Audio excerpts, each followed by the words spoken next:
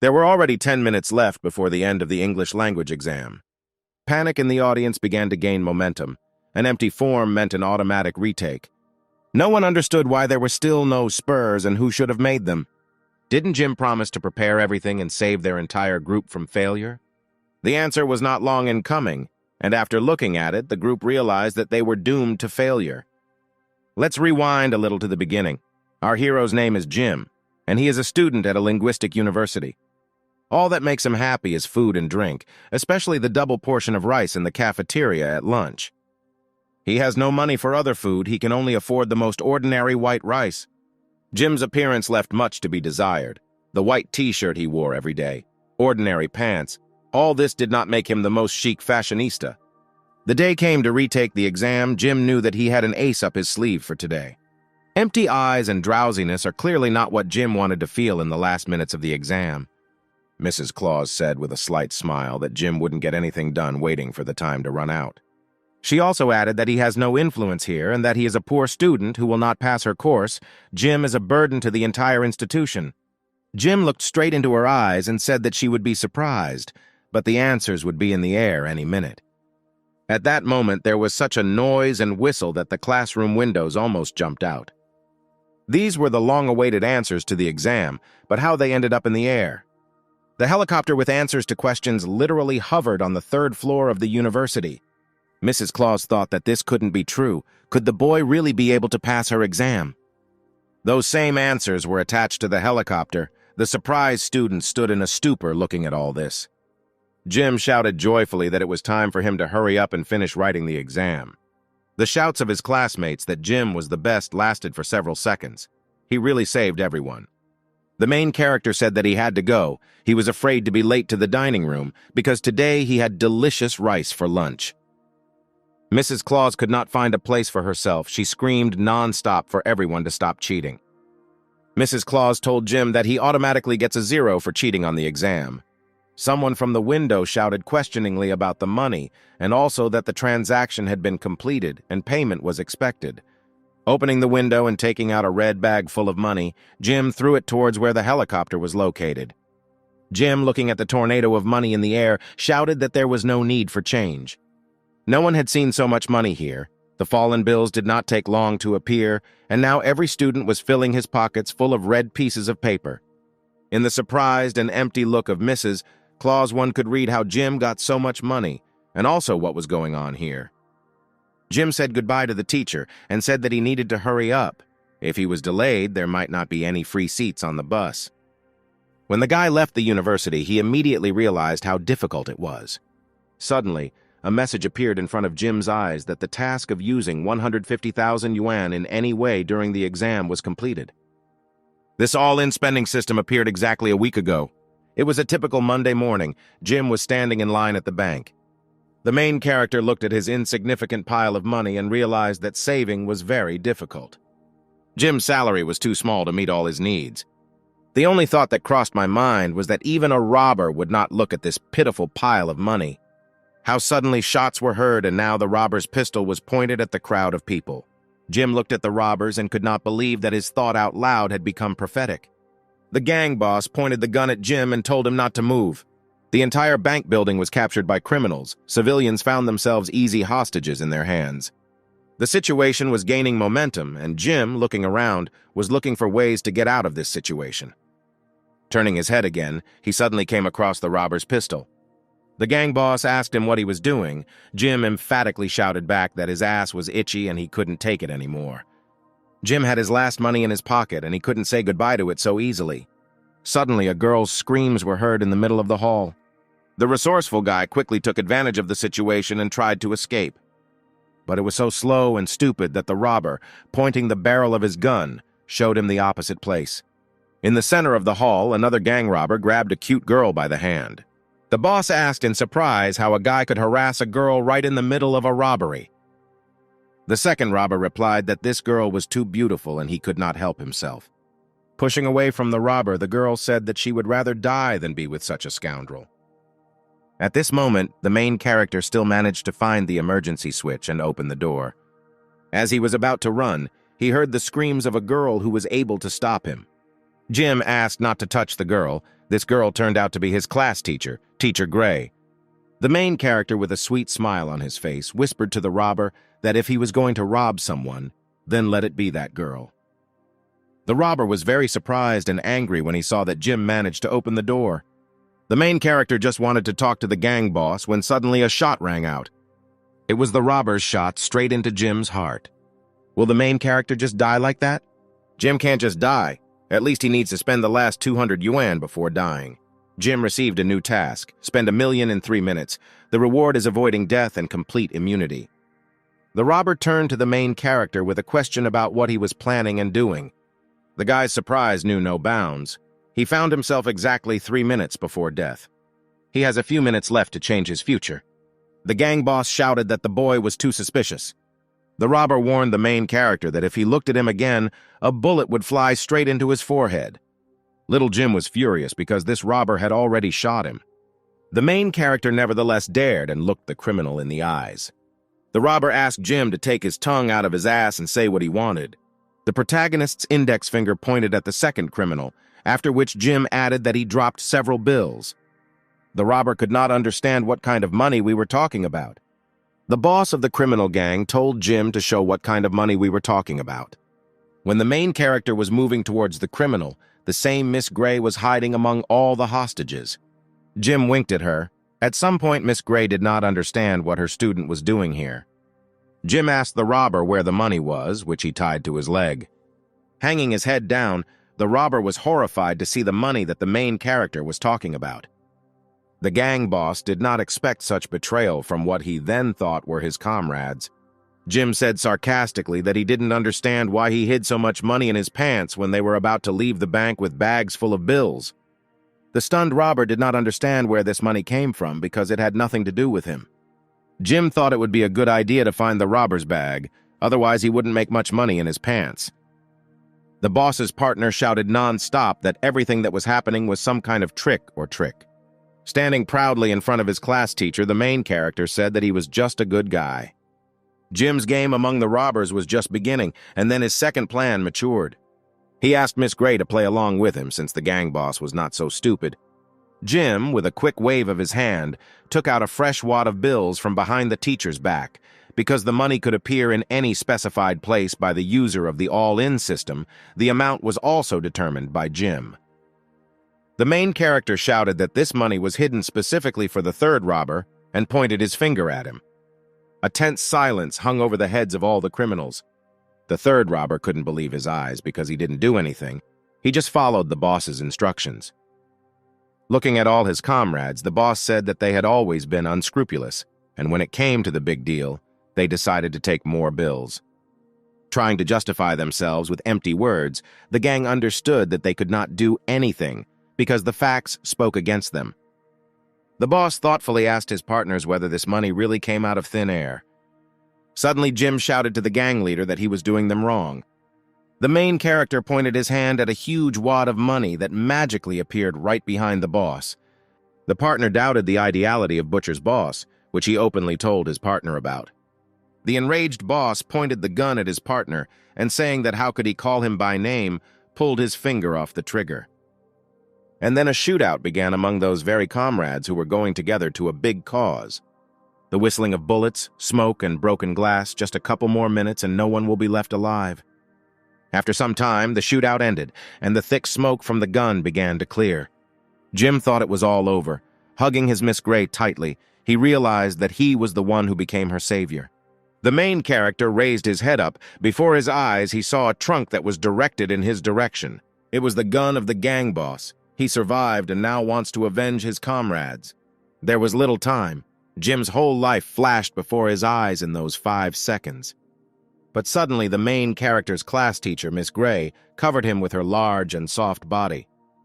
At that moment, she thought that a good teacher could take a bullet for a student, and she was ready. All the hostages in the bank froze in anticipation. Another second and the school will lose the best teacher of the university. Shocked by the situation, the robber was confused for a moment and did not understand what to do next. Miss Gray wondered if a sense of justice had made him change his mind. She is ready to die without regrets for Jim's sake. Miss Gray said that she was not in pain at all and then looked down. A huge wad of money suddenly appeared in front of the equally huge figure of the teacher. The stack of fresh bills was so huge that even a lead bullet could not break through this monetary barrier. The robber was very surprised and did not understand what was happening here, wondering if that guy could have done all this. Unable to believe his words, he fired a test shot from the pistol. At that same second, there was a huge explosion. It was the explosion of the robber's very pistol. Splinters of the pistol flew straight into the robber's eyes. Bloody hands held his head, but the job was already done. Jim shouted loudly that it was karma that overtook him, and his gun exploded on its own. But only one main character knew about his capabilities. He revived the money right at the barrel of a robber's gun. Miss Gray asked the student to remove his hand. Jim's hand was right on her figure and was in no hurry to move away. Blushing slightly, Jim apologized to the teacher. He was very pleased.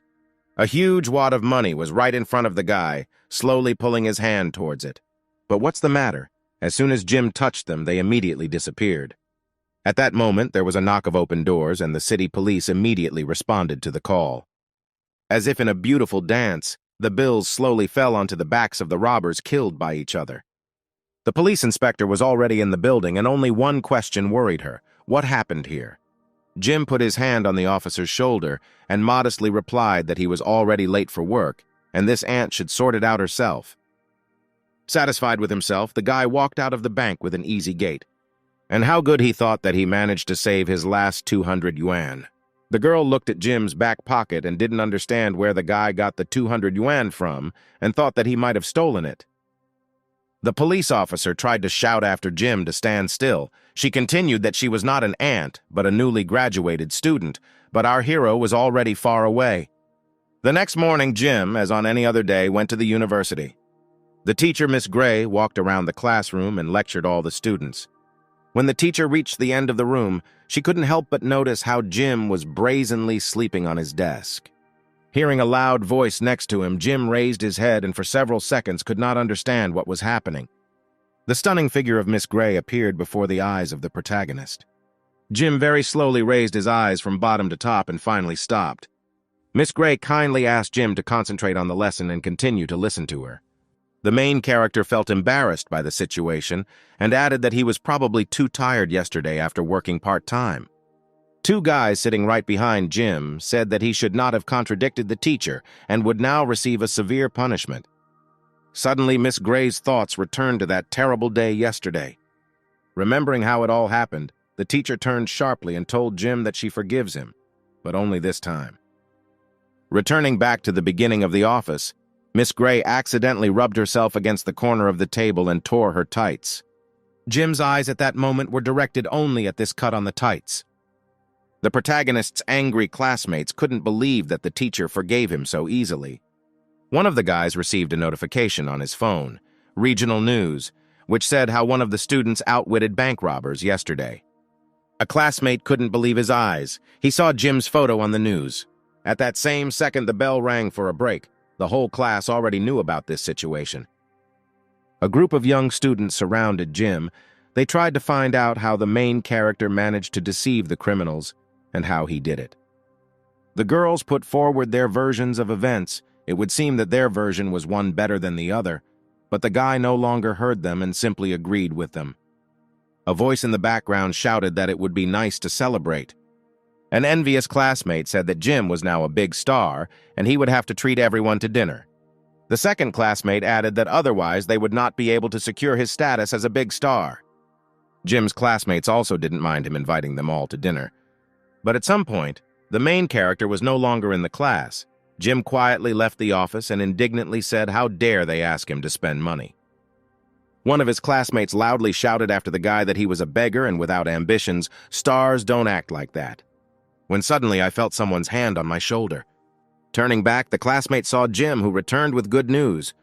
The main character, with a smile on his face, told his classmate that he was inviting everyone to dinner. Jim stood in the middle of the class and shouted loudly that he was inviting everyone to the student cafeteria for dinner. One of the guy's classmates asked in disappointment about the canteen. All the kids in the class started laughing sharply. They couldn't believe that Jim would take them there for dinner. But the main character was confident in his proposal to go there. Everyone was invited. The girls from the class were slightly shocked by this guy's choice, but did not lose hope of having a tasty meal. Jim's main envious man, Arthur, refused to have dinner with him in the dining room.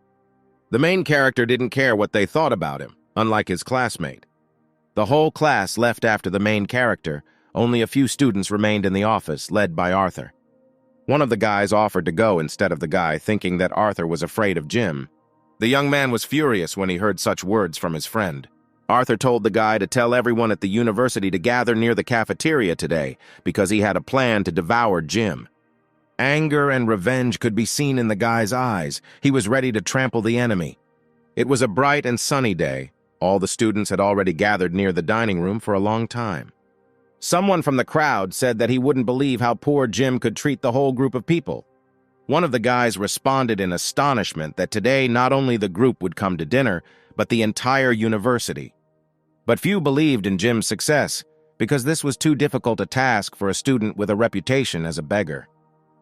Masters of the craft, masters of the kitchen, and all of China suddenly appeared through the crowd of people.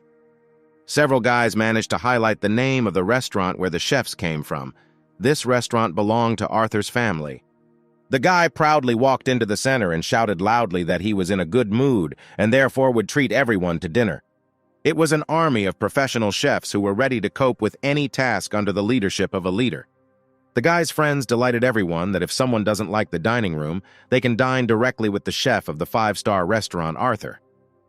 The surprised crowd could not believe the eyes and skill of the chefs. The choice of place was already obvious. One of Arthur's comrades never ceased to admire him and constantly added that he was very generous and treated you with all his heart.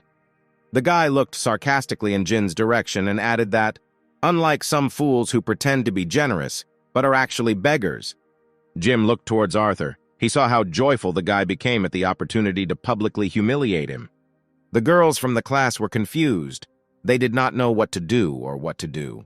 One of them said that she was already dying of hunger and was ready to go to the restaurant for a snack, but then she was ready to return and support Jim. But the main character was calm and kept the situation under control. He did not understand why spend so much money these days. The phone rang. It was Jim's people who had prepared him a delicious meal and were due to arrive any minute. Arthur looked at the main character and realized that the guy had no chance against his team of chefs. Victory was close. Unexpectedly for everyone, parcels and some huge containers appeared in the sky. The crowd of people could not understand what was inside there and why the containers were parachuting out of the sky. Suddenly, a cute blonde with two chefs in her hands landed together with the containers. Who would have thought? But it was a team of chefs that Jim himself ordered for the evening dinner. The containers that came down from the sky turned out to be containers filled with completely fresh and nutritious foods. The crowd of people was inspired by the fact that Arthur took care that the students would not be full and decided to play it safe by calling for more food. One of Arthur's friends couldn't help but express his joy. He said that he shouldn't have kept silent about it and said it earlier. The guy didn't understand where these containers came from and who really ordered them. The resourceful protagonist shouted loudly to the crowd that Arthur was being registered today, and they better hurry up and line up if they want to try the best food in the world. The guy wondered for a long time. He thought that perhaps his younger brother had arranged all this, and after that it was time for him to get a promotion. Inspired by himself, Arthur shouted loudly that he just loves to make everyone happy, and money is not a problem for him. A beautiful blonde was walking towards the young man. The shy guy didn't have time to finish his welcome when suddenly the girl walked past, responding with a strong slap in the face. Arthur couldn't believe his eyes, but these were Jim's men whom he had ordered. The main character met his people. The beautiful blonde in the center was Alice, the manager of the company. Joyful at the new meeting, Jim politely asked them to get to work. The guy asked, in addition to the main dishes, to prepare several bowls of rice for him and pour cool drinking water into a bottle. Alice was surprised by the client's desire and immediately got to work. The huge crowd of people that gathered at the porch of the dining room could not believe that the main character had become the organizer of food from the air. Arthur's friends lost hope in their friend. They gathered to taste delicious food in the dining room. The young man looked like a kettle that had just boiled. He could not believe that Jim had turned against him. Arthur shouted to Jim that food from the air is nothing. The most important thing in cooking is the cook. The guy, pointing his hand at his chefs, said that they are the most famous all over the world. The young man shouted that one of them works in a 5-star hotel and no one can compare with him. One of Arthur's cooks ran past him and loudly shouted the word master. The restaurant's chef asked the master to teach him the latest tricks. The formidable master looked at the cook and asked how he could ask him when he himself was one of the best chefs in the country. Arthur entered the dialogue between the cooks. He ordered to immediately return to the workplace and continue working, otherwise he would fire him. But the cook was ready to be fired just to work together with the foreman. The main character interrupted the cooks and asked them to start dinner as he was hungry. Master Chief asked Jim for a couple more minutes and then would immediately get to work. Arthur did not believe what was happening. Events unfolded very quickly and clearly not in the young man's favor. The angry guy sharply attacked his comrade. He was convinced that he was a two-faced deceiver and felt a conspiracy behind his back. Arthur said that he saw him through and asked him not to contact him anymore. In the open window of the dining room was Jim, who could not wait for the culinary masterpieces from his culinary masters. The main character was sitting in the dining room when the first dish was brought to him. It was a salad. Surprised, Jim asked Alice why she didn't bring regular rice. The girl was in a stupor. She did not expect such a reaction from a guy to a molecular gastronomy dish. With a sharp movement of her hand, Alice removed the lid from the plate, revealing a green leaf floating in some kind of oil. Arthur stood in a crowd of girls and said with a smile on his face that this salad was in no way similar to the cabbage leaf on the plate. One girl who was in the dining room felt bad. Her legs gave way and leaning on Jim's shoulder, she said that this salad was great. The puzzled guy answered the girl that cabbage was delicious, but you shouldn't exaggerate. Alice approached Jim and asked him to look carefully at the so-called cabbage. On the plate was a cabbage-shaped salad that was made from truffles using molecular cooking technology. Jim picked up the chopsticks, took one bite and said that it was really tasty, a little better than in the cafeteria. The crowd of people who watched Jim enjoy fine dining couldn't figure out how to call it anything better than a dining room. Alice said, "Here are a few more dishes that cost a ton of money each bite and look like they were made in a cafeteria but have a unique taste." One by one, the cooks began to bring out dishes, free soup in the dining room without oil, prepared with boiled water and cabbage. The next dish on the plate was rare white asparagus with an endangered species of pork. At the end of the dinner, the chef brought out the signature dish, scrambled eggs with tomatoes and rice made from special tomatoes glazed with honey and spherical fish meat. Some of the guys began to praise Jim for dinner. They said that Arthur was just an illusion, and the main character was really a dark horse, and the dishes were much better. Walking quietly aside, Arthur could not believe that Jim was really a millionaire and he was not ready to lose. After Jim had enjoyed his meal, Alice approached him and asked him if he was happy with the meal. Jim burped and said the water was too cold. Alice smiled and answered the guy that it was the spring water of the snowy mountain. The girl wanted to return the remaining money back to Jim. The guy slammed his hand loudly on the table and shouted in surprise. Jim did not want Alice to return the money to him. He offered her to buy cosmetics or a handbag with the money. The crowd of people watching was shocked. In their eyes, Jim became more and more beautiful. Jim was glad that he had finally completed this difficult task and was able to fit all the food into his small stomach. Suddenly, a notification from the all-in system appeared before the guy's eyes. As a reward, Jim received organ enhancements at random. The lottery arrow twitched. The game began. The main character thought that he was ready to take anything but an improvement in his appendix. The arrow made a couple of circles and stopped. Jim was immobilized. Jim couldn't believe his luck. He had X-ray vision. A bunch of girls who surrounded the guy stood in absolutely nothing but their underwear. Alice looked at the guy and couldn't understand what was happening to him. At this moment, the main character was in seventh heaven. He thought that he no longer regrets his life. The next morning, at the threshold of the university, a police inspector tried to find Jim. Although the case was closed, thoughts after the robbery did not leave her for a second. At the entrance to the university, the inspector noticed several guys moving in her direction. The girl shouted at them to stop and help her find the guy. One guy from the crowd heard the girl's request and asked what he owed to his aunt, that is, to the officer.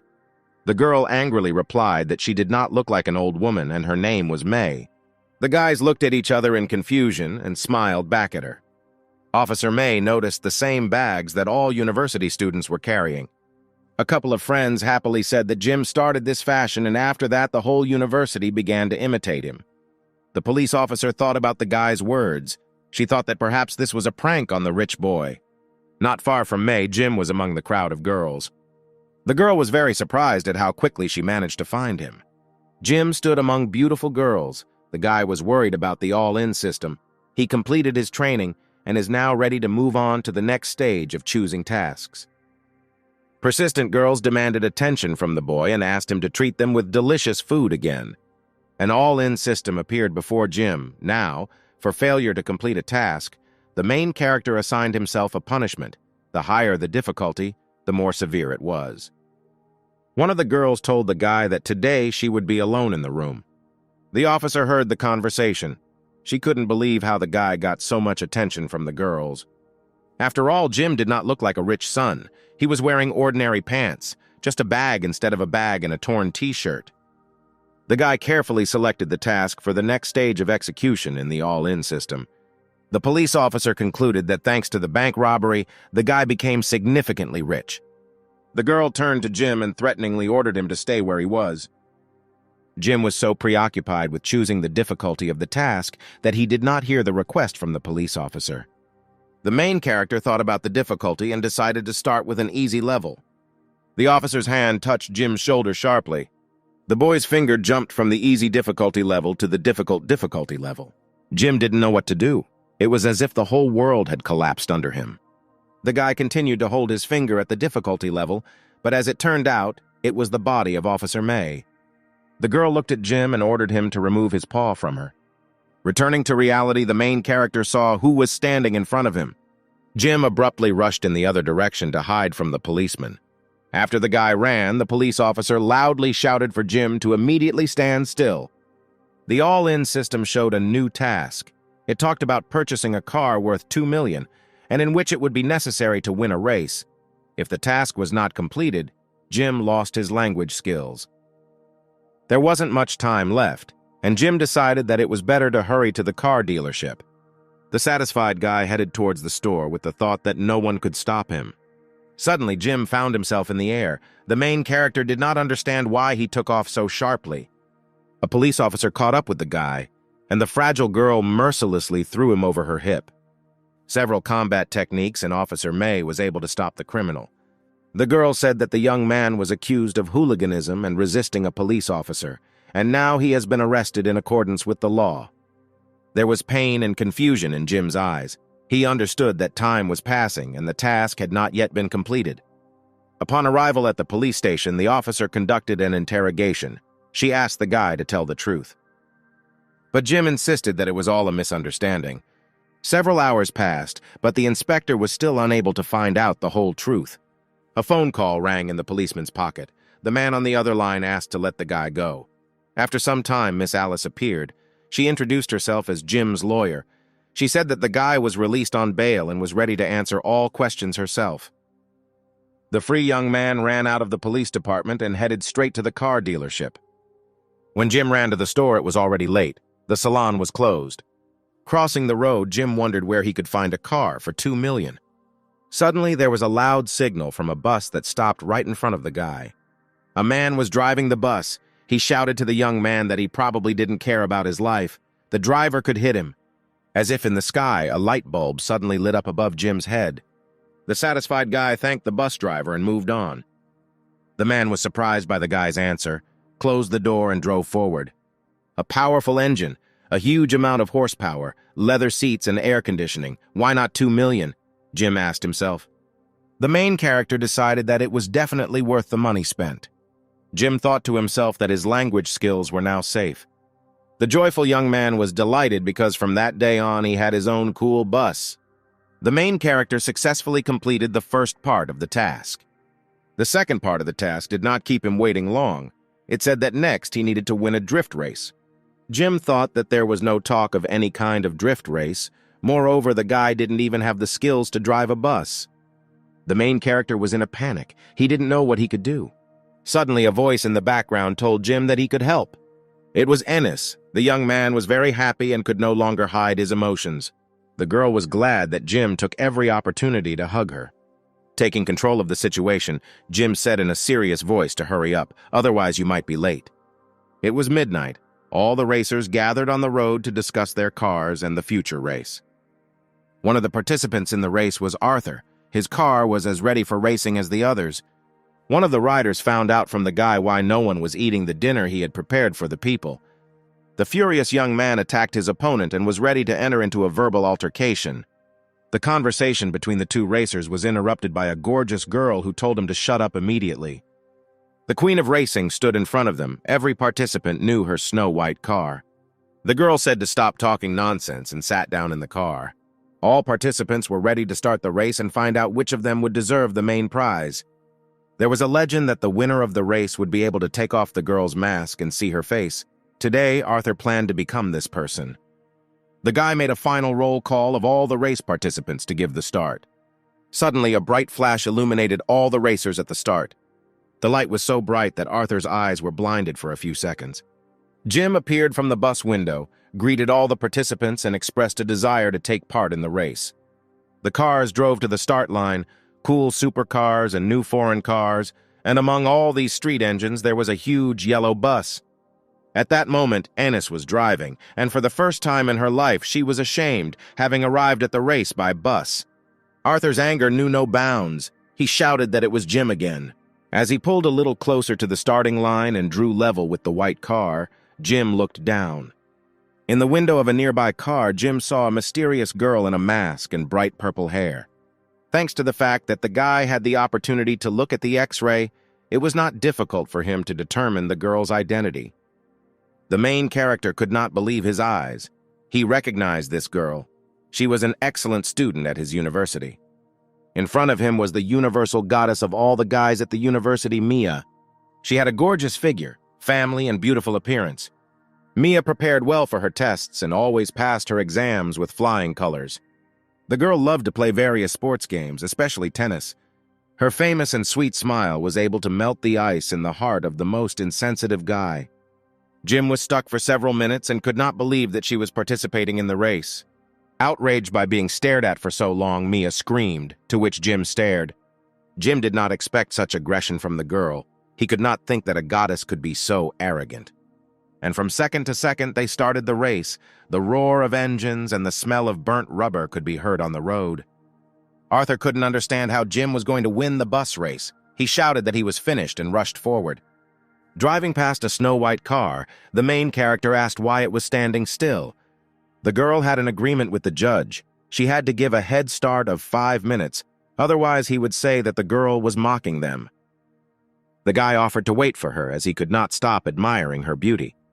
Mia did not understand the actions of the main character because the entry fee was about $500,000. Jim said that the main thing is to be patient and calm. This $500,000 means nothing to him. The guy remembered that the system gives him all the money and he cannot spend it as he wants. The young man said that he had not lost yet, so he would see who would win. The girl couldn't understand how you could win a race on a bus without modifications. Before setting off, the guy shouted that he had a plan and he wouldn't just lose. Mia remembered who they've been talking about at the university lately. It's Jim. The race has received a new status and all participants have already covered a sufficient distance. Jim's bus drove slowly but confidently according to plan. The guy started the first and most important plan in this race. He picked up the phone and made a call to the landline number. They raised it on the other side, which meant that Jim's plan was working and he could continue. The guy shouted into the phone that a crowd of racers had gathered on the mountain and it was necessary to urgently call the police. When Arthur took the lead in his car, he was glad that Jim was well behind him. He dreamed of winning the race and showing everyone who the real racer is. Suddenly, in the distance, Arthur saw something strange spread out on the road. It sparkled brightly and seemed sharp. The guy immediately pressed the brake pedal to the floor. The guy's instincts were correct. There was a strip of spikes on the road. Several police officers shined a flashlight directly into his glass. Arthur was arrested by a police officer for illegal modification of a vehicle and gambling. The frightened guy obeyed the officer and followed her with his hands tied. The police officer was grateful to the stranger who called and warned about illegal racing. Jim's bus slowly but surely moved towards the finish line. Alice wanted to ask the guy if there was another way. Then the main character shared his plan. He called the police to block the shortcut. Thanks to this, now their bus has a chance to win the race. The girl scaredly asked the young man how they could get around the police checkpoint. Jim, with a bored expression on his face, answered Anise that when the time comes, she will understand everything. At this time, the police officer scolded all illegal riders and talked about the system of fines for this violation. Jim's bus was rapidly moving towards the police officer. At some point, the transport failed to maneuver and accidentally touched the officer's figure. The surprised girl shouted about who dared to do this. When the window went down, the police officer saw Jim's satisfied face. The girl furiously asked Jim if he was also racing. The main character turned on the fool and asked in surprise who would participate in the bus race. Jim asked the officer to clear the road and showed the bus number. It was the last regular bus heading to his house. The girl thought about it because you really can't take part in the race by bus. The road was cleared for Jim and they rushed forward sharply. The girl was very surprised because there are no buses on this mountain. Finally, the officer said that Jim would still pay for her uniform. "Half the road has been covered and Jim's bus is already in the lead," Enos said. A couple of seconds after these words, several riders instantly caught up with them. Looking at Jim, Mia said that she couldn't believe that their bus was the first. The girl said in surprise that Jim had really called the police. Mia shouted that it was too smart a move on his part and that she could not be beaten on the city track. The guy's partner looked ahead. They were far from the first. Jim took the phone in his hand and told them to act according to his plan. It's no longer such a rare phrase from Jim that money was not a problem that gave him coolness and confidence. The race continued and several cars remained in the top three. One of the racers was glad someone called the police, but he had another way to win.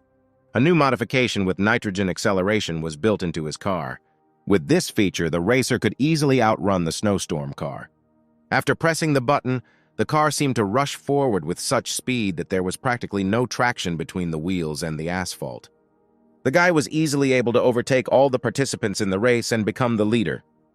The racer was confidently racing towards the finish when a bright light suddenly came on above him. The light was so bright that all participants were forced to stop the race. A voice was heard from the sky asking the Earthlings to study their bodies. One of the riders thought they were aliens. The guy was scared to death. He didn't want to leave so early. All the race participants got out of the cars and started crying loudly. They asked the aliens to spare them and let them go. Jim's bus pulled up to the racers and stopped right in front of them. The side window rolled down and Jim said that he was not an alien, but just a rich guy. The entire street was illuminated by a blindingly bright light, which was located at the very top of each building. The main character told Alice to deal with them. The girl took a special tube filled with sleeping pills and began to aim intently at the racers. Each dart was absolutely aimed at the necks of the young boys.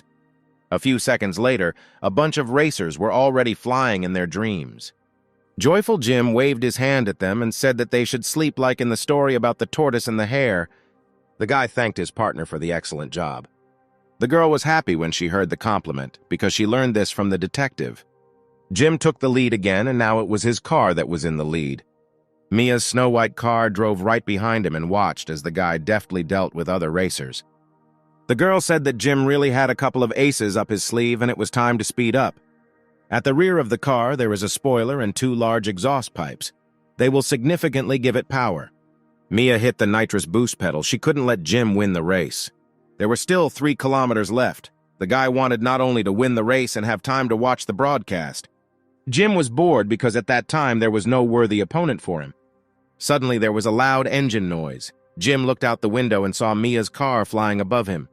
The rivals' views crossed at one point. No one wanted to lose. Jim was surprised. He couldn't believe that after so many tests, the girl was able to catch up with him.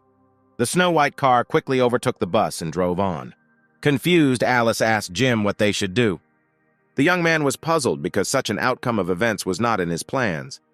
The main character picked up the walkie-talkie and asked his partner to throw it at her car.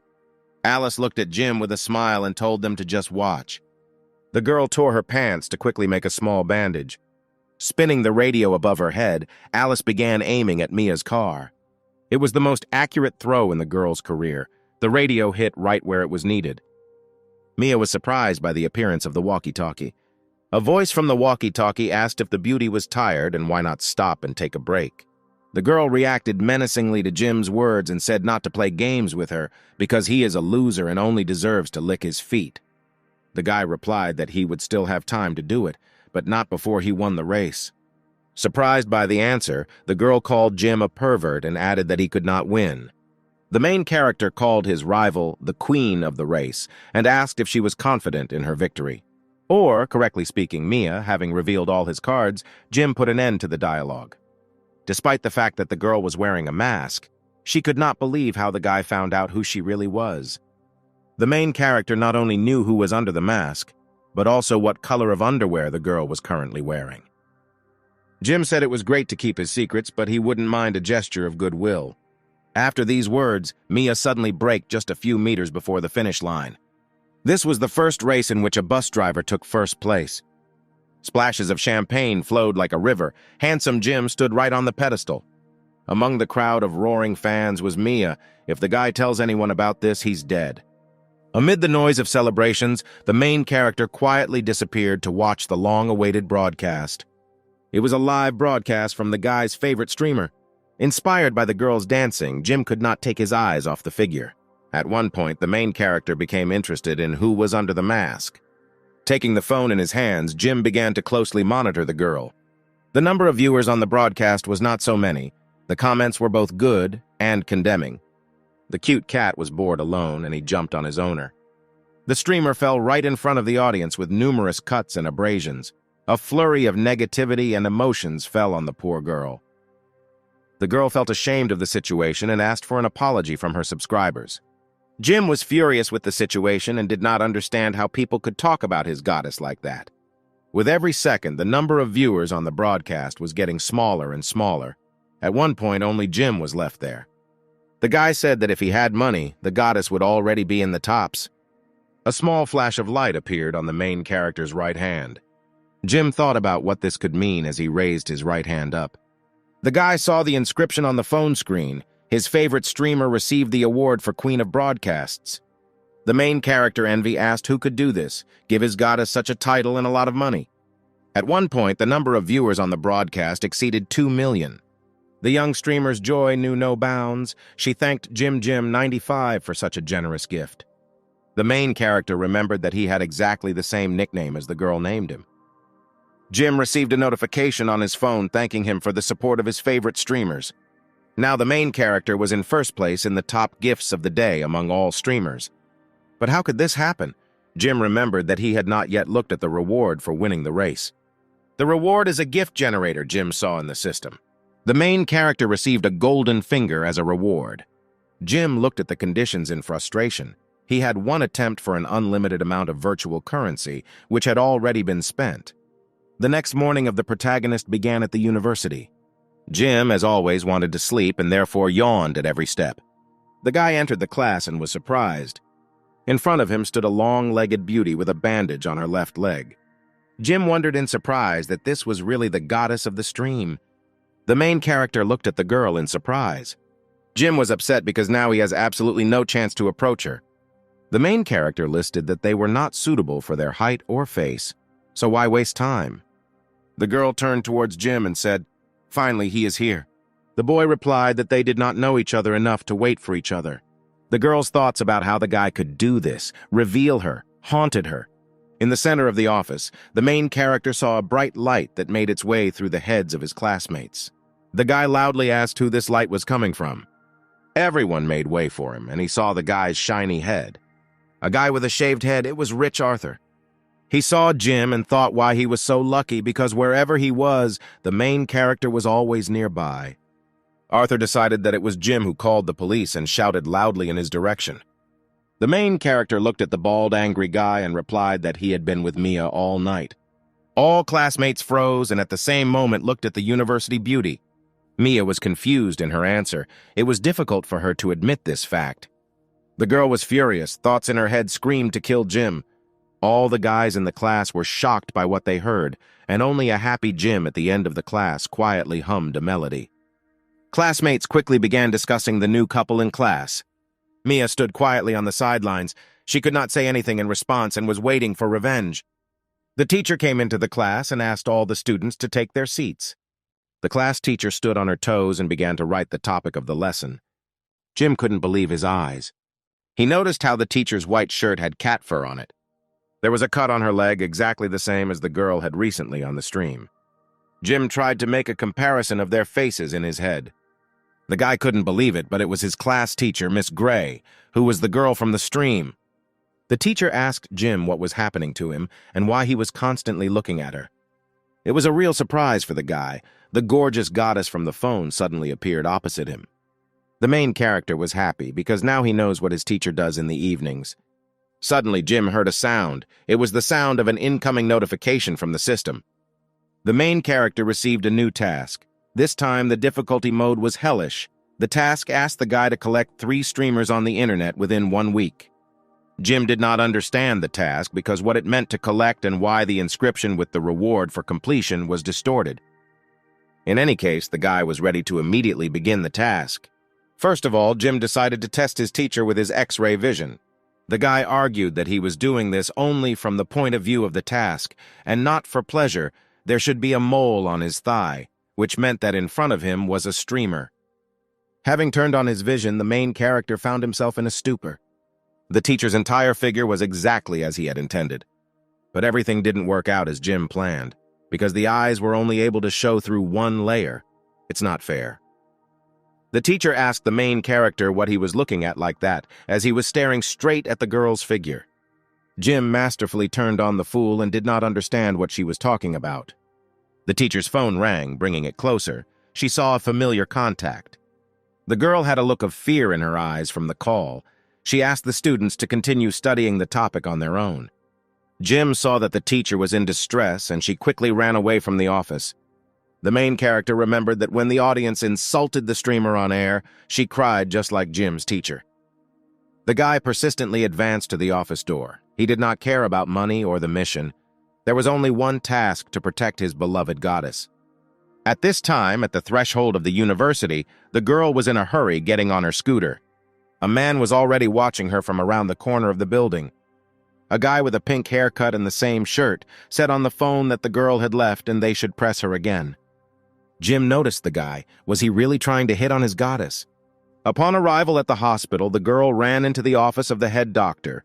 She asked if he could help with the operation for her father. The doctor regretfully refused to help.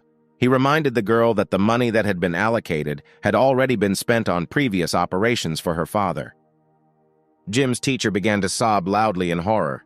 A notification came to the phone. The girl was offered dinner with a gentleman for $500,000. Leaving the office and reading the message, she did not know what she could do. At the exit from the hospital, several men dressed in gangster clothes were waiting for the girl. One man put pressure on the girl, saying that it was time to end this. The second guy said that before signing the contract, he did not think that the girl would be so stubborn. The man touched the girl's beautiful face with his hands and said that he was sorry that she was so beautiful. After these words, his face was met with a powerful blow from a fist. The man fell to the ground. The girl turned around and was surprised by her intercessor. Jim came running to her aid. He called this gang a bunch of shit. The main character confidently took the girl by the hand and shouted that this was his girlfriend. From what she heard, the teacher did not know what to say. She simply said his name. One of the villains shouted that the girl had a contract with the company. The man said that she did not read the terms carefully, and now it is her problem. Continuing his remark about violating the terms of the contract, the villain received a powerful slap in the face. Jim asked him to be quiet and not say another word. The first man slowly managed to get up from Jim's crushing blow. The guy knocked out several of the villain's teeth and they will no longer be useful to him. The man took out a knife and shouted loudly for the main character to be killed. The second man also took out a knife and was ready to attack. Both villains unanimously said that no matter how hard a fist hits, it will never be stronger than a knife. Jim pointed his finger and shouted that it seemed the villains had misunderstood everything and asked to turn around. One of the villains turned back and shouted that it was an ambush. Turning back, there was absolute emptiness, and no one was expecting them. Taking advantage of the deception and the situation, Jim picked up the goddess and rushed away from the villains. Not far from the main road stood a yellow bus, already familiar to the guy. The bandits followed Jim. They tried to find the boy and punish him. A satisfied and calm young man was sitting on a bus seat, and a surprised girl was sitting on his lap with him. The guy whistled and immediately said that it looked like they didn't know whose bus they dared to get on. One of the villains no longer believed Jim, and especially since this was the main character's bus. At that moment, Enos appeared from behind with a powerful blow from her knee straight to the jaw. She easily dealt with the first bandit and easily dealt with the second. A bunch of bandits were left to rest at the bus stop and wait for the next bus. Having dusted off her hands, Enos continued to go about her business as if nothing had happened. Jim shouted to the two clowns that no one should dare enter his bus and asked them to give it gas. The barely alive bandits were left lying on the asphalt, but the main character continued his journey on the bus. Jim's teacher whispered his name quietly. The guy tried to find out what happened and what was going on. The girl asked the boy to let her go. Jim immediately released his goddess. The guy was infinitely glad that he got to spend at least a little time with his favorite streamer. The girl, with sadness in her eyes, asked to be let off the bus. She took a piece of paper with a pen to sign the terms of the contract. The girl did not have the funds to pay for breaking the contract. The teacher decided to go ask for an apology, but Jim replied that he would not let her out since she was already his person. The main character heard a sound from a notification. This could mean that Jim had collected one of the 3 streamers. The guy was happy because now he can complete the task separately. The teacher screamed at Jim to stop calling her a loved one. The main character could not hide the joy on his face and hugged the girl tightly, saying that not now, but soon.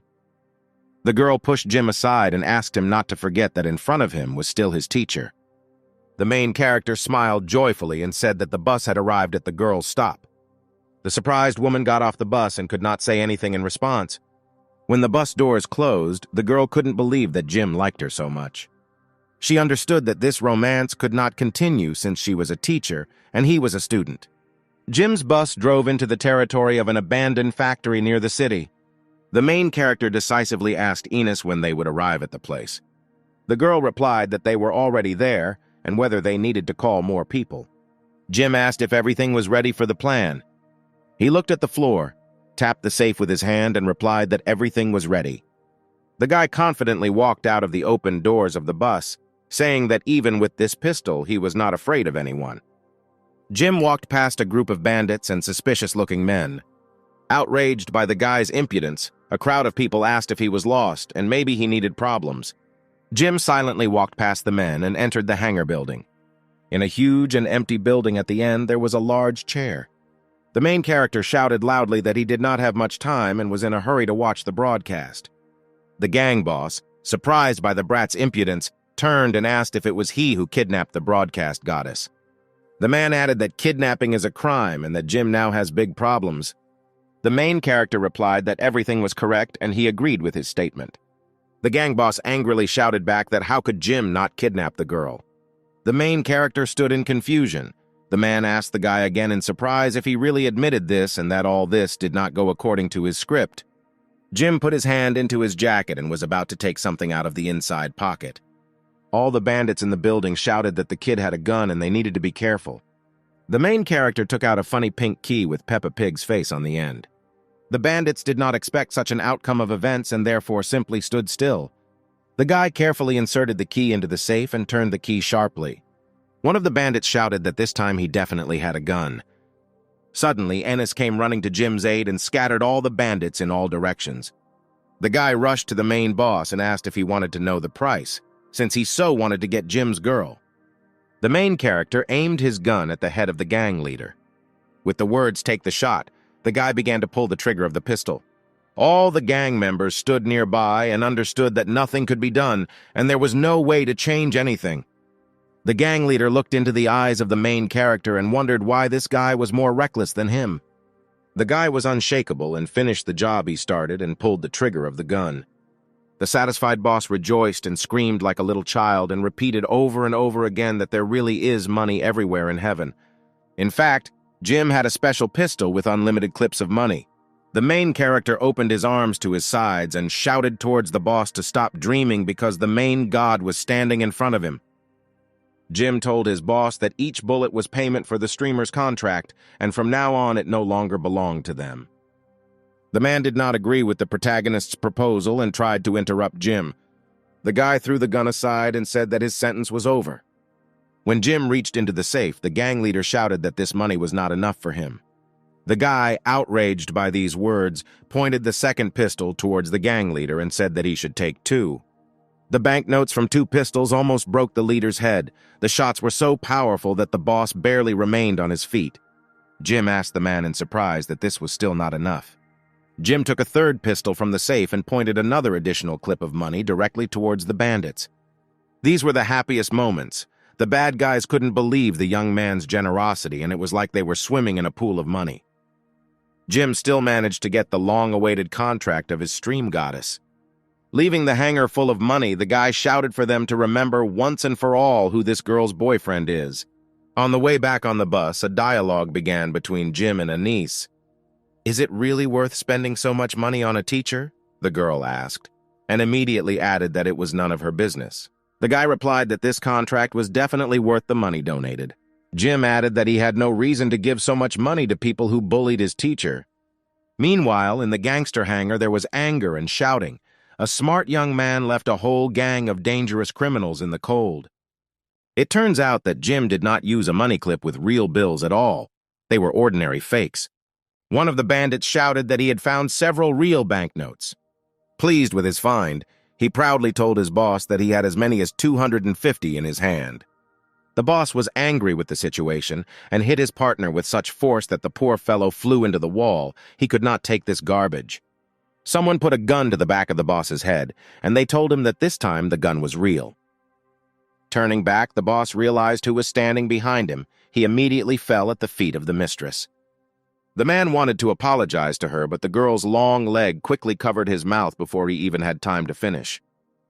In front of him was a tall girl with gorgeous hair. She smiled sweetly and offered to choose a bullet in the forehead instead of an apology. The next day, someone sent a whole box with a secret package to the teacher's office. Miss Gray enthusiastically said that she had not ordered anything recently, and perhaps there was some kind of mistake. Opening the box in the center, she saw many small and torn pieces of paper. The girl was confused and couldn't believe her eyes. Her breathing froze for a second, her heartbeat quickened.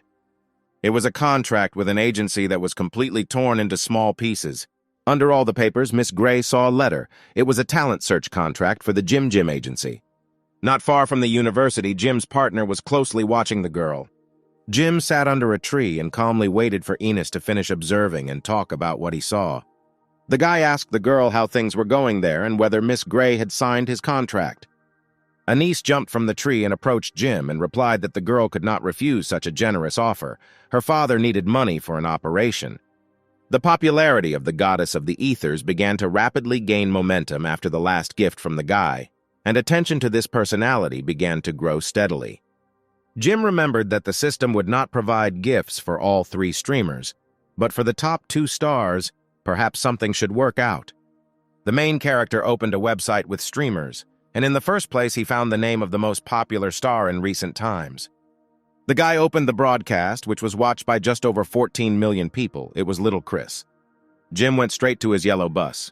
Now he should find a way to negotiate, and for what amount she will sign his contract. Arriving at the streamer's office, she didn't have to wait long for an answer. Little Chris quickly agreed to Jim's proposal. The guy was shocked. The girl had absolutely no intention of bargaining with him and was ready to accept the first offer. Little Chris was not so simple. She smiled sweetly at Jim, and at the same time said that when she saw the cute guy, she thought that he was a good person and would not lie. The main character was flattered by the little girl's words and thought that this beauty would have a great future. Jim thought that everything had turned out easy. Victory was just around the corner. Little Chris thought angrily to herself that little Jim had brought the wolf into the house, because very soon he would be in her hands. The girl raised a glass of the rich and sweet drink and asked him to drink it for Jim. At that moment, the main character did not suspect anything and gladly accepted the offer from the girl, saying, "Let's drink." The guy drank the drink to the bottom. Little Chris glanced at the servant who was standing right behind her. This signal meant going according to plan. The elderly man slowly walked towards Jim's bus. Anise was not far from the transport and felt something not good. The man entered the doors of the bus, climbed into the passenger compartment. He looked around intently and was ready to take something out of his pocket. A thin needle with sleeping pills flew straight into the elderly man's neck. It was a dart aimed from Ennis's tube. She saw right through him and shouted that first he needed to go through her. The man was not frightened by this outcome. He slowly removed the needle from his neck and turned to the girl. Anis was surprised why sleeping pills did not work on humans.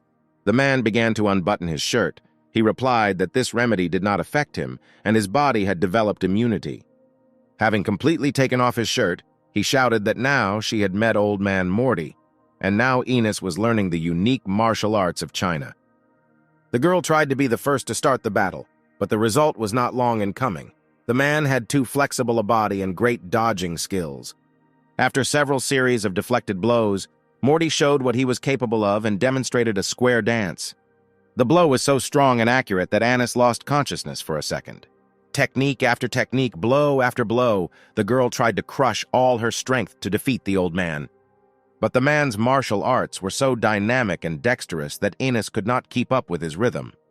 With a sharp blow from the side of his palm, Old Man Morty easily defeated the young girl in the fight.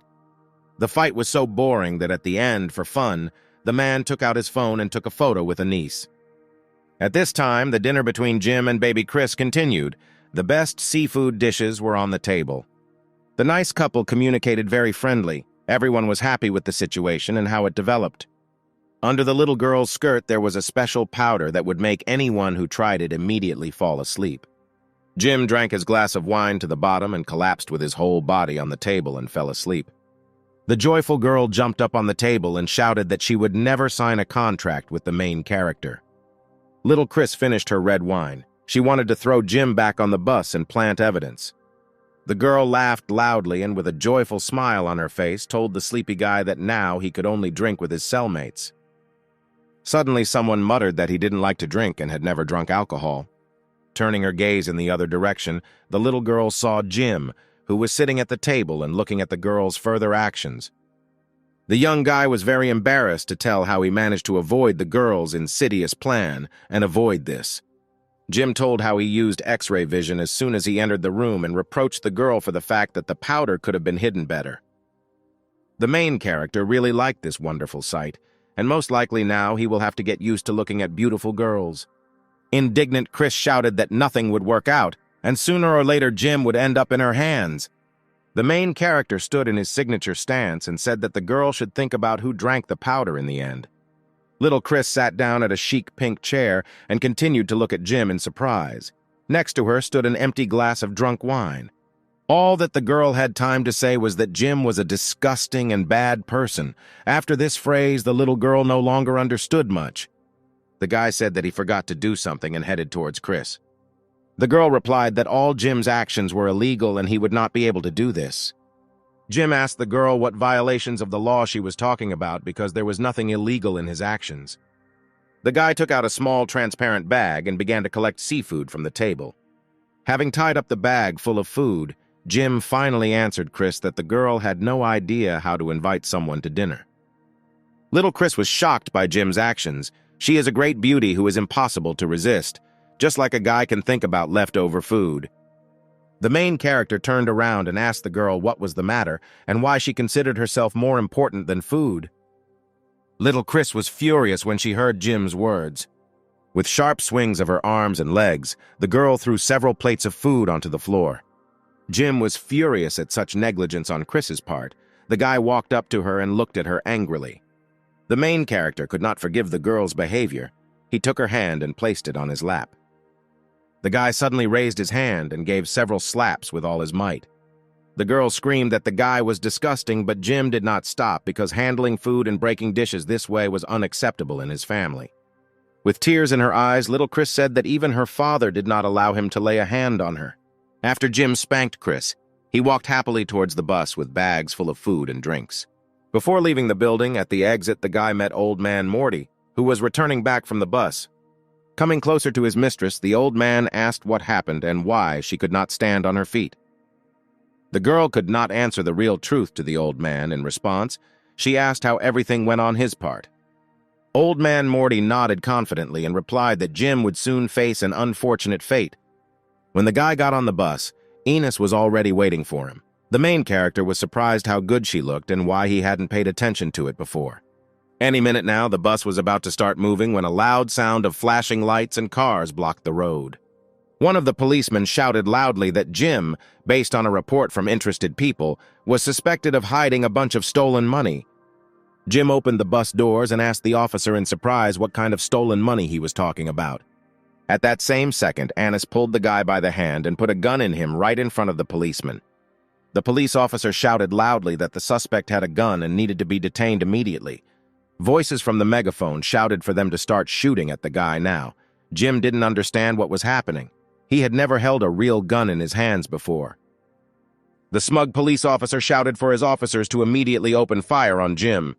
One of the policemen was unable to shoot, and the enraged officer did not understand why they did not listen to his order. Suddenly, Officer May appeared in front of Jim, blocking the path with her body. The girl asked the officer to look carefully at the guy because he had a water pistol in his hands. Jim raised the gun and pulled the trigger. A small stream of water flew out of the barrel of the gun. The policeman shouted back that Jim was resisting the police and that he should be detained. The girl asked the officer to look around. The main character could not escape, since cars blocked all directions of the road.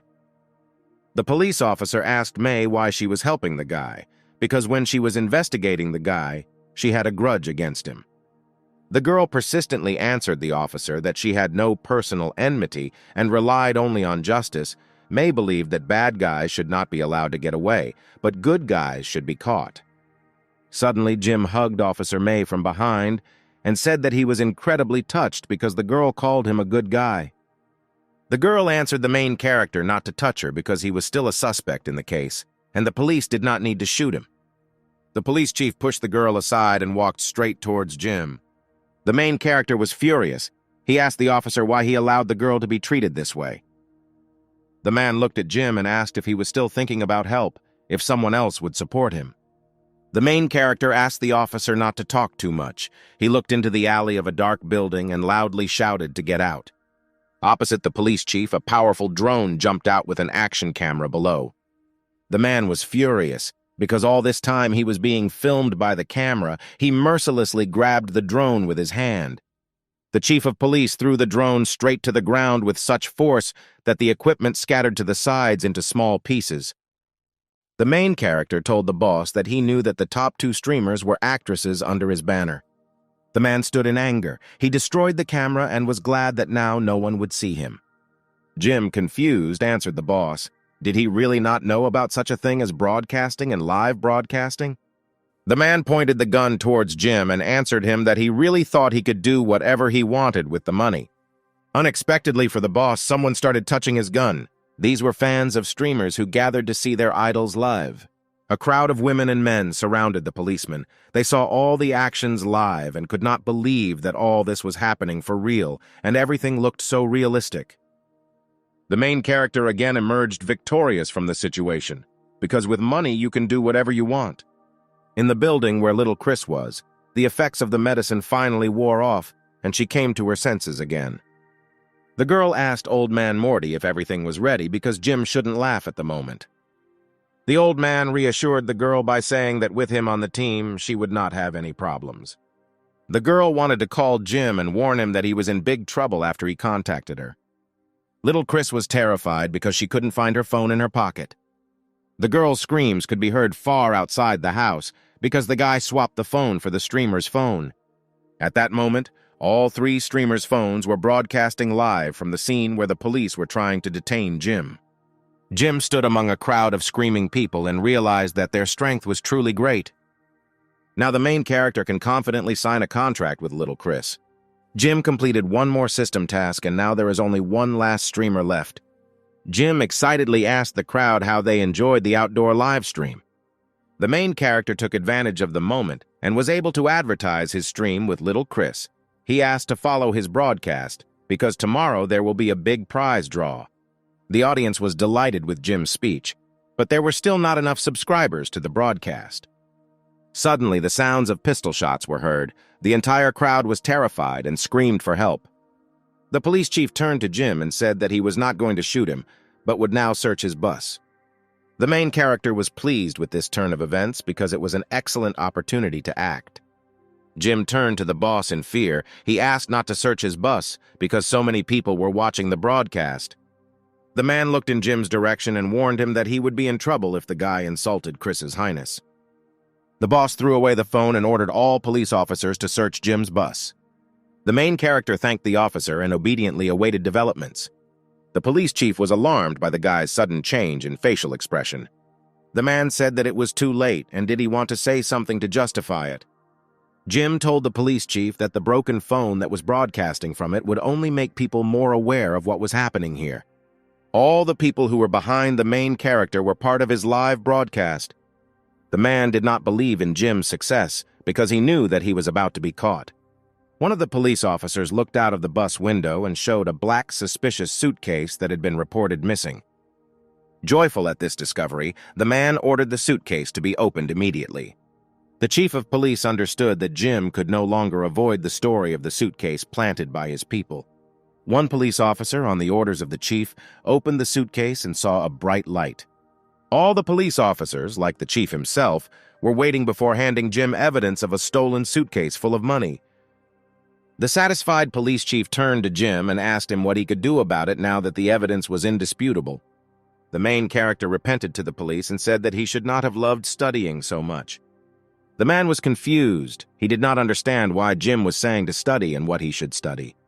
The suitcase, which was opened by the police, contained books and textbooks from the university where Jim studied. The police chief was furious and did not understand where all the stolen money went. The main character looked towards the police chief and asked what kind of stolen money they were talking about, because he didn't know anything. The man pointed at the bus and told Jim that he hid all the loot because his employee had just found the money. The main character answered the police chief that apparently he forced the employee to throw money on the bus for him. The man pointed a gun at Jim and warned him that if he wanted to discredit the police, it was a crime. The main character took the gun in his hand and ordered to lower it, because otherwise the chief of police would not get off with just prison. The police chief could not expect such impudence from the guy, and he told him that no one could stop him. The boy smiled back at the police officer and added that before no one could stand up for him, but now he is here. The police chief could not believe his eyes because in front of him stood a man to whom he could not do anything. The man asked the police chief if he could stop him. It was the director of the police department from the disciplinary bureau. The man contacted the police chief and told him that they had received an internal report, which found that he had committed numerous disciplinary violations that entailed a lot of responsibility. The bureau director's staff moved forward. Now they will investigate and judge the police chief according to the law. They cannot tolerate crime in the department. Surprised by the situation, the police chief turned to his colleagues and said that he really didn't know where all the stolen money had gone because it had just been in a suitcase. The man looked towards Jim, who was basking in the joy of the fans, and asked if he had asked to appear at the district attorney's office. Next to the man in a formal suit stood the young officer May, who asked to help her with this. The man told the girl that this situation doesn't look right, but if Jim is a guy who has a heart of gold and a good head, then he is ready to help. The girl blushed at the man's words. Jim was not her boyfriend because he was only her suspect. The man turned to the girl again. He said that he would return later to organize an investigation and asked the officer not to talk nonsense on the street and to remember this. Officer May turned back. This man of few words was her dad. Jim stood aside. The system can really make money appear or disappear anywhere. This money will go directly to increasing the popularity of him and the streamer. As it turned out, the system included not only girls but also guys as streamers, so Jim successfully completed the task.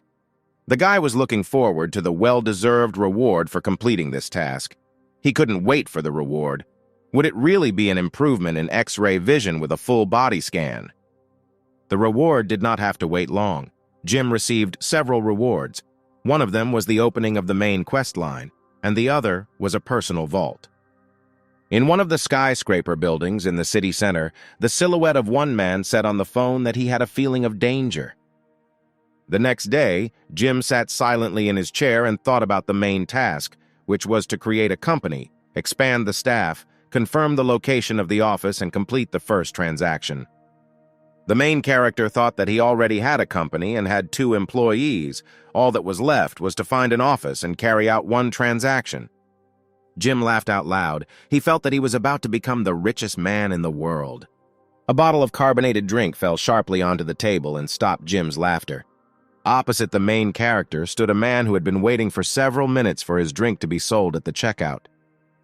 The main character looked at the buyer for several seconds, and the buyer in turn looked at the seller. The boy apologized to the buyer with great regret and began to complete the purchase. Jim's thoughts at this moment were about why, after completing so many tasks, he had to work part-time in a store to earn a living. There was a sound of falling not far from the cash register. It was a red-haired girl who spilled milk on the floor, slipped and fell right on several bottles. The store manager suddenly appeared from the door. He shouted to the girl why she was messing around again. Didn't she really need a part-time job? The girl, with tears on her face, told the manager to forgive her. The man turned to the girl and asked what he should do with her now. The girl was in despair. She cried loudly, and she asked the manager to forgive her. She was ready to pay for all the damaged goods, just so that she would not be fired from her job. The man looked at her angrily and replied that half of the salary for the current month would be deducted. He asked the girl to proceed to his office and that he needed to talk about something else with the store employee. Jim looked towards the manager and the girl and was outraged at this situation. The store manager looked towards the guy and shouted loudly at what he was staring at, because for such a speed of work he would cut his salary in half. The door to the service room slammed shut and Jim was left alone in the store, sitting at his cash register. Later, the girl came up to Jim and, with tears in her eyes, asked him to forgive her, because the guy had also been hurt by the store manager. The guy quietly patted the girl on the head and said in a calm voice that nothing bad had happened. They were two poor students, and they should help each other. The girl was incredibly happy with Jim's words. She asked him to wait before she went to the manager's office and suggested that the guy go somewhere for dinner because she had coupons for discounted food. The young man looked at his colleague from the store and definitely realized that this was a little angel girl who was ready to share the last. A store employee came to the manager's office. She asked what he wanted from her and asked not to fire her, because from now on she would do everything right. The man walked towards the girl, saying that it all depended on how well she knew what she was doing, and was ready to grab her hand. Suddenly, Jim's fingers on his hand suddenly made a click. At the same moment, a large cash register appeared above the head of the store manager, which with all its weight fell directly on his head. The man asked Jim if he really wanted to be fired.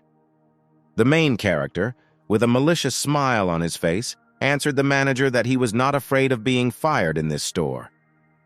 The man showed Jim the door and shouted that from now on he was fired and he could get out of here.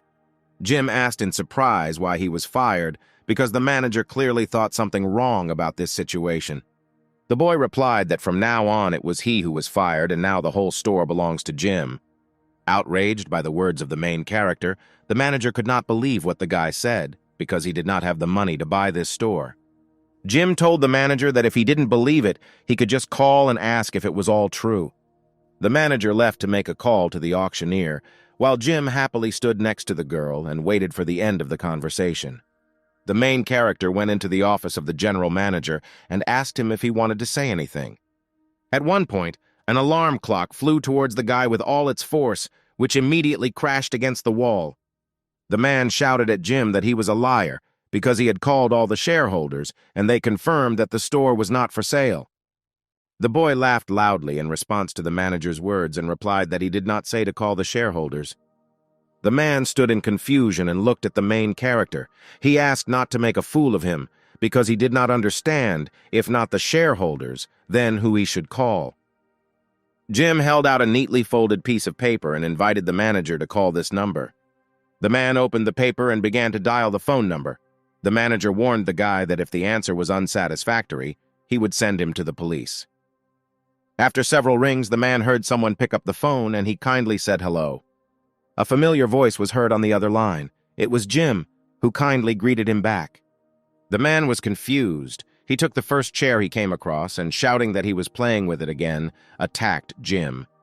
The guy told the manager that he did not buy the store and that the man should stop attacking. Jim did not actually buy this store, but he was the owner of the given plot of land on which this building was located. The main character jumped onto the bucket of a large loader and announced that from now on, his company's office would be located here. On the street, The now former store manager stood in rage and watched as the Jeep moved around the territory in the bucket of a loader. Jim lay down comfortably in the center of the bucket, took a bottle of his favorite lemonade in his hand, and shouted to demolish the buildings. The company manager had no choice but to leave his former place of work with tears in his eyes. The main character turned to a colleague at the store and asked if she was an architect. Surprised by the whole situation, the girl slowly nodded yes. The guy extended his hand towards the girl and offered to join his company as an architect. The next day in the class teacher's office, Miss Gray told Jim that she understood everything. The main character replied that he did not try to hide the secret, and it was normal that the leader found out the truth about everything. The teacher was angry and demanded that Jim admit that his father was the owner of the company, but the guy tried to convince the girl that only he was the owner of the company.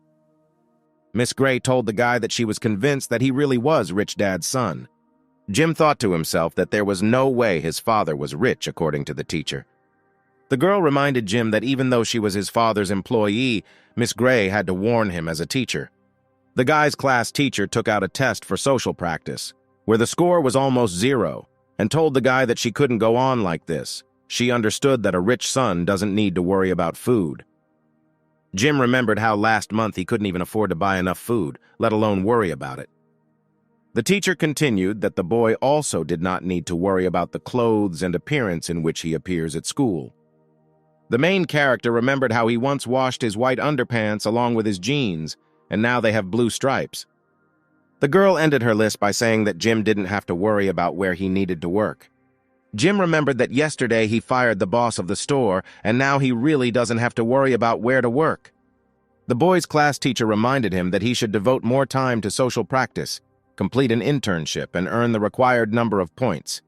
The guy turned to the girl and admitted that he had recently found a construction site for a company building and later wanted to go there to help transport the bricks. The teacher could no longer argue with Jim and let him go, asking him to take care of himself. The main character happily waved his hand towards the teacher, said goodbye, and left to get ready for work. Miss Gray could only shout after Jim as he ran away that he should devote time to the internship, otherwise he would not have the opportunity to get a diploma. A guy came out from around the corner of the corridor and heard a dialogue between a student and a teacher. It was Arthur, who could not understand how the main character could not get a diploma. The guy had a great idea about how Jim wouldn't be able to get the long-awaited points. Arthur took the phone in his hand and made one call. He asked his father to give him money, since there hasn't been enough money lately. Sitting in a cozy office, the father hung up the phone and thought about how to help his son. A man passing by heard the dialogue and said that the father should help his son if he wants to spend the money. The father grinned and answered the guy that money is a small thing, and there is no problem giving it. The young man continued that he heard how all the man's funds had recently been frozen, and he did not understand where he would get so much money for his son. The man shouted back. He asked in surprise who told him this. The guy added that he knew about the secret separation from his wife and that he needed to take all his reserves. The man was furious and did not understand who he was dealing with, whether he was being secretly studied. The guy held out his business card towards the man and suggested that he think about his proposal, otherwise the consequences would not be good. Before leaving, the guy added that it wouldn't be his fault if something happened to his restaurant. The frightened man fell to the floor and picked up the business card, holding it out to him. He saw who he was dealing with. It was Mr. Jason. At this time, at Jim's construction site, work was in full swing without stopping. The guy tried with all his might to finish the construction as soon as possible and help the workers move bricks. Taking a short break, the boy thought that carrying bricks was the best way to relax. The girl's loud voice shouted for all the builders and brothers to go to lunch. Encouraged by this endeavor, Jim hoped to find a tasty and large chicken leg in his lunchbox. The girl took one of the boxes and headed towards the guy. She brought one of the lunch boxes directly into his hands. Jim felt uncomfortable with such politeness on the part of the girl. He suggested that she not do that again, because from now on, they are all family. Before he could reach out and pick up the long-awaited lunchbox, one of the builders got ahead of Jim. The guy asked why he was not in line, but the only answer he heard was that if he doesn't want trouble, then let him stand on the sidelines. Jim's girlfriend was ready to enter into a verbal altercation when a healthy man attacked the girl, saying that he had not seen her before and maybe she wanted to spend time with him. At that moment, everything around Jim was burning brightly with a red flame. The guy's anger knew no bounds. One guy from the crowd stopped the main character and asked not to contact him, since they could not allow it. Jim asked the guy in surprise why they couldn't do this. The young man added that his past was connected with one of the street gangs, and this builder is a very dangerous person. Hearing the conversation between the two guys, the builder approached them and asked what they were whispering about and told them to stay away from him, because if something happened, they would be in big trouble. At that moment, someone called the man on the phone and said that he would deal with them when he returned. The guys were scared by what the builder said and continued to look where he was going. The guy asked Jim to leave him alone, otherwise they might have big problems and they wouldn't get paid for their work. The main character laughed and reassured his new friend by saying that he would have problems because Jim was the boss at the construction site. The guy couldn't believe his ears. His boss was standing opposite him and he didn't know what to do next. At that moment, in the corner of the building, a construction worker approached a man who called him on the phone and asked what he could do for him today. The man replied that he had already sent people to the construction site for further disassembly and that he did not need to do anything. Jim accidentally overheard a conversation between two people. He could not suspect that something could be happening on his site right now. The guy literally broke free and ran to the site as quickly as possible. At this moment, a gang of bad guys had already surrounded the protagonist's friends. One of the guy's friends couldn't wait for Jim to come running and help them sort out this situation. The guy took the pain on his body blow after blow. He was so weak that he could not dare to fight back. Jim's friend repeated that they would be ruined if they did not stop touching him. One of the villains took a shovel and went straight to the guy. He asked him how much pain it would hurt him if he got hit with a shovel. At that moment, a loud sound was heard. The protagonist's friends looked up and saw the fence. He was behind the villains, who suddenly collapsed, and a column of dust and smoke suddenly enveloped the entire area. It was Jim's bus, which rushed to save his friends from an evil gang. The bus window rolled down, and Jim asked one of the gang leaders how much it would hurt him if he were hit by a bus. The main character's bus rolled right under the feet of one of the gang's villains and knocked him down. Jim got off the bus and asked the bandit if he was causing problems. The bandit could not expect such impudence from the main character and replied that Jim really doesn't know who their boss is. The guy said that he didn't care who their boss was and slowly picked up a shovel. Someone's steps were heard not far from the bus. It was one of the bandits who told the builder not to do anything and wait. The two guys looked at each other and remembered that they had already encountered each other just recently.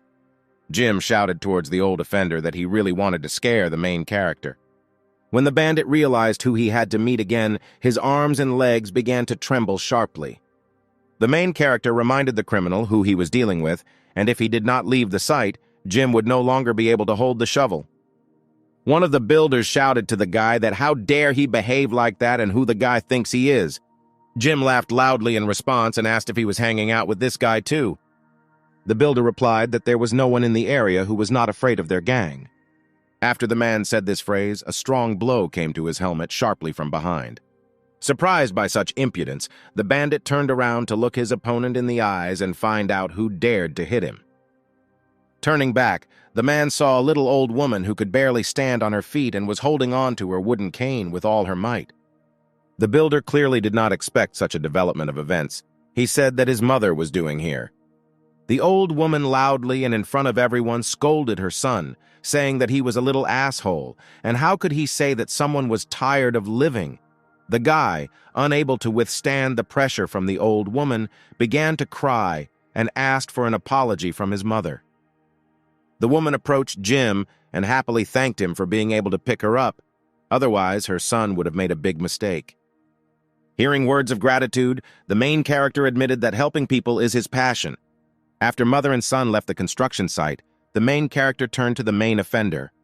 One of the bandits did not expect such a development of events. He replied that he would leave immediately and would not appear here again. Jim asked the bandit not to leave so quickly and to do him a favor. The guy wanted to find out everything about the employer for whom the man works. The young man answered Jim that he could not tell, since there were certain rules and he could not do that. Unexpectedly for the bandit, the main character handed over a whole bunch of money neatly folded in a bag. The young man continued to say that this was not good and that it was still wrong to do this. Then Jim took out a second bag of money, and already 2 bags of money were looking directly at the bandit. Intoxicated by such a sum of money, the bandit still told the guy the name of the boss of his gang, Mr. Smith, and warned that challenging him was complete madness.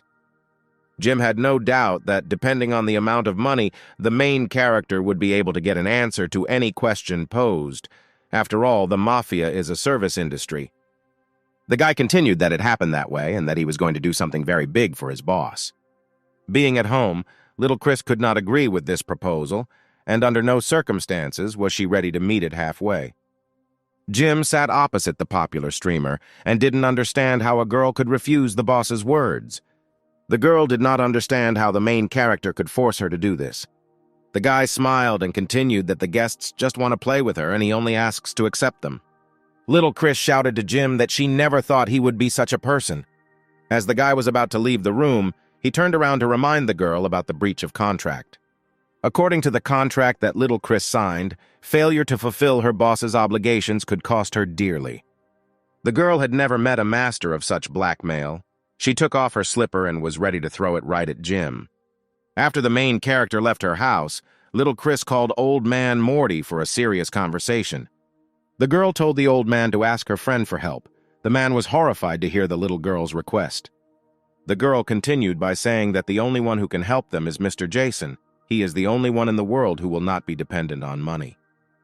Old Man Morty fell to his knees right in front of Chris's feet and once again asked him to think twice, because his brother's help would put them in debt. The girl didn't understand since when the old man dared to talk to her like that. Little Chris left the room saying that the old man only had an hour to find and bring him here.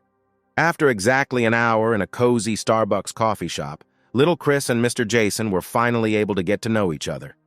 Sitting at a cozy table, the girl said that his name, like thunder, sounds very intimidating, but the guy replied that it's just people who give him such a reputation. The girl, in desperation, began to name the reason why she asked Jason to come here. The guy interrupted Chris slightly and suggested that she stop talking and give him a chance to look through everything. Jason's eyes lit up bright red, and the desire to look at the deepest secret in the girl's heart became even greater. The guy saw a car accident at an early age of the girl. He saw screams and children crying next to the broken car.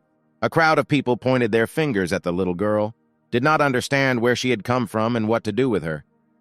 The guy saw a crowd of bandits who stood and looked menacingly at the little girl. The young man quickly learned about the secret of little Chris, that the girl at a young age lost both parents and lived on the streets and ruled the local hooligans. Her secret turned out to be very interesting. After Jason revealed the girl's entire past, she fearfully asked how he knew all this. The guy smiled back and replied that she was now in his debt. The girl did not understand what he was talking about, and perhaps now he means that he is ready to completely help her. The guy laughed and replied that of course he understood everything, and now he needed to deal with Jim. Jason remembered that recently many of those around him had begged to help him with this.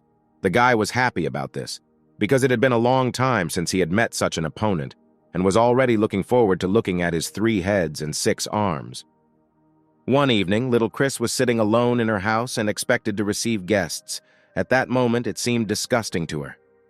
The girl remembered that she asked Mr. Jason for help, and understood that Jim would definitely not be able to resist him. According to the operation they planned, the baby gave the command to Mr. Jason that she was ready to begin. Outside the house, already waiting for the command, Jason and Arthur stood together. The guy asked Arthur to hold Jim for a few minutes. When the guy turned away and left to follow the boss's command, Jason decided to take a closer look at the boy's secret. At this time, Jim was approaching a European restaurant, quietly humming the tune of a song. Upon entering the building, Jim ran shoulder to shoulder with Arthur, which greatly surprised him. The guy did not immediately recognize his opponent. He asked the student with a shiny bald head how he could help. Arthur menacingly answered him that how could he not recognize him up close, and why had he come to dine in this particular restaurant. The main character did not reveal all the secrets, and kindly waved his hand and headed straight to the restaurant. Remembering his task, Arthur cried out loudly that this restaurant belonged to his family, and he could tell the cooks to prepare the best table. Jim did not appreciate the courtesy and kindness from his classmate and refused the offer, adding that Arthur made sure that his cooks billed him after dinner. The boy had no choice but to simply shout to the entire restaurant that Jim had broken the law. Surprised by this statement, the main character asked the guy where he had broken the law. Then the guy replied that it was in that room that Jim wanted the streamers from his company to receive guests, and this was illegal human trafficking. The main character did not quite understand Arthur's claims and asked to speak with evidence, because his business is completely honest. The boy could not believe Jim's words and moved straight to the central hall to prove that he was right. Approaching the door and opening the main hall, Arthur was in shock. He could not believe that these were really the streamer's guests. Having opened the doors, he saw a large number of small children attacking the young streamer and asking her to play different games with them. Approaching the large hall, Jim put his hand on Arthur's shoulder and asked him if he was now convinced of the honesty of the protagonist. The guy couldn't believe his eyes. Were these guests that Jim was talking about really real children? And then Arthur was disappointed. He could not prove he was right and quietly left the large hall. Seeing the joy of the little children, Jim said that there was no one better than Princess Chris, who was able to accept all these children. At this moment, the little children attacked the charming princess from head to toe. Chris's tears did not have time to flow from her beautiful face. All this time, Jason was watching the whole situation outside the building. He looked through binoculars and did not understand what was happening there. Turning on his red vision, the guy tried to figure out Jim and find out what secrets he kept inside, but of all the events, he could only see a distorted binary code. Little Chris and the main character stood right next to the open window and admired the starry sky. At that moment, the girl told Jim that she had been wrong all along. The guy asked the little girl how she could believe in his twisted mind, and that he could do something like that. Little Chris told the guy that he didn't make it clear, and she thought about the first thing that came to her mind. Jim's evil plan did not end there, and this time hosting guests was truly like a free experience, but tomorrow he planned to make the first transaction. Jim recalled that the most difficult part of the main task was creating a company and hiring employees. As soon as the main character thought about this, suddenly someone drove into his shoulder. The young man immediately apologized to Jim and asked if everything was okay. The main character replied that everything was really fine and continued on his way straight to the bus with little Chris. From such a close distance, Jason could only see one number, 11,637, but the guy could not understand what this number could mean. These figures intrigued the young man very much, and he looked after Jim thoughtfully. At this point, Arthur approached Jason and asked what they could do with him. The guy was no less insidious and suggested engaging in battle not directly with Jim, but first starting with the people who were around him. In one of the university classrooms, Miss Gray was checking her students' test papers when her phone suddenly rang. Picking up the phone, she heard the voice of the doctor who was treating her father. She asked how he was doing and how much better he felt. The girl couldn't believe what she heard and simply remained silent, holding the phone to her ear. Jim's former work colleague was sitting right by the window and finishing reading her favorite story when suddenly her phone rang. It was her landlord, to whom she was willing to pay rent directly for that month. But at the other end of the line, other information awaited her, from which her eyes filled with fear and excitement. Sitting in her room, little Chris, deliciously eating her sweets, picked up the phone. Hearing the request from the phone, she was upset, lowered her head and replied that she understood everything. After she hung up, she asked one question: what would Jim do now in this situation? At that moment, no one answered Jim's call, and he did not understand why this was happening. The whole point was that all his employees silently quit without saying a word to Jim.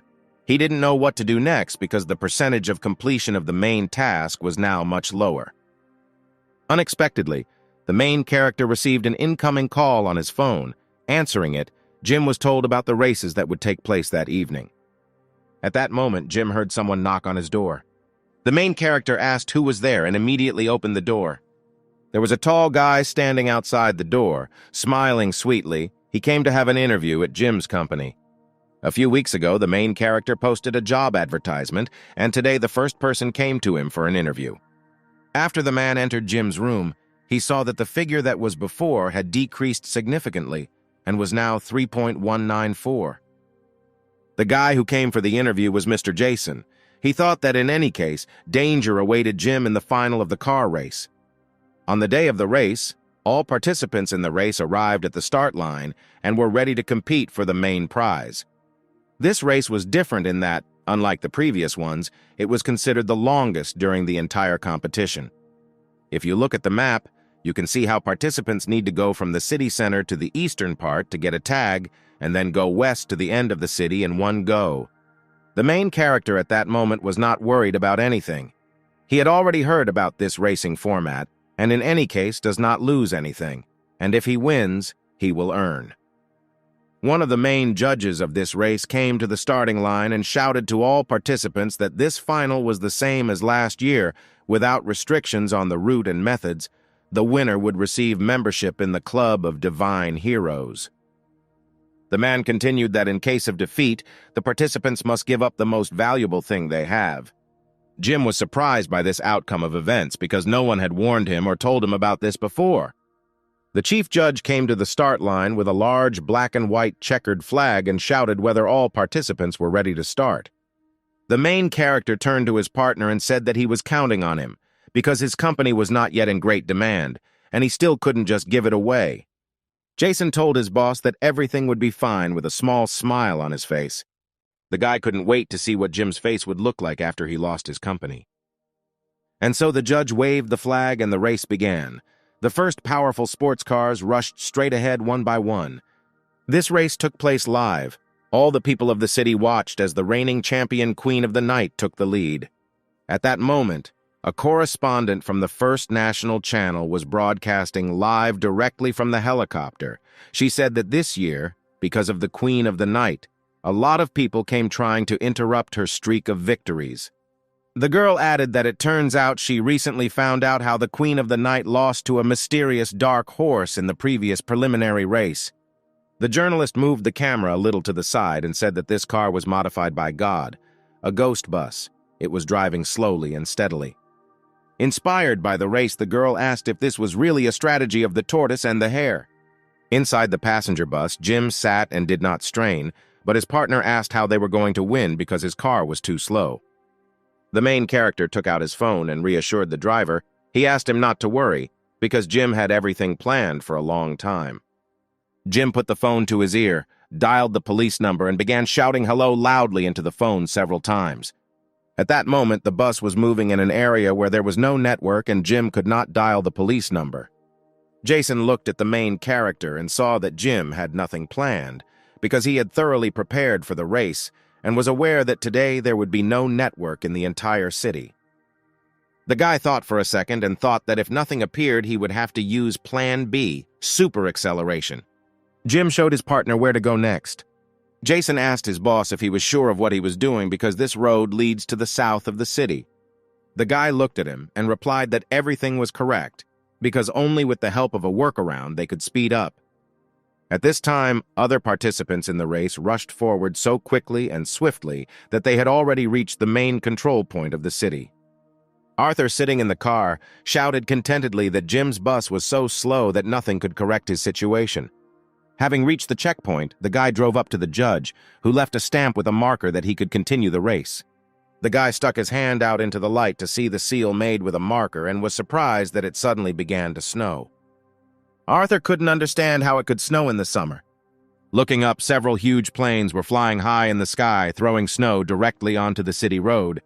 At that moment, Jim's bus seemed to be racing down a hill on a sled straight down the road using special modified skis for transport.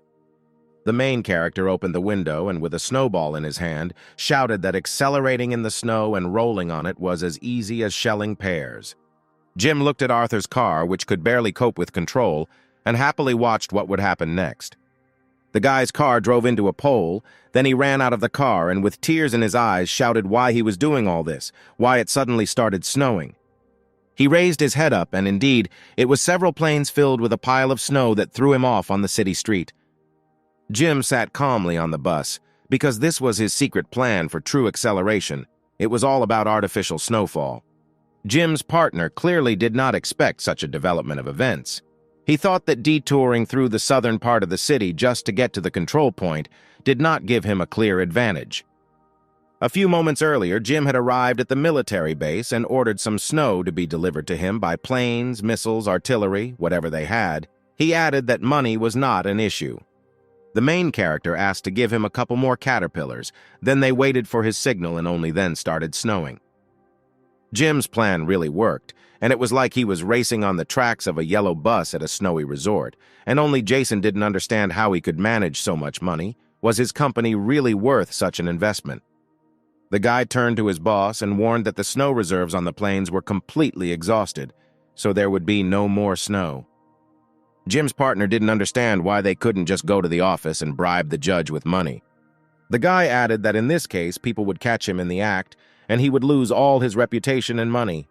At this moment, Jim sharply indicated to Jason to change direction and listen only to him, and now head north. The guy could not understand why he wanted to go straight to the city center. The main character asked to trust him and just believe, and only in this case they will be able to win the race. Jim asked his employee to hurry up, because today was his first day at work and he needed to fulfill all his requests. All the race judges were already at the finish line. Correspondents and cameras were waiting for the winners. There were only a few miles left to the finish line and the race would soon end. Several cars raced to the finish line. This was the first group, but in this group there was no sign of the Queen of the Night. No one understood what happened to her, because she was always in front. The girl drove the car tensely. She was driving behind several cars and didn't understand why they didn't fall into any traps. At that moment, the girl decided to press the nitro button and speed up, overtaking all her rivals right before the finish line. An enthusiastic journalist, seeing how the Queen of the Night was accelerating, shouted that apparently she was saving her strength and the champion would definitely win this race. Unexpectedly for all the race participants, journalists, and spectators, a loud train sound was heard. The Queen of the Night shouted that it was a trap and suddenly braked. She managed to react and press the brake pedal right in front of the high-speed railway. She did not understand why the train appeared here at this time. The girl said if this was all part of Jim's insidious plan and added that before this train appeared, she was still ahead. Unexpectedly for the Queen, Jim's yellow bus appeared at night after several carriages. While passing his rival, the main character said that, as the old proverb says, behind every successful man there is always a woman who silently supports him, and it looks like this woman is you. Jim opened the window and shouted contentedly that if her car was called Night Snow, then it was called Day Ice. Right before the finish line, the main character shouted Daytime Ice, transformation, as if he were the owner not of a bus, but of one of the transformers. The special skis that were put on the wheels of the bus suddenly came unhooked, and Jim, with his hand raised up, shouted full speed ahead. The girl sat silently behind the wheel of the car and watched as Jim rushed to the finish line on a yellow bus, and although the rules did not prohibit this, it was too much to slow down cars by train. The Queen of the Night laughed and added that it was a great plan to turn a car into a train and one of Jim's best tricks. Suddenly, the girl opened a special toggle switch on the steering wheel. The guy didn't know, but she also had an ace up her sleeve. This button was intended only for emergencies. The girl loudly shouted the Night Snow transformation, and the car suddenly flew into the air and began to transform into something new and super fast. The racer's car was transformed into a super powerful bike, which suddenly went to catch up with Jim, pressing nitro at full power. At this moment, the main character's driver couldn't believe that he was using a high-speed train for a bus. Jason thought Jim was some kind of genius, and how could he come up with this? The main character did not have time to think how bored he was, that there were no rivals around, when suddenly in the rearview mirror he saw the Queen of the Night quickly catching up with him on a cool and powerful bike. The girl assumed that this could happen and prepared a cunning plan in advance, thanks to which Jim would lose this time.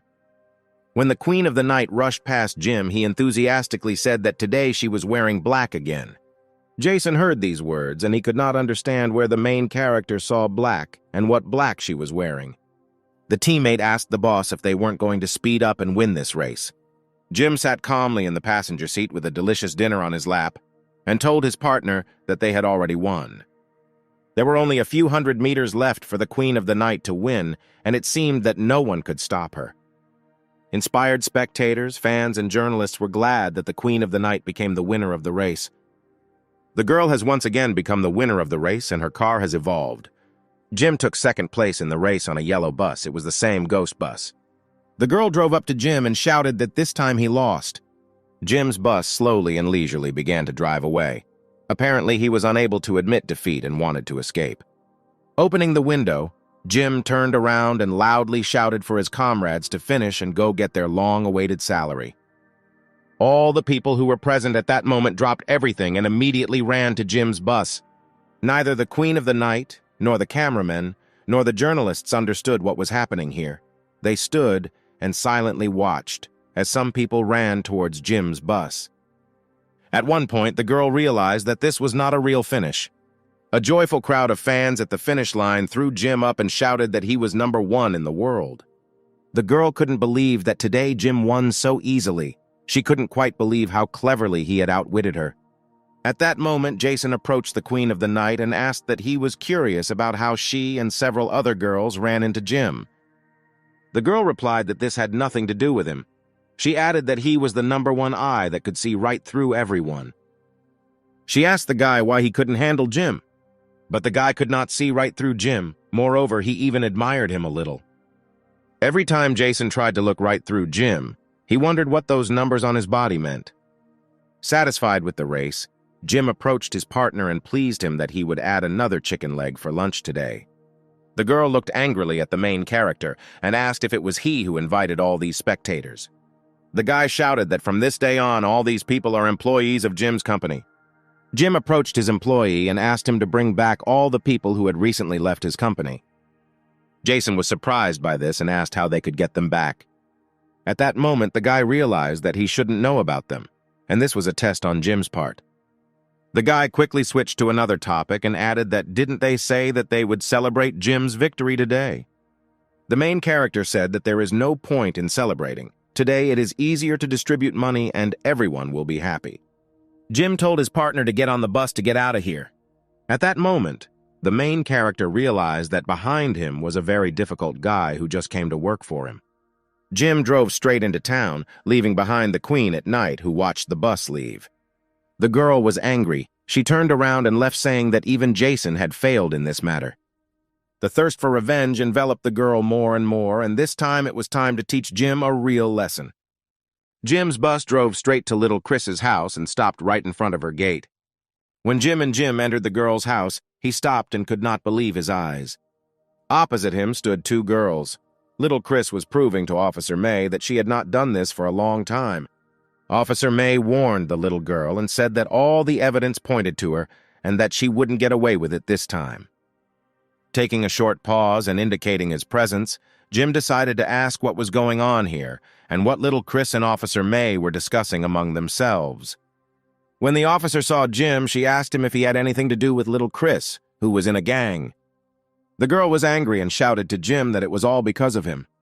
Two guys stood at the entrance and waited to see how this legendary battle between one girl and another would end.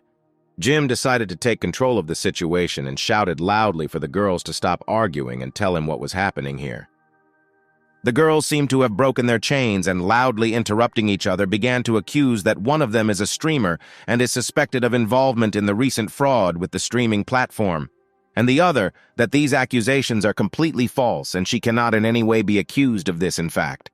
At one point, Jim simply swam from such a flow of information and did not understand how to react in such a situation, and first of all, he covered little Chris's mouth. The main character suggested that the girls calm down and first sit down on the sofa and start the dialogue again slowly and one by one. When everyone sat down on the sofa, the officer began to say that everything happened this morning. The streaming platform launched a discount on replenishing your balance. To get 50, you had to deposit 1 yuan. Jim was shocked by this information. He could not believe that he did not know about this before. For him, it was not just a big loss, it was a huge loss. Officer May continued that quite a lot of spectators participated in this event. The replenishment of the balance was successful, but after that, a problem arose. All the managers and moderators of the live broadcast simultaneously disappeared and left the office. The police officer added that all the criminals disappeared along with the money, and the only person who could now be found was little Chris. She was one of the main persons. The girl did not agree with the accusations that were directed at her, and argued that she could not possibly be involved in this case. Jim hugged little Chris and reassured her. He said that he believed her and everything would be fine. Jin stood up for his employee, saying that he trusts everyone unconditionally and that they should not be accused without taking into account the facts of the crime. Jim proudly said that if they want to blame little Chris, then he takes all the blame. The police officer quietly got up from the couch and told Jim that he had helped the police several times, and therefore this time she would just give him a warning. The girl said that a special investigation team was created for this case, and the guys have only 2 days to correct the situation. The main character was ready for such an outcome of events, and 2 days was more than enough for him. When the police officer left the house, the girl thanked the main character, saying thank you for being able to stand up for her because she had recently quit, and Jim still continues to help her. The guy took the girl and added that she was still one of the most beautiful employees of his company. From hearing the words, little Chris melted and fell into the arms of the main character. They looked at each other for a long time, and it seemed that a spark had slipped between them. Suddenly, someone interrupted the young people with a loud cough, and the silhouette of a tall and slender woman appeared not far from them. It was Jim's partner, Alice. The girl's appearance had changed a lot. She said that his prediction had come true and they could start. The main character was surprised that Alice was with him again. Apparently something happened as he expected. Little Chris approached the girl and asked for forgiveness for hypnotizing him earlier. The girl replied that the hypnosis had long since passed, and at the moment she had quit her main job and was working exclusively as Jim's personal assistant. The main character was really glad to see his partner. He patted her on the shoulder and offered to take care of the fugitives. As everyone walked out the door and headed to Jim's bus, little Chris asked if he predicted that something would happen at the cockfight broadcast. The main character replied that he just had a vague feeling that something might happen soon, so he sent people to train stations, airports, and highways. Jim's partner said that they recently learned that several hidden individuals were using these vehicles, but after tracking, there was a small problem. She pulled out some photos and pointed out one of the investors, who was a rich kid and one of the shareholders of the cockfight broadcast, and also one of the criminals who ran away with the money. Jim carefully took the photograph in his hands and began to study the auctioneer's face. He asked if an investigation had already been carried out. The girl nodded her head confidently and added that tonight he would take part in an online gaming tournament. Jim was very surprised by this and asked again about what online games. The main character loudly stomped his foot and shouted that don't decide in games because he's the best at it. The guy was going home to play games, but his partner Jason rushed straight after him. Jim kindly asked him not to follow him and that he could be free for today. The man added that he could take him home. Jim showed the guy that Alice had already taken his place. She had returned, and so he could rest a little. Jason had already gotten so close to the main character, he offered to provide any help whatever the boss told him. The cunning guy was ready to just pretend that he was helping. This alarmed the main character, and for a second he thought about it. But the main character decided to give Jason a chance to help, and ordered him to prepare a bath for washing his feet. When he returned, he would wash them with pleasure, after which the bus doors closed and he drove forward. After the bus started moving, little Chris saw Jim's new partner. Jason, or as he is called on the streets of Dragon City, he is not so simple. The main character was surprised by what he heard from the girl. Did she really want to say that the closure of the broadcast was somehow connected with him? The girl approached Jim and replied that it was quite possible that he had something to do with this. The guy laughed because he had known this for a long time. But the girl didn't understand why Jim still kept his partner nearby. The guy said that when Jason is near him, his tricks can't work. That night, in one of the rich houses in the area, among a bunch of cool monitors, the sounds of a keyboard were heard. One of the rich sons sat at home and honed his gaming skills in one online game, where he was invincible and had no rivals. Celebrating another victory over his opponent and looking at the incredibly cool skin in the game, the guy thought that no one else would dare to challenge him. At one point, he saw the inscription on the screen of his monitor as a new opponent entered the game. He was happy, because in front of him was another weakling. It was Jim's Skin, who registered in this game from scratch. The guy didn't spare his opponent for a second. He noticed that he didn't even have a kit for beginners. Apparently, he was a complete dummy, and suddenly he started clicking the mouse to kill the hero. The young man had already seen how a fight with a player like him would bring him a long-awaited victory. Unexpectedly, for a professional player, his hero was brutally beaten by a newcomer in the role of Jim. At the end of the battle, Jim made a remark about how a loser really defeated such a strong player solo. The young guy was shocked by what he saw. For him, it was simply impossible. He could not believe his defeat. There was no limit to his rage. He literally broke his keyboard to pieces. The guy could not defeat Jim without equipment, even with the best equipment of the Golden Gods. The guy used voice chat and loudly shouted to his opponent that this couldn't happen, there was no victory without equipment, and that he was a cheater. Jim answered him in response that where did he see that he was without equipment, because not everyone could afford such equipment as he had. The guy could not believe that in front of him was a legendary donation disguise in the form of transparent armor, the chance of which was 0.01%. It turns out that Jim was a donation maniac compared to the young guy, considering how much money he donated to this game. The guy calmly sat down at his table, a bank card lay in front of him, and he was wondering whether he should use the remaining money and donate everything into the game. At this moment, Jim decided to finish off his opponent by saying that there was no point in him playing this game anymore, because the legend was already here. The guy immediately grabbed a bank card. There was no way he could lose to this opponent and went into the game store. The guy went to the equipment lottery section, where he was required to confirm a payment of 64,000 yuan, after which he received 100 times 10 spins in a row. He thought this was a great method to test his luck. The guy immediately began trying to knock out a rare skin. One by one, pressing the keyboard, he tried to find the long-awaited armor, but the number of spins was so huge that the man got confused in them and did not understand where to press next.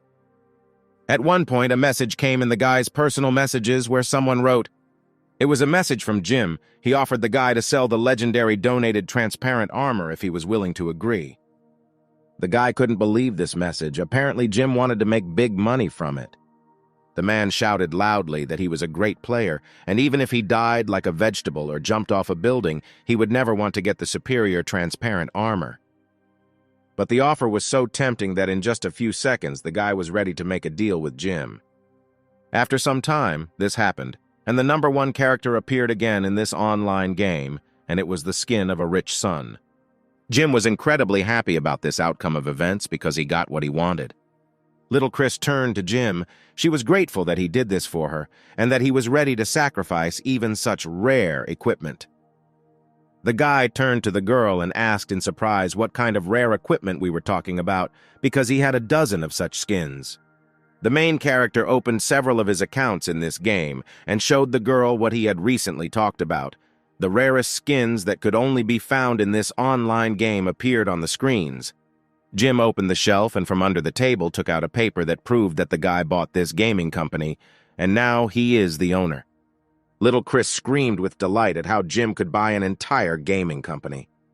The main character replied that, to be precise, he did not buy it, but simply exchanged it. The girl, frightened and with tears in her eyes, continued that Jim had really exchanged the whole company for her.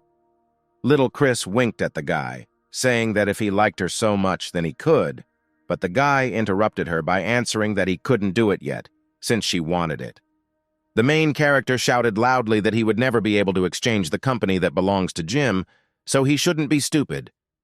Jim's partner stood quietly on the sidelines. She shyly said that he was the legendary straightforward man of tempered steel. One of the girls still did not understand what had happened and tried to get an answer to the question. Jim asked the little girl to remember the rules of the race, because they said that the loser must give up his most valuable property.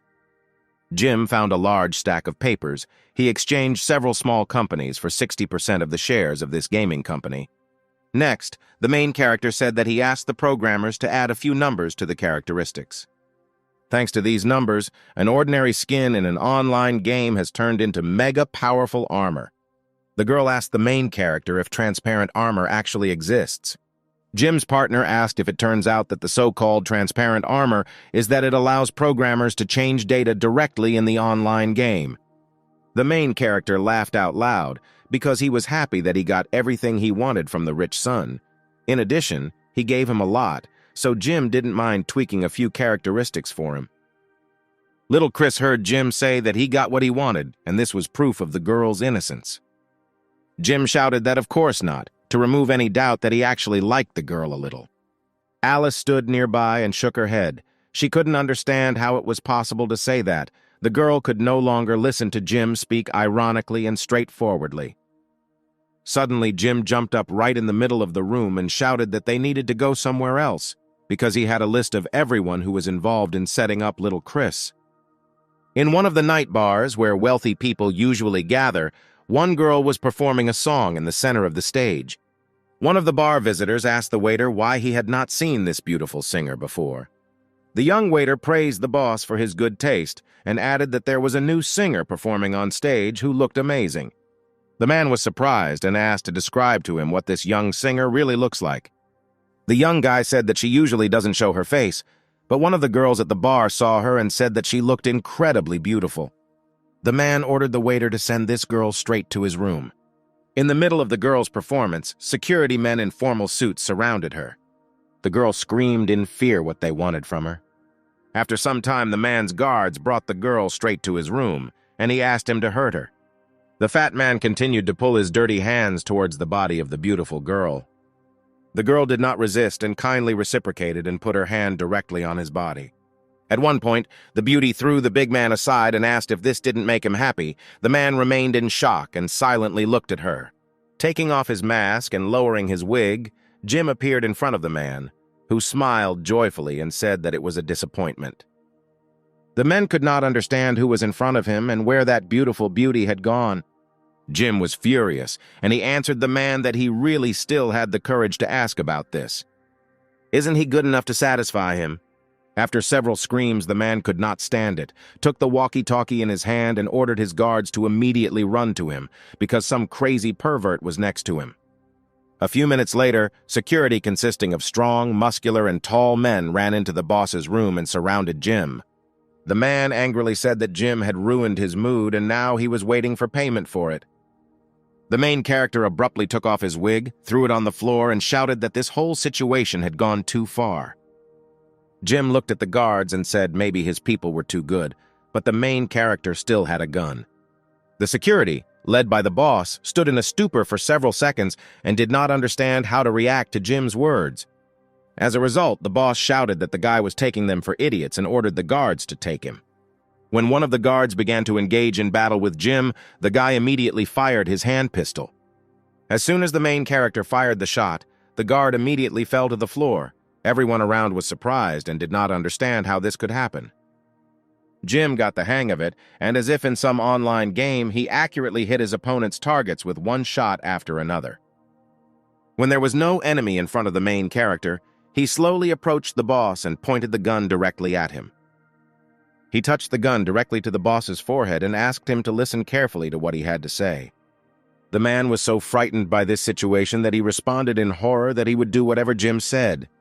Jim pointed his thumb straight out the window as if to signal that everything had gone well.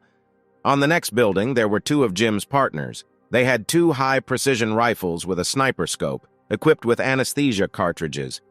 Surprisingly, the beauty Mia watched this whole situation on the roof of the house. She saw two girls in binoculars and waited to see what Jim's next step would be. After some time, all the defendants in the case were caught by Jim and taken to the police department. Officer May couldn't believe Jim did the job so quickly and well and thanked him. Little Chris was almost torn to pieces on the spot because she was right that she had nothing to do with this matter. Officer May turned to the girl and said that although this had nothing to do with her, this situation was still not as simple as it seemed. Little Chris shouted to the officer that it wasn't enough to find all the criminals.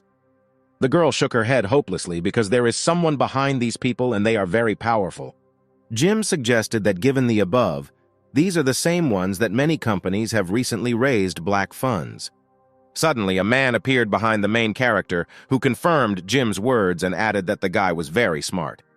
The man added that all departments attach great importance to this issue and now they do not have sufficient evidence. The police officer surrounded Jim and looked at him intently. The main character did not understand how he deserved such close attention to himself. Officer May approached her father and explained that he wanted to let Jim do the investigation as a freelancer. The main character was surprised and asked again if he was now a secret agent. Officer May beat her little fists on her father. She said that there is no need to force other people to do such dangerous things. Dad smiled kindly and replied that he knew how important Jim was to her, and it didn't matter that she loved the guy. but everything depended only on him. Jim entered the family dialogue and said that this mission was really too dangerous for him. May's father understood the complexity of the operation and reassured the guy. He said that it was nothing to worry about and understood everything. Imbued with this situation, Jim added that now they will have to add even more money. The father laughed loudly and said that young people are so ambitious. The officer handed Jim a package with evidence and a task. He asked the guy to prepare well, and after that he could begin.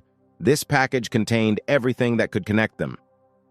The man approached the main character and added that this mission is really expensive, but the glory that he will bring will be priceless. Jim put his hood over his head and added that all the missions he had carried out had never failed. The man was very pleased that they invited the guy to complete this task. He seemed very interesting to him, and if everything went well, he would continue to cooperate with Jim. The girl turned to her father and reminded him that there was and could not be anything between them, and that next time he should not talk nonsense. The next morning, Jim went to the university. The next battle was to begin on campus. The folder that was given to Jim contained all the necessary information about the next participant in the crime, and it was a teacher who was at the protagonist's university. This was the hero of our time, an art teacher who was surrounded by boundless attention from young female students. Jim was very adamantly opposed to this teacher, and he only had one impression. The art teacher dared to hit on Teacher Gray, whom Jim liked so much. The main character put on black glasses and said that now he must investigate everything, and the matter of investigation begins. Early in the morning, Miss Gray sat silently in the office and looked out the window with hope. At that moment, the sound of a mobile phone was heard, and the contact of the attending physician who was monitoring her father's health was displayed on the screen. The doctor reported with horror that the father had disappeared from the hospital and no one had seen him. Miss Gray did not understand how this could even happen, how her father could disappear, because he could not move during the recovery period. The doctor suggested that perhaps someone could take him away. After some time, the teacher ran to the hospital where her father had disappeared from. She saw complete chaos in his room. She asked the policeman if there was any evidence. Mr. Policeman shook his head that he didn't know, but was aware that it was a group of people in black who ran into the ward at night and kidnapped the teacher's father.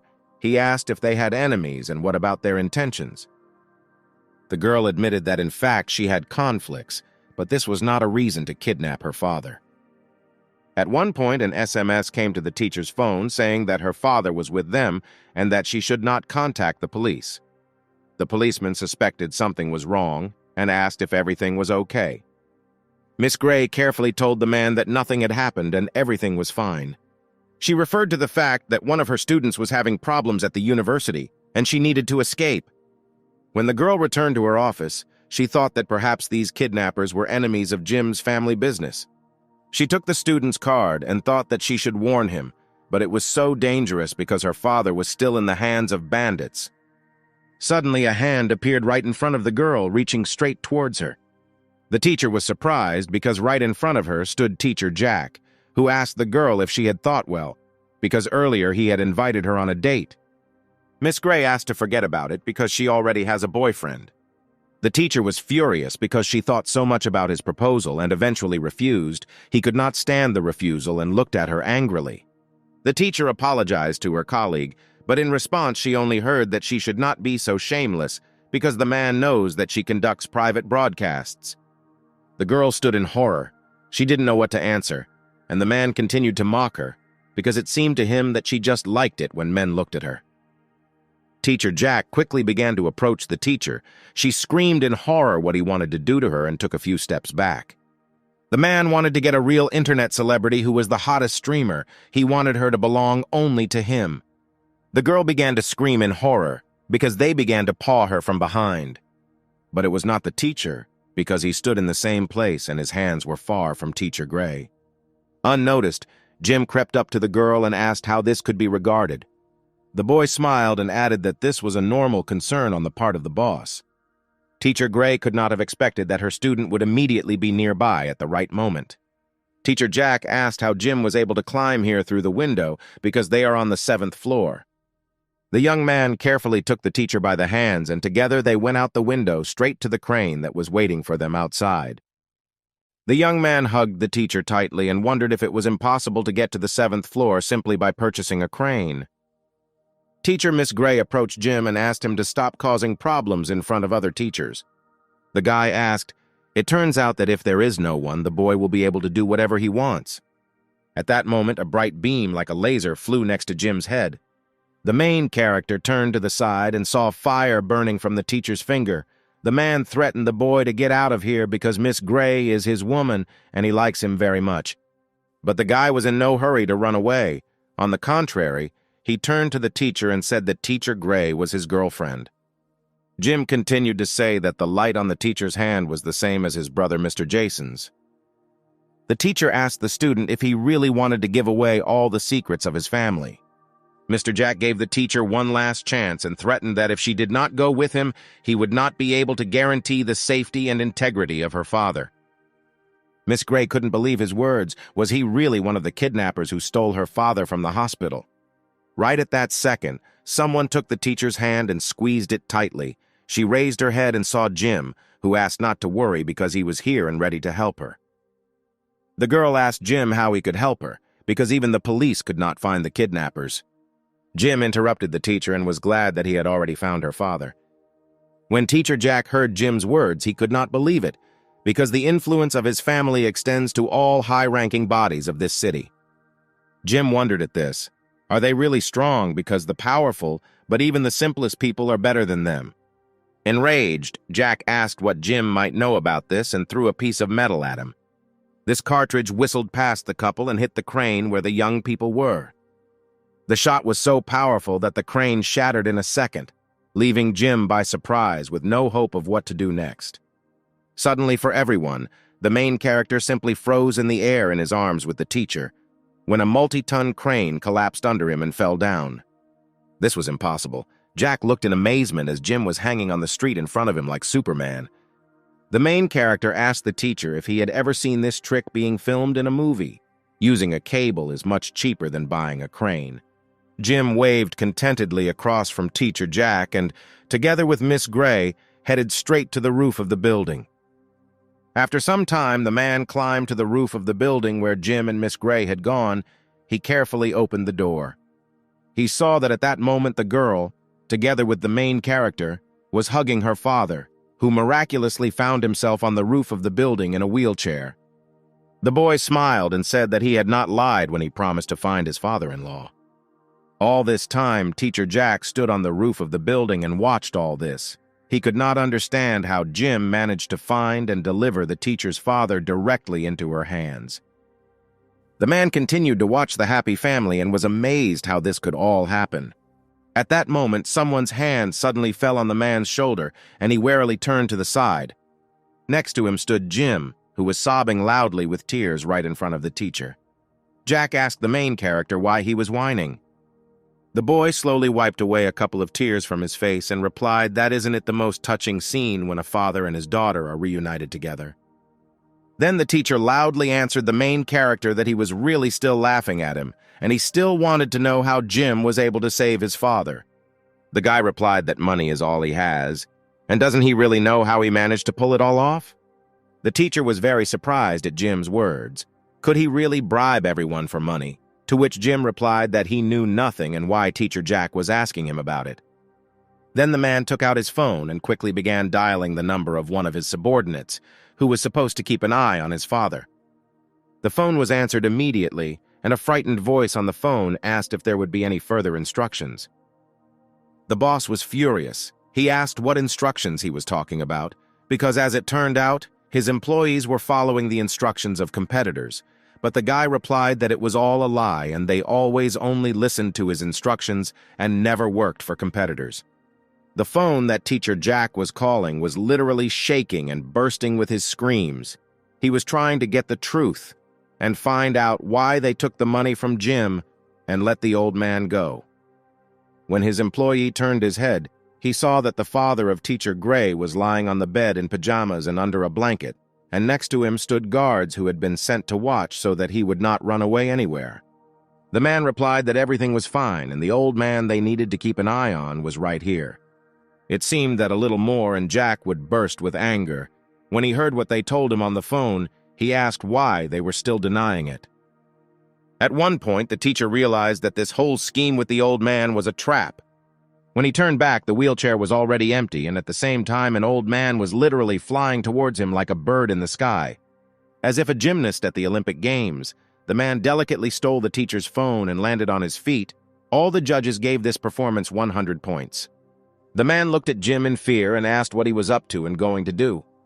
The guy loudly replied that now he was going to get even with him, so that the teacher would understand how badly he had done.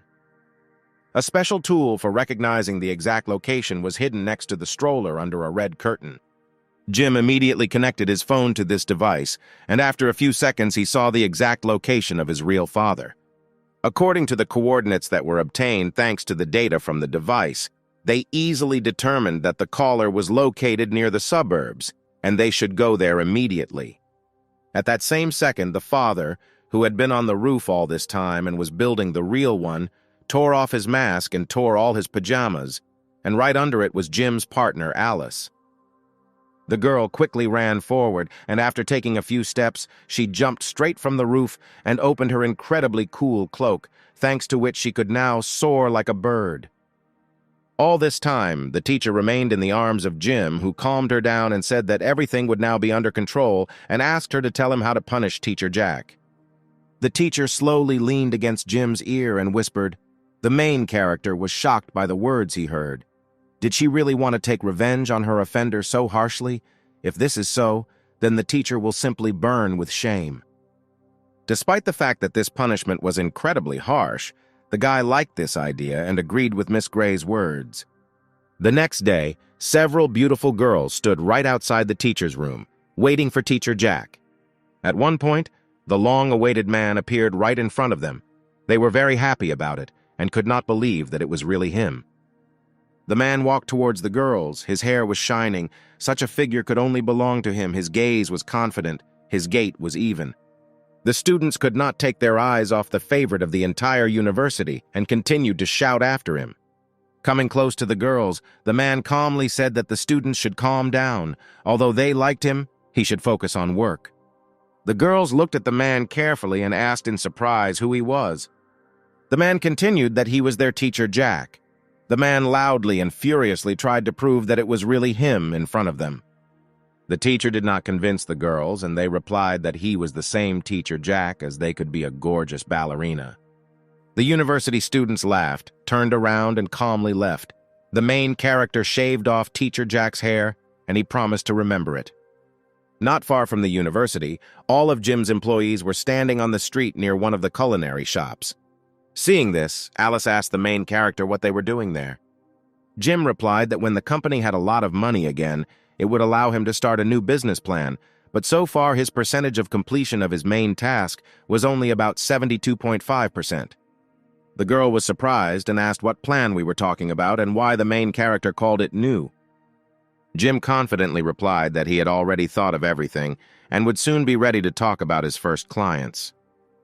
Jim took out a list of names and handed them over to Alice. He asked her to find these people for him.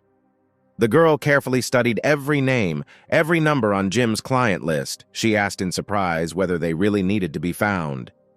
This list included people such as a police officer, a former owner of a convenience store, and Jim's classmate Arthur.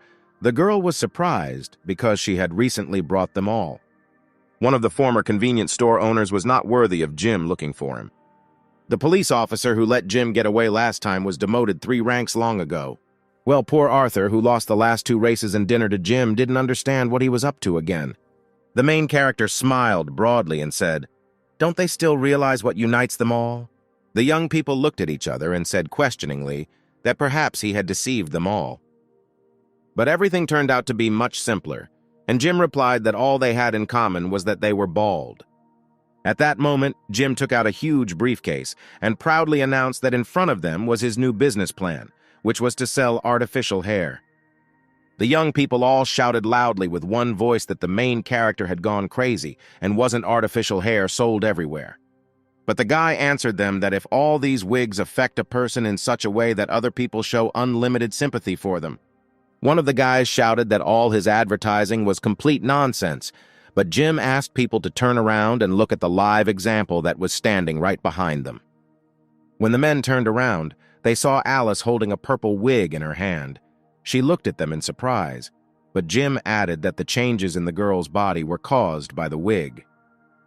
The bald men found it hard to believe that wearing a wig would make people fall in love with them, and asked Jim who he was lying to. But the main character continued to stick to his line and asked to look at Alice again and think carefully about whether she was like this before. Arthur began to remember what the girl was like. He remembered that before she was much gentler and better looking and was much charming. Everything was absolutely accurate, and Jim pulled out a beautiful and long wig with silky hair. He offered to tell the guys another secret why Teacher Jack is so popular. Arthur asked controversially, that isn't it because he's talented and handsome. The guy quickly took out his phone and went to a top-secret folder with personal photos of the teacher. He said that he discovered this when he was studying it. In the past, Teacher Jack complained that no one liked him and no one paid attention to him. But later he came across me and bought one of the wigs, and after that, everyone started loving him. But today Jim took the man's wig and everything became the same for him as before. When Arthur took Jim's phone and looked at the photo, he couldn't believe that in front of him in the photos was really Teacher Jack. Jim happily added that it was actually very difficult to recognize the teacher without his wig. The guy took his bald head and asked the question whether his baldness was the reason for his unpopularity. Jim insidiously replied that he should think about it, because the teacher had no hair and no one liked him, but with hair everything appeared at once. But Arthur still doubted Jim's words. He believed that the guy was lying and Teacher Jack could not buy a wig from him. The main character confidently said that he had all the evidence, especially since Arthur had already begun to doubt that the teacher was wearing a wig. Gene took out his phone and was going to show a video where today he went to collect money for a wig from Teacher Jack, and he wanted to take a promissory note from him that Jim would not sell wigs to anyone else, but the guy refused. The guy still felt some kind of trick on Jim's part. Did the teacher really buy a wig? The main character continued to insist and convince Arthur. He offered to touch the quality and feel the wonderful aroma of the new wig. The young guy couldn't resist sniffing how good the wig smelled. This smell brought tears of happiness and joy to Arthur's face. Jim was pleased because his sales plan worked successfully, and the guy asked how much he could sell this wig for. The main character shook his head and asked how he could take money from him because he is a student. Where did he get it from? Arthur was furious. He shouted that who told him this because he has everything. He asked Jim to stop looking down on people since he has so much money. The guy picked up all the bank cards and threw them towards Jim, saying that the money was nonsense and he could take as much as he wanted. Alice slowly approached the main character and whispered that he was not in a too excited state. Jim said that this wig contains a special Chinese medicine potion. The girl said that the young guy had already been cheated out of a lot of money. Wasn't that enough? At this moment, Jim shouted sharply what kind of car Alice wanted. Not far from the company stood an expensive and sports car, which was in Arthur's possession. The guy was in such deep despair that he didn't think for a second that he was giving the car keys directly into Jim's hands. Satisfied, Jim and Alice stood next to the car. The girl asked that the guy had deceived him so many times. Wasn't that too much? But the main character answered in surprise that it wasn't too much. Shouldn't he thank him for that? And now, having been transformed beyond recognition, the young people put shiny wigs on their heads and loudly thanked Jim for the given opportunity. The main character immediately opened his all-in system and checked that the first transaction was completed successfully. The office location was ready, and the employment of employees was completed. You can receive a reward for the first task. But unexpectedly for Jim, a glitch occurred in the system, and the percentage of task completion was only 85%. An unknown error appeared that there was a discrepancy between the employee's personality and the real person. The main character immediately realized that the employee's identity did not match the documents. He thought that all the new employees confirmed their identity, and maybe the only one who did not do so. 3 suspects appeared before Jim's eyes, 2 partners and an assistant from his former place of work. First of all, Jim took his mobile phone and dialed the number of his partner, Jason. The guy kindly answered the call and asked if there were any instructions for him. The guy replied that he needed to discuss something with him and ask his advice. Jason was happy because finally the guy needed his help. He agreed without any problems. adding that no matter what task, he would definitely help him. The main character appreciated the devotion of his partner. Jason's eyes said that no matter what it was, he would still punish Jim once and for all. Jim happily said that Jason had been fired and was no longer working with him and quickly hung up. The guy was so furious that his hand squeezed the phone so hard that it turned into several pieces of metal. Jason couldn't believe that he was being bullied so easily. After the main character hung up, he turned to Alice and asked how she thought nothing bad would happen if he did this to him. Alice replied that this was just a violation of the employment contract, but Jim was ready to pay him a year's salary because this money was small change for him. Suddenly, Jim grabbed the girl by the waist and pressed her tightly to him. He still had one more thing to do, which concerned exclusively Alice. Moving closer, Jim told the girl in her ear that from that moment on, she was also fired. The partner did not expect to hear this. She looked in shock and asked how the girl could be fired. Jim replied that he had recently learned that she was not Alice. Despite the fact that she followed all his orders, she expressed doubts about his methods, while the real Alice did not act like that. Jim added that the girl never liked it when he touched her, but today she just tolerated it silently. Jim's facts put everything into perspective, and the girl could no longer hide it any longer. Her movement and fighting abilities were indeed better than the real Alice. The main character scratched his head in surprise, and was surprised that it turned out that his fighting abilities were better. How could this be? The girl was slightly upset, because the guy didn't even notice it. The main character added that her nose was 2 centimeters smaller than the real Alice's. Apparently, the girl had no malicious intent. So where is Jim's real partner? The girl replied that he should not know the whereabouts of her sister. She offered to continue enjoying the life of a stupid rich man and slowly dissipated in space. Jim barely had time to shout, "Wait," when the girl simply disappeared. His sweet Alice was no longer around, and so much good and cheap labor was gone at that very second. The guy was glad that 2 of the 3 had disappeared, and now he could safely receive the coveted reward. As soon as Jim opened his system, the unknown error remained. He could not believe his eyes, because his former colleague in the store was also the wrong one. The main character began to remember that Anna never had problems in her studies. She never had any difficulties when playing sports. The girl had a very good appetite and ate a lot in the dining room. There was nothing suspicious at home either. It seems that she has no problems identifying her identity. Is there really an error in the system? The guy was a little upset, but in the end he decided to first go to the company where he was the boss and invite everyone to make a proposal. When the main character approached the company headquarters, someone always shouted for the alliance. Did something happen again this time? When the doors of the building opened in front of Jim, young beauties lined up exactly in a line and greeted President Jim in a friendly manner. The main character was in 7th heaven, because when he saw these girls, his X-ray vision examined every underwear on the girl. Jim thought that it would be nice to have such company, and even better to have such vision. Suddenly, Jim shouted sharply that he had seen one of the sets of underwear a large number of times, namely with a bear cub. Among the crowd of girls was Anna, who was the most responsible among them. She had been expecting Jim since the morning.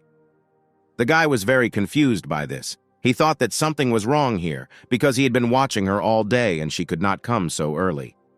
The main character approached Anya and praised her for how great she showed herself in the swimming lesson. The girl was amused by this, and she replied that she did not have swimming lessons in the morning. Perhaps he was mistaken. Jim replied that he most likely made a mistake. The guy thought that the girl was pretending and that he should continue to ask. The guy remembered that in the morning he invited her to have lunch with spicy tofu with coriander and suggested that she go. The girl laughed loudly and asked her boss to stop joking because he was inviting her to pumpkin cookies. Anna happily told Jim the news that there were several more contracts for the sale of wigs that needed his signature and needed to be signed as soon as possible. The main character thanked the girl for the work done and asked her to continue in the same spirit and not stop there. At that moment, Jim realized that there were 2 Anna girls in this world. Sitting in his office, he told Miss Gray that there were 2 girls, but she could not understand what it all meant. Jim suggested finding a way for these girls to tell him everything themselves. The girl could not believe this truth, but the guy was so persistent and confident that he knew that the trap would soon slam shut. Sitting at a table in a cafe, Anna's 2 girls began to suspect that Jim knew everything.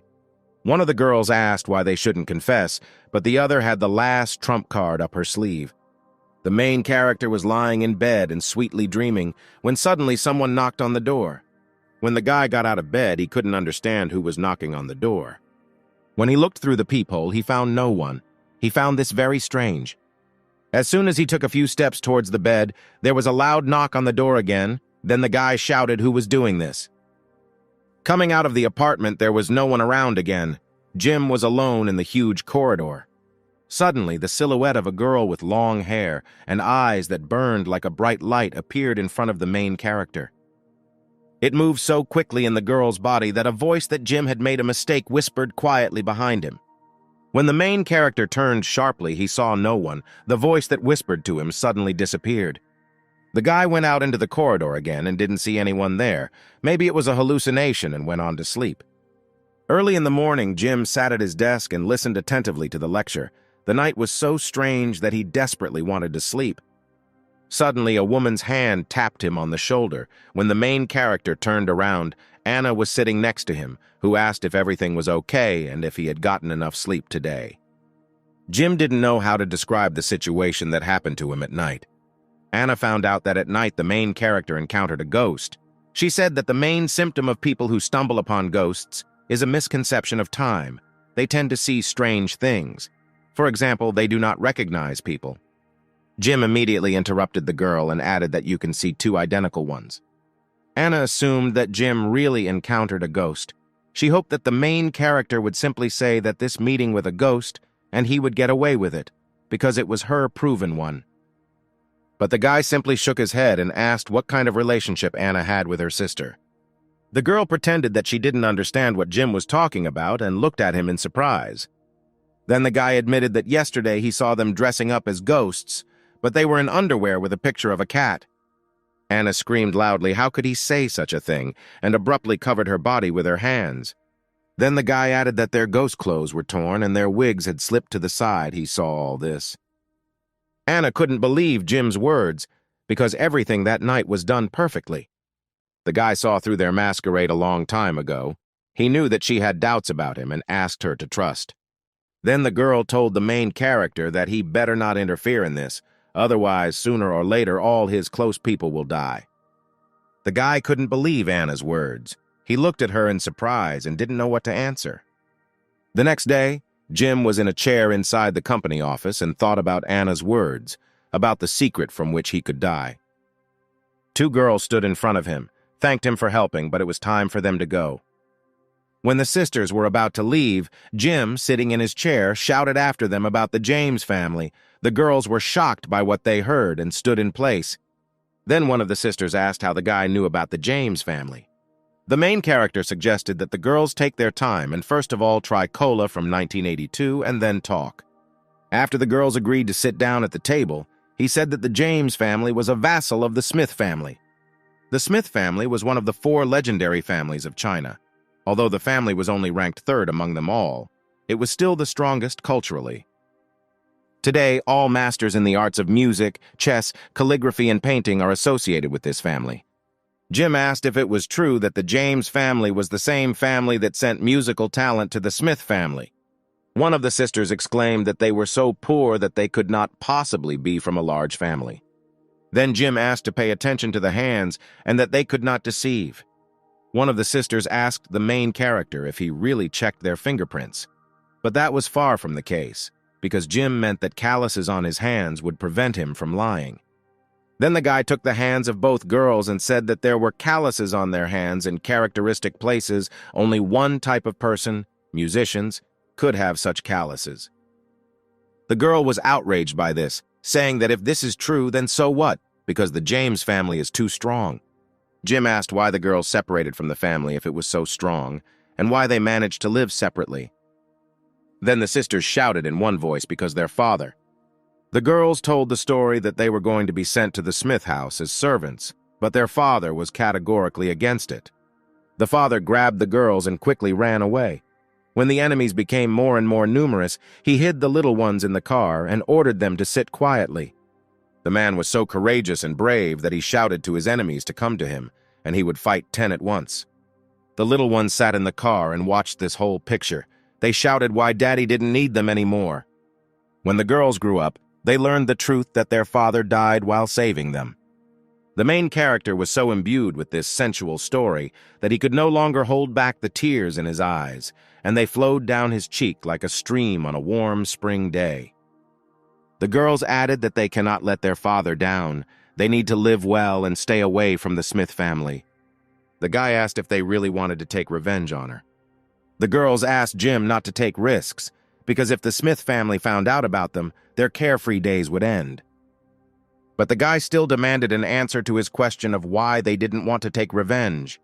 Both girls shook their heads and replied that dealing with this family was quite problematic. Then Jim heroically shouted that he would always overcome difficulties, and if there were none, he would create and overcome them. The main character offered his help. Was the main character really ready to fight alone? Jim replied that he would not fight alone. He would simply give the order. One day at the Smith Music School, a man in a formal suit ran up to the director and asked what happened. A girl in a beautiful dress and with gorgeous hair was sitting in the room. She invited the teacher to drink tea. The man shouted that some unknown person was putting on a show. The girl asked the teacher not to panic. As soon as she finished her tea, she would come right away. Jim was on the ground floor of the main building and asked to call the school director to talk to someone more senior. One of the teachers told the guy that if he wanted to see the director, he would have to talk to him first. He added that he is the best clarinetist in the world and the man is ready to compete. This situation did not take the main character by surprise, and he ordered his partner to get down to business. The man looked at his opponent and wondered if he could really compare with him. Then Jim exclaimed in surprise, "Is it really necessary to look good to play a musical instrument? Otherwise, why doesn't he tell him that the main character is musically gifted?" The man confidently replied that he didn't care and had nothing to talk about, and simply began playing a delightful melody. Several people who were in the hall and heard this beautiful melody admired him. He was a real master of the matter. His melody brought people to tears. The main character emphasized that the master really plays well. His emotional performance is especially rich. After completing the melody, the musician added that the clarinet has a wide range of almost 4 octaves and is a champion of the class of wind instruments. No one can play better than him. The main character smiled and asked if this is not the same as just playing on feelings and ordered his partner to start a melody. The guy took as much air into his lungs as possible and began to perform his mournful melody. In the world of music, he would be a hooligan. The man admitted defeat in this competition because this melody brought everyone to tears. The man added that he would not always be able to win with the help of such a trick. The teacher turned away and left. Then the main character shouted that he wanted to play with 10 and who would be next. Suddenly, the eldest granddaughter of the Smith family, Principal Jess, appeared in front of him. The girl kindly asked the guy if it was he who so bravely challenged the entire Smith family. The main character became incredibly interested as he saw an excellent body in front of him and tried to turn on X-ray vision. At one point, the girl's eyes turned red and she offered to read only a poem. When the girl began to read the first sentence, red scarlet blood poured out of Jim's nose with a strong pressure. After the girl finished reading the sentence, the main character was already on the floor, and a large puddle of blood had spread under him. When Jim opened his eyes, his head was directly on Jess's lap, and his whole body still remained motionless and lay on the floor. After the guy felt better, the girl asked how he was feeling. The guy jumped up sharply and said that he never thought that he would fall for this and wiped the blood from his nose with his fist. The main character turned to his partner and said that the only way to deal with her was to get a secret weapon. The guy put on sunglasses and said the secret phrase, "Camp, feed, fast, beam." The partner immediately understood what was going on and went. Jim turned to the director, Jess, and said that he saw that she was a person with a big heart and would not demand an explanation for his mistake. The girl smiled modestly and replied that of course she wouldn't, and asked to say what the next competition would be. The main character replied that the wind instrument competition was over and the next stage was strings and percussion. The girl did not want to compete with this type of instrument, otherwise Jim would win the competition. Suddenly Jess suggested that Jim play something else, just her and him. Jim shouted loudly why she thought he was one of these. The main character asked what the rules of the game were, to which Jess smiled sweetly and replied that she liked his approach more and more. The The girl smiled sweetly and stroked the guy on the cheek. She said that the preparation would take only one day, and they would both play the instrument. This was a fair and honest decision. At the end of the conditions, the girl added that the loser will do whatever the winner wants. Jim accepted the conditions, and at that very second, the girl passionately kissed him right on the lips. The guy was surprised by such a bold move from the girl because it was her promised kiss. The main character thought, why don't they kiss for a few more minutes, because these moments were wonderful. The girl smiled sweetly in response and said that she was looking forward to the performance against Jim. One of Jim's drummers approached him and warned him that she was a real witch who could take away human souls. And besides, no one saw exactly what she played. The main character decided to involve the James sisters in this case. Otherwise, it would not be revenge. When the drummers heard this, they were very surprised because the sisters also don't know how to play. The next day, a huge crowd of people gathered in the central square. Jim's bus and the Smith family's car were in the center of the square. The girl got out of the car in a chic red dress. Her hair flowed in the wind, and the smell of victory wafted from her. Opposite her, not far from the bus, stood Jim in an ordinary t-shirt and sweater. He still had plugs in his nose to prevent bleeding. Finally, this day has come. The rivals met face to face. Perhaps today the most dangerous moment in Jim's life has come. When little Chris got off the bus, she was afraid of what kind of spark she was watching.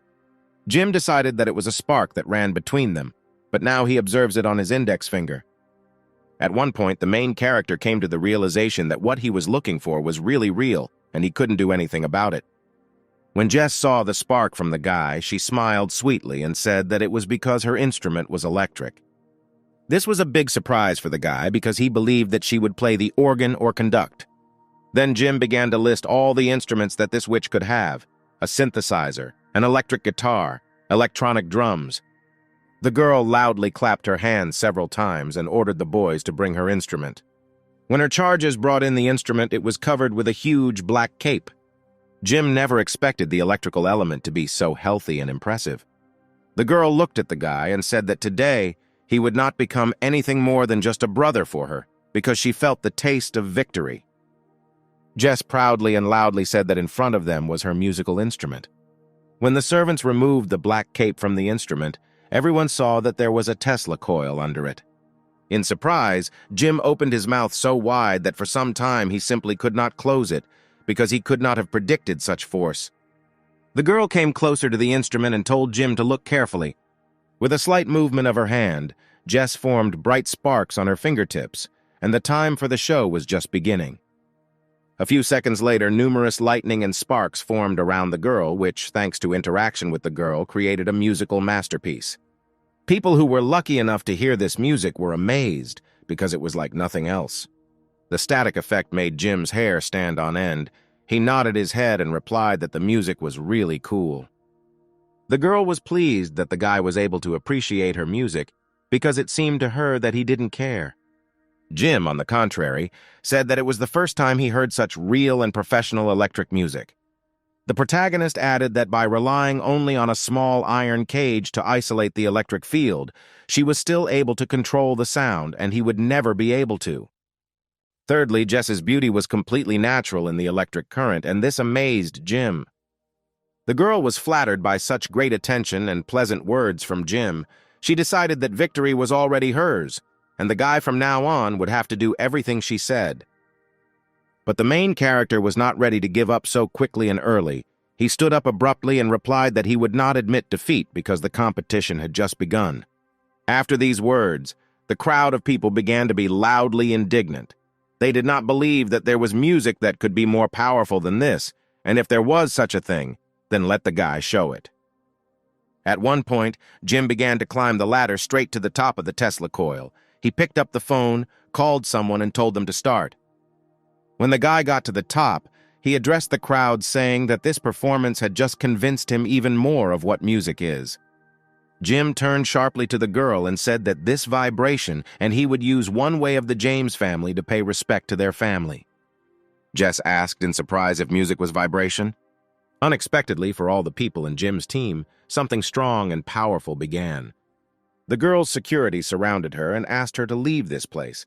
It seemed to them that a small earthquake had started here. Jim stood proudly and confidently on top of the Tesla coil and shouted that it was not an earthquake.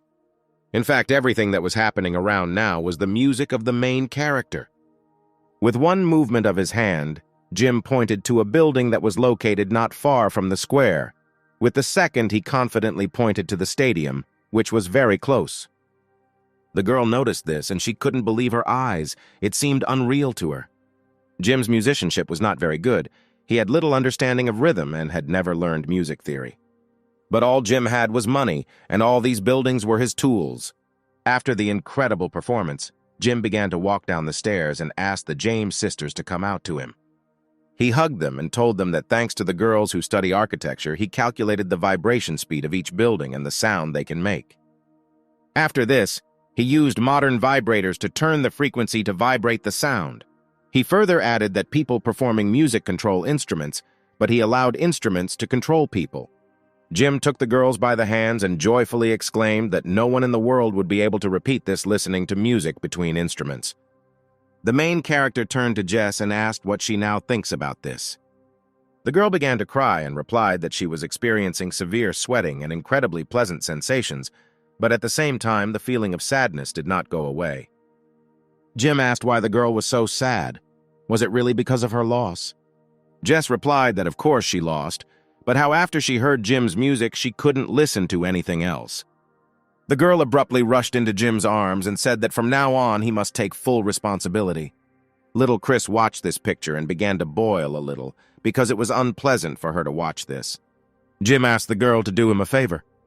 The guy asked to return the girls to the family so that they could regain their identity and honor. The girl looked into Jim's eyes and replied that she promised him, but would like to ask him for a favor too.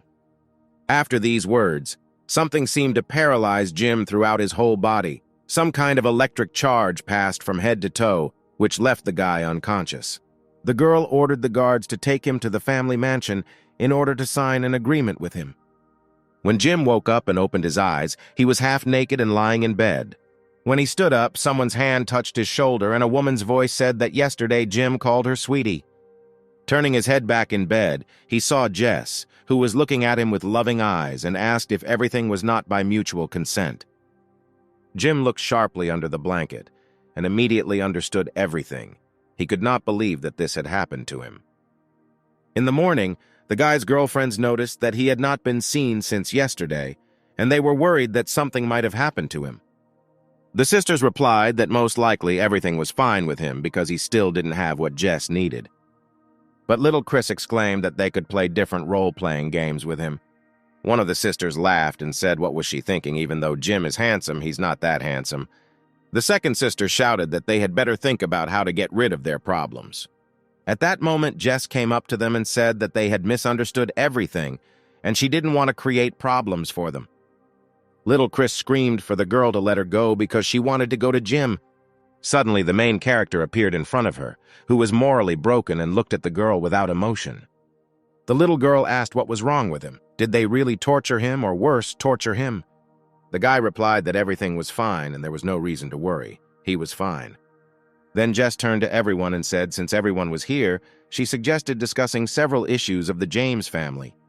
The girl turned to her sisters and expressed a great desire to cooperate with them.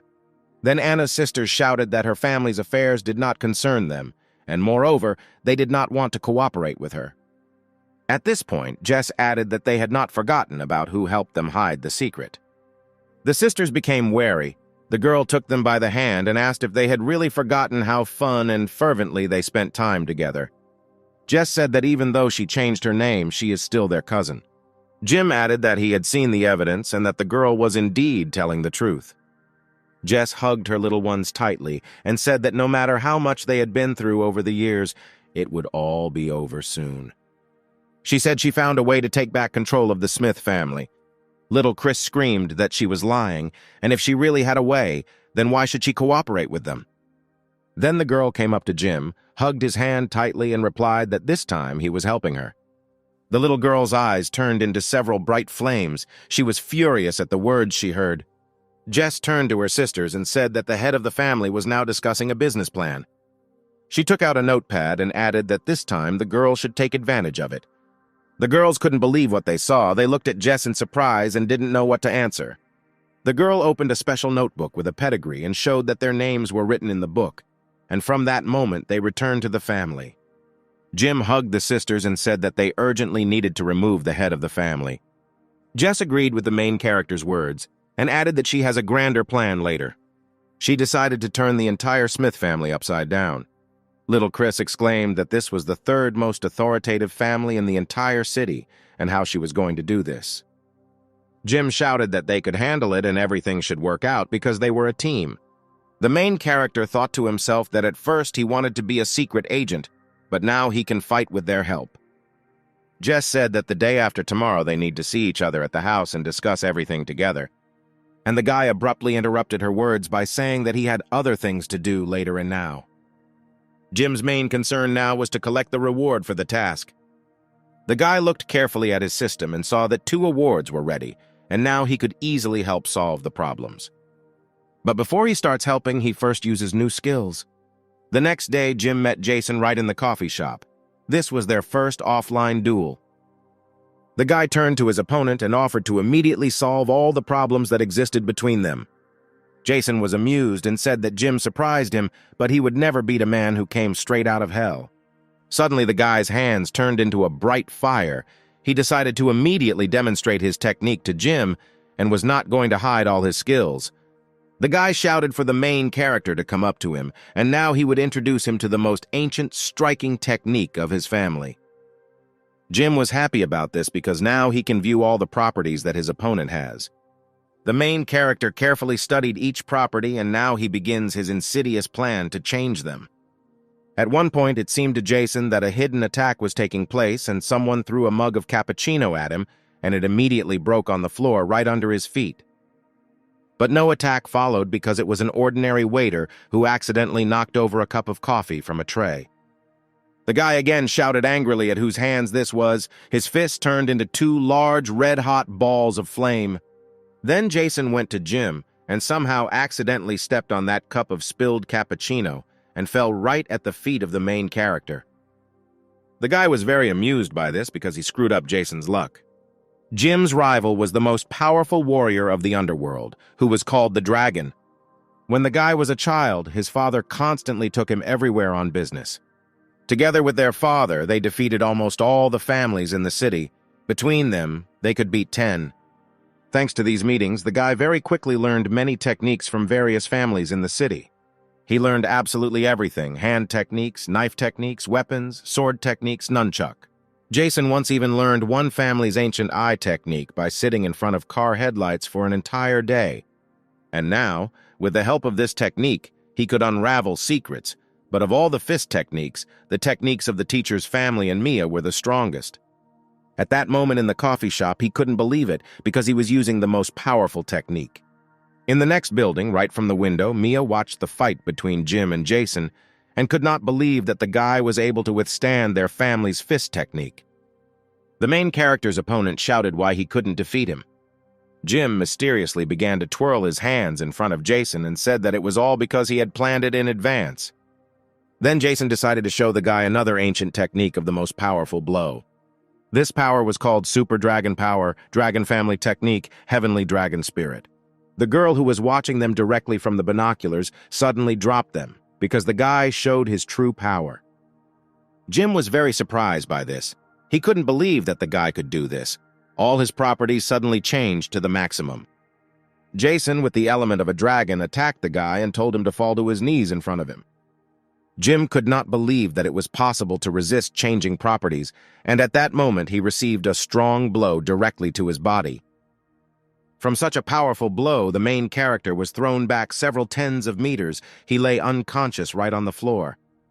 The dragon replied that he was very lucky, because this is the most ancient technique, and in the last 50 years, he is the first to die from it. After a few tens of seconds, Jim stood up as if nothing had happened, wiped several abrasions on his face, and replied that this blow was really strong. Jason couldn't believe his eyes, because the guy withstood the strongest blow. He didn't understand how he could survive and get up after that. When Jim approached his opponent, he said that his round was over and now it was his time. The main character sharply called upon the force, and now his body was covered with bright yellow fire along the outline, and it was the most gorgeous feeling he had experienced lately. Jason couldn't believe what was happening, because the guy had mastered his family's ancient technique. Jim added that he wasn't familiar with his nickname, Copy Ninja Jim. After these words, Jim unleashed all his anger and malice into a blow and sent his fist straight into his opponent's body. Jason didn't understand how this happened. He flew away from him even further than Jim and asked the guy to tell him how he managed it. Jim abruptly activated Daddy Mode and replied that if he wanted, he would teach him without any problems.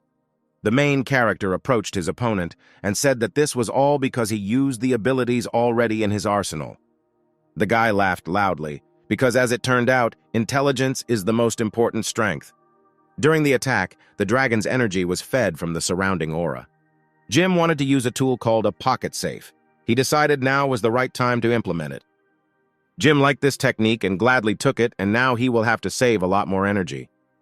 Jason was sure that the main character was definitely using cheating abilities and was deceiving him. The guy shouted that he would defeat him at any cost and switched to the strongest form of the second-generation dragon. He raised his hands up and called for all the powers of those people who owed him something to be transferred to him. A magical bright blue ball filled with energy suddenly appeared above them and began to descend straight down. Jim was very happy about this and was ready to get this ball right into his hands. Jason screamed loudly that this was the first time he had heard such a stupid request for this and brought down a ball of energy directly on Jim. The guy was sure that the main character would definitely not survive from this ball. But at some point, the ball right in front of Jim's face suddenly disappeared with a snap of his fingers. A system notification popped up above the main character's head that a clot of human energy had been successfully saved. The guy gladly accepted such a generous gift and thanked Jason for sharing with him, and if there was anything else important, he asked to contact him. As soon as the guy left the coffee shop, a new task for the all-in system suddenly popped up. The system notified the main character that the master's task had been unlocked. The conditions were to obtain true energy. The reward for completion was that the guy would become an expert in the secret arts. Jim gladly accepted this task. The main character needed to create a fighting technique in 3 days. If not completed, all chakras would be disrupted. Before Jim had time to think about the techniques, the phone rang. Sister Anna said that the family had discovered Jess and kidnapped her. The main character told the girls to calm down and asked if they were okay. They replied that they were fine and that she was caught because of them as she was about to leave. Jim ordered the sisters to hide and he would deal with this on his own. Not far from Jim, there was a homeless man who was begging for alms from passers-by. The main character had no help this time, so he had to pull out his last trump cards. He took out several huge wads of money and placed them right at the feet of a homeless man with a request to search the entire city. It was one of the homeless gangs of the whole city that understood Jim's instructions and got to work. Homeless people, like ants, began to run all over the city and show a photograph of the missing person. One after another, they passed on information. This method worked so well that after a few hours, a whole chain of people from different neighborhoods and areas were aware of the missing girl. At this time, in the port of the city, 2 men brought Jess with her eyes closed to the owner. One of the homeless men recognized the girl from the photo and guessed that the whole city was looking for her. While Jim sat waiting for any information, one of the men kindly treated him to a chicken leg that had just been removed from the spit on the fire. The guys sat together and enjoyed the insane taste of fried chicken. The guy said that he made everything according to an ancient family recipe. Suddenly the phone rang. The man quickly picked up and asked what he needed. The homeless man gladly told Jim that the girl he was looking for had been found and was in the secret base of one family.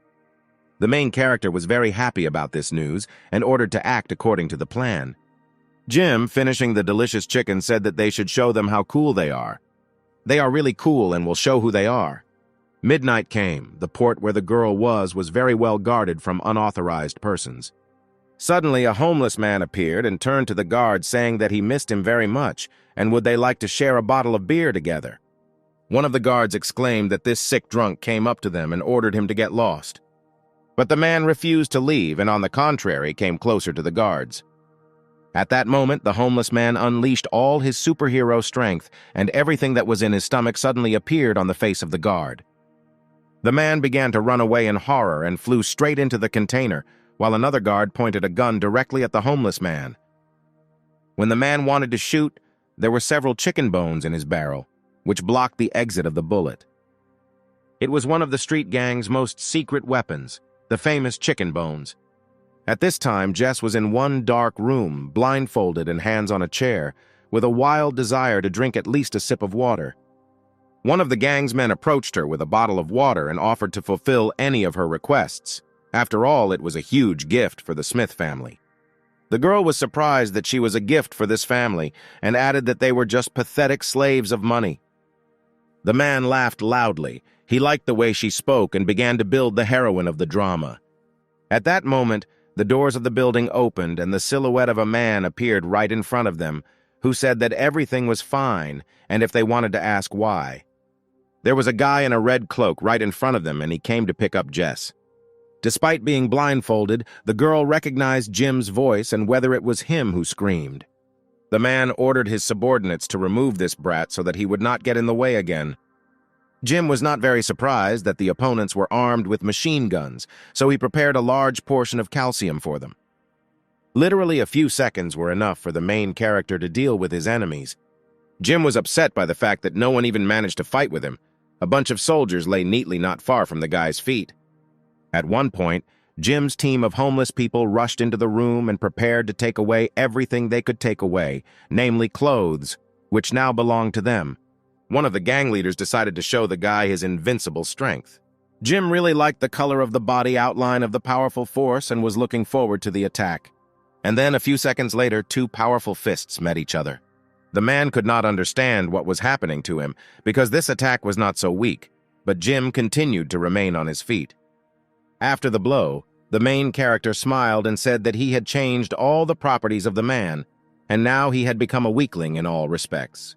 Suddenly, a silhouette of a man appeared from behind, returned with a report, and began to defend the boss. Jim wanted to stop the man, and to do this, he decided to view and change the properties of the new opponent. The main character was surprised because the system could not deceive him, but for some reason he could not influence the characteristics in any way. Usually a guy could always recognize the properties of any person, but is it really not a person in front of him, but someone else? Jim couldn't believe his eyes when a man ran past him. A thin blonde woman's hair fell into his hand. Hidden behind this masquerade in a dark cloak and hat was Alice's former partner. The girl quickly tore off her mask and screamed that from now on she was no longer human. When the main character opened the system menu, he still could not believe that the system could make mistakes. The guy carefully began to study all the characteristics and saw that the third rule of properties is that the overall score of properties cannot be changed. The next property rule stated that property settings do not change during inactivity. And the last law said the following: it is possible to view the properties of any person. Jim was initially confused about what happened to the twins and their story, but now he can no longer use his partner Alice. The guy reasoned that the girl is now not a person, and all this looks like one strange plot from any movie. Suddenly, one of the homeless men approached the main character and asked how to deal with him. The young guy looked to the side, where the naked and tied men were sitting quietly and shaking. He allowed them to do whatever they wanted. He just asked them to leave their panties and be civilized. When Jim finished with the enemies, he went into another room and freed his girlfriend Jess. She was shocked that the guy found her so quickly. The main character pointed to a group of homeless people and said that if not for them, the search could have lasted much longer. The girl smiled sweetly and said that now they could let off steam thanks to Jim. Jess told everyone that she had learned about the heiress of one of the important families. The guy was flattered by such politeness on the part of the girl because he is an ordinary rude man and will somehow invite her to dinner. Jess said that their gang is trying to ruin all the plans of this family.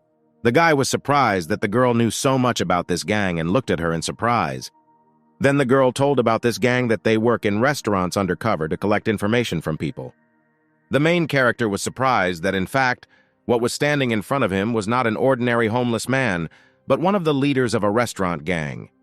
The girl asked the guy not to be modest because, after all, she came to him and he wants it. The man replied that he was very glad to meet you but was very tired of it, so he would go about his business. Jess shouted back that he really didn't want revenge. But the girl's words did not stop the guy, and he continued on his way, saying that she had thought too much of unnecessary things.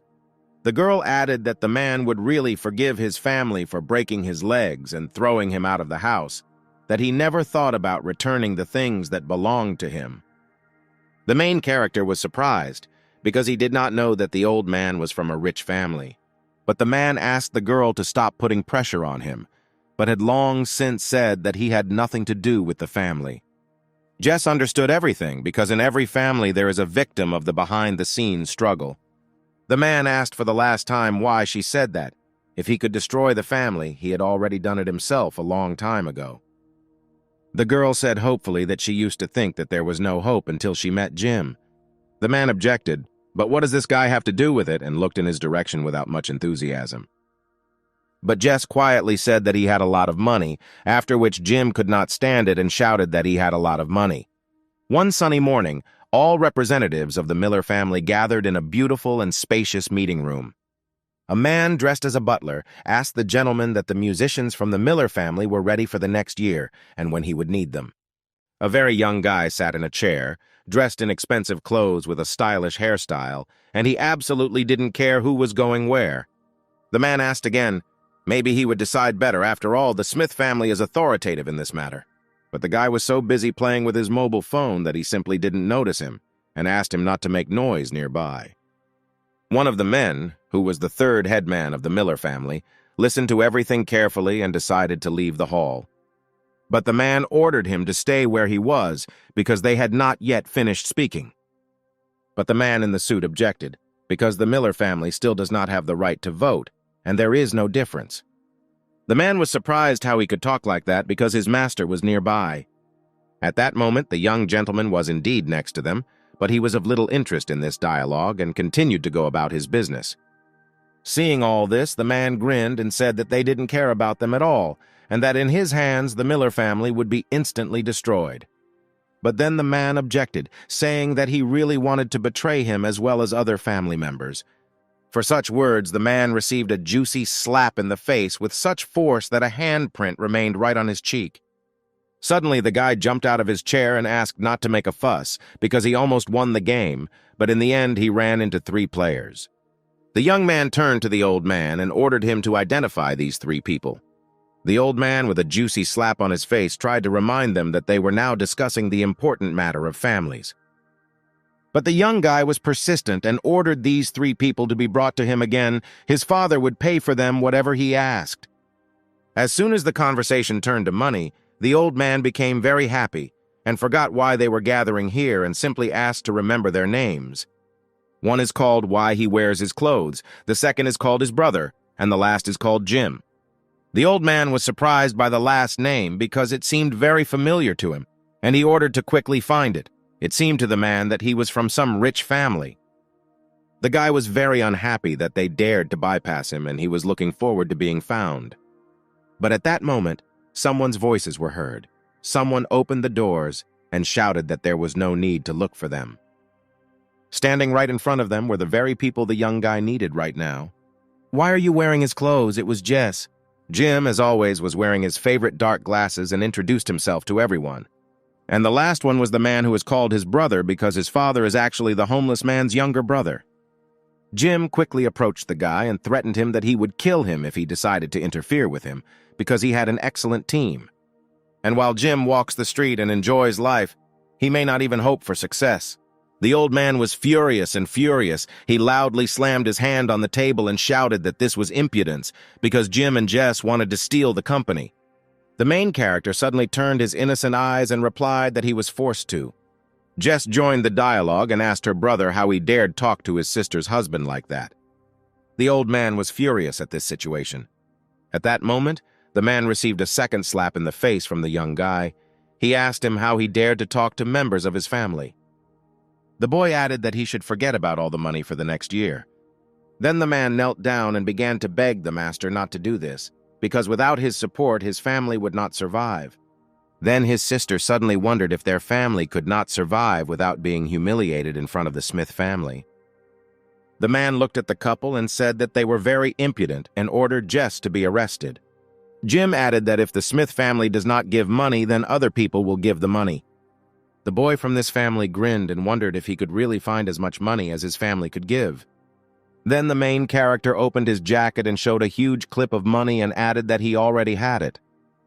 The man was surprised by the amount of money the guy had and asked if he really wanted to buy the Miller Family Company. Jim immediately said that he was not going to buy the company because the Miller family had always tried to raise sophisticated classical musicians. But people don't like this anymore, so the family feeds only by flattery towards the audience. After that, the guy looked at Jess and said that she thinks differently. Then Jim threw his hands up and loudly shouted that this is a completely different era, the era of idols. The guy shared his plan. They are a music company that wants to bring back idols, so they need to hire people who can do everything, versatile artists.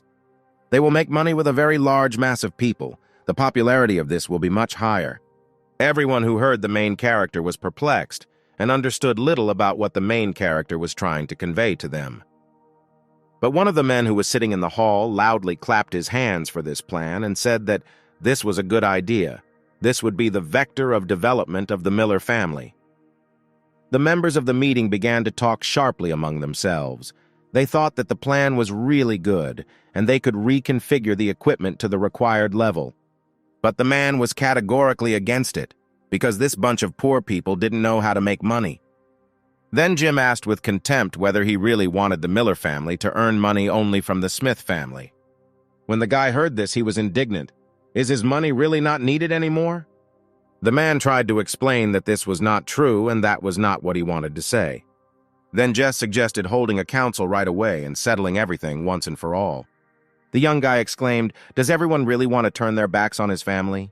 Then Jim came up to him and patted him on the shoulder, saying that they didn't want to. They had already turned their backs on the family. At that same second, Jim's team quickly escorted the young gentleman out of the hall.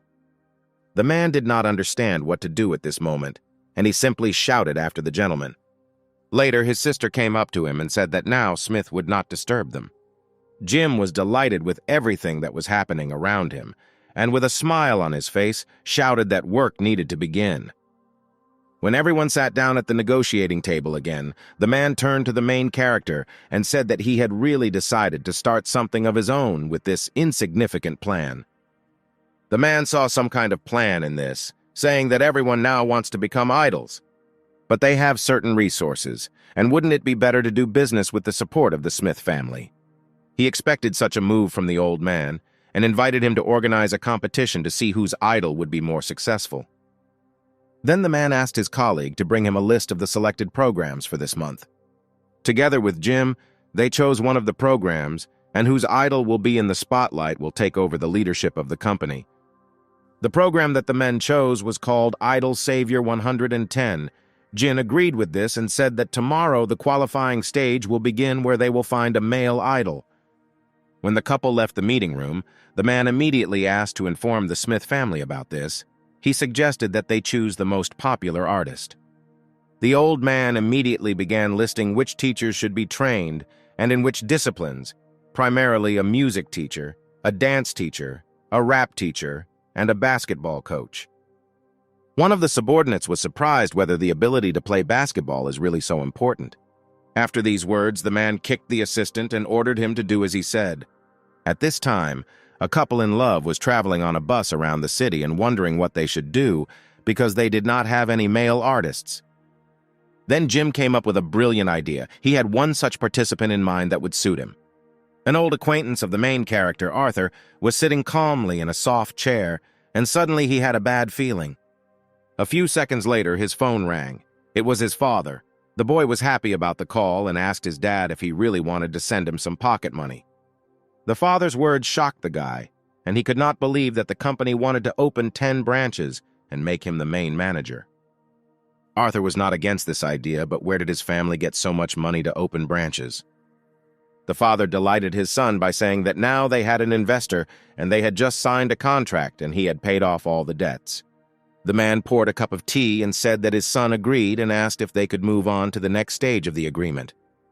Opposite his father was Jim, who sat imposingly in a comfortable chair and said that they could move on to another stage.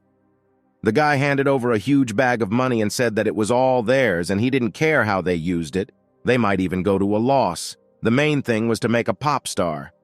The next day, Arthur could not believe this event because today he became the boss, and he was wondering how luxurious the new branch would be.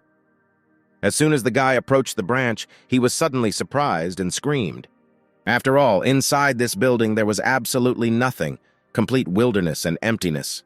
This made the boy angry, and he decided to tell his father about this so that he would change the location of the branch.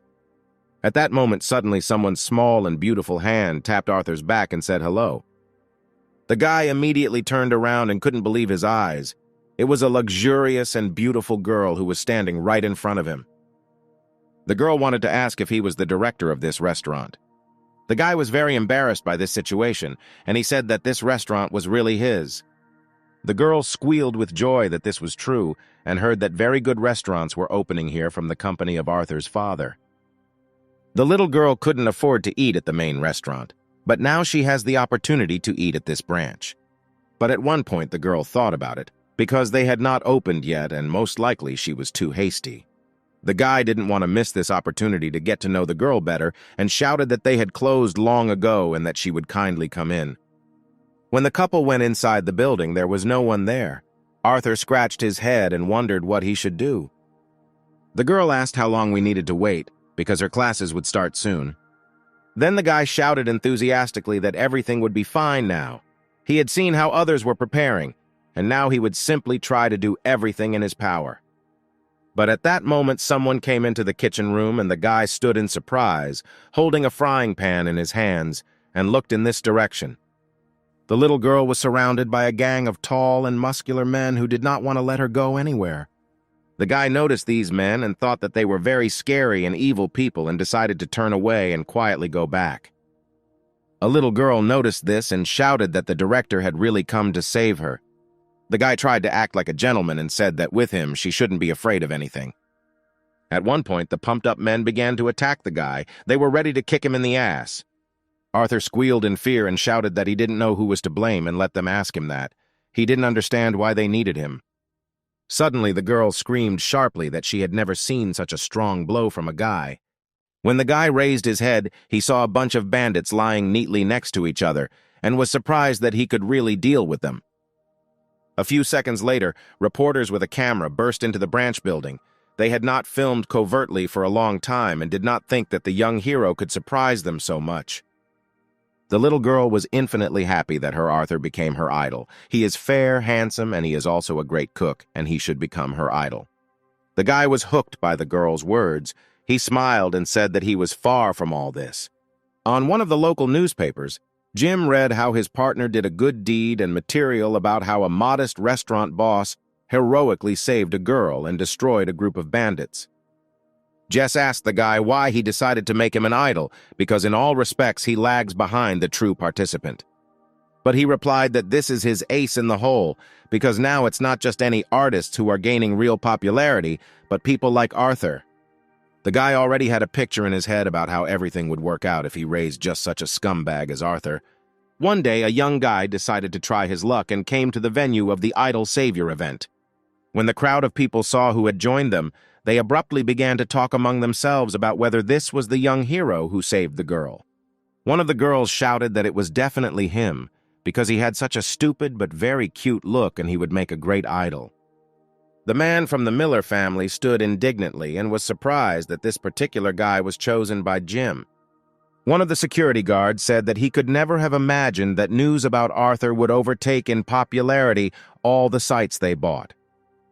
The old man was furious, because they spent so much money on their first round and in the end it was lost.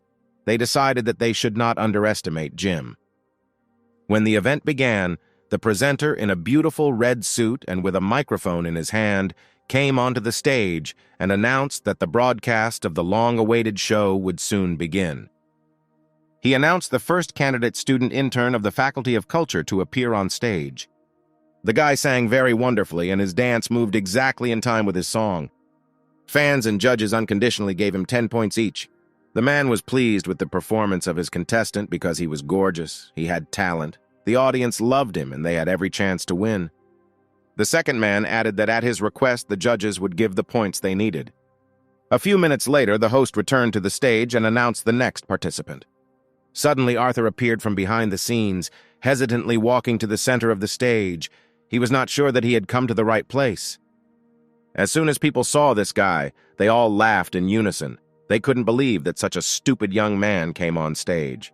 Arthur decided to perform one of his favorite songs, and as soon as he began to sing into the microphone, his legs began to tremble, and he tripped over one leg and fell right in front of the audience.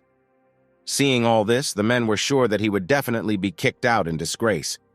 After such a performance, one of the judges decided to speak out, and the host of the show could not refuse such an offer.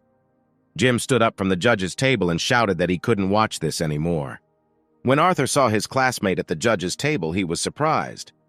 The men couldn't believe what Jim was doing there, because they didn't expect this before the competition stage. They checked all the lists of judges, only top streamers were there. The main character said that he thought Arthur's performance was not bad, but the previous participant had much better parameters. And Jim sharply pressed the golden button, which gave Arthur a chance to show all his strength in the finale. The guy smiled and asked the crowd if they knew why he did this. All the fans could not believe this outcome of events. They did not understand why this happened and why he used the yellow button. Jim confirmed his words, which gives Arthur the opportunity to move on. His colleagues asked if he wanted to think better. At that moment, someone's hand rose from the crowd. It was the hand of Mr. Miller. He was against such lawlessness. The guy became interested and asked the viewer why he decided to object so much. Then the man said that he could neither sing nor dance and why he was allowed to move on to the finals. The old man added that why didn't he give the same chance to the previous participant in the competition, but only gave it to him. Jim was stumped by such a question, and he was confused in front of the viewer and did not know how to answer. But the man did not stop there and asked one question after another. Is he really at the same time with him? And what is his relationship with this Arthur? Another man abruptly took out his phone and shouted that the company that sent Arthur to perform at the competition, one of the judges was a shareholder in it. The presenter, when he heard such accusations, could not stand it and said that he could not have expected that one of the best streamers would turn out to be such a person. Then Mr. Miller went up on stage and approached the judges personally and asked Jim how he would explain this. The main character explained that he just wanted to say why he gave this chance to Arthur.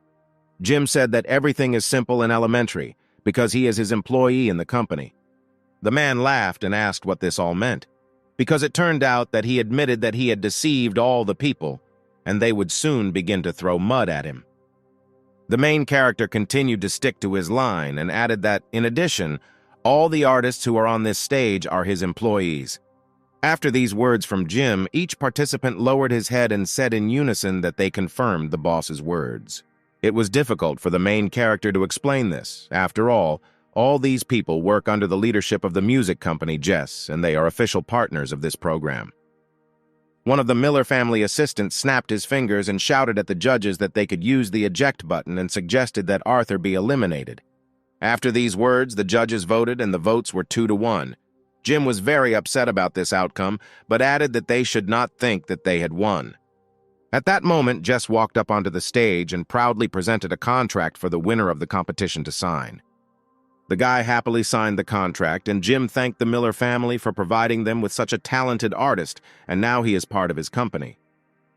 The main character added that according to the rules of the dispute, they now have no participant, and therefore he won the dispute. One of the assistants did not agree and shouted that it was all a hoax. This guy was really difficult because he had a joker up his sleeve. But the man seemed not against this outcome, and on the contrary was even a little happy. The main character joyfully exclaimed that from now on they will have to give the place of head of the Miller family directly to Jim.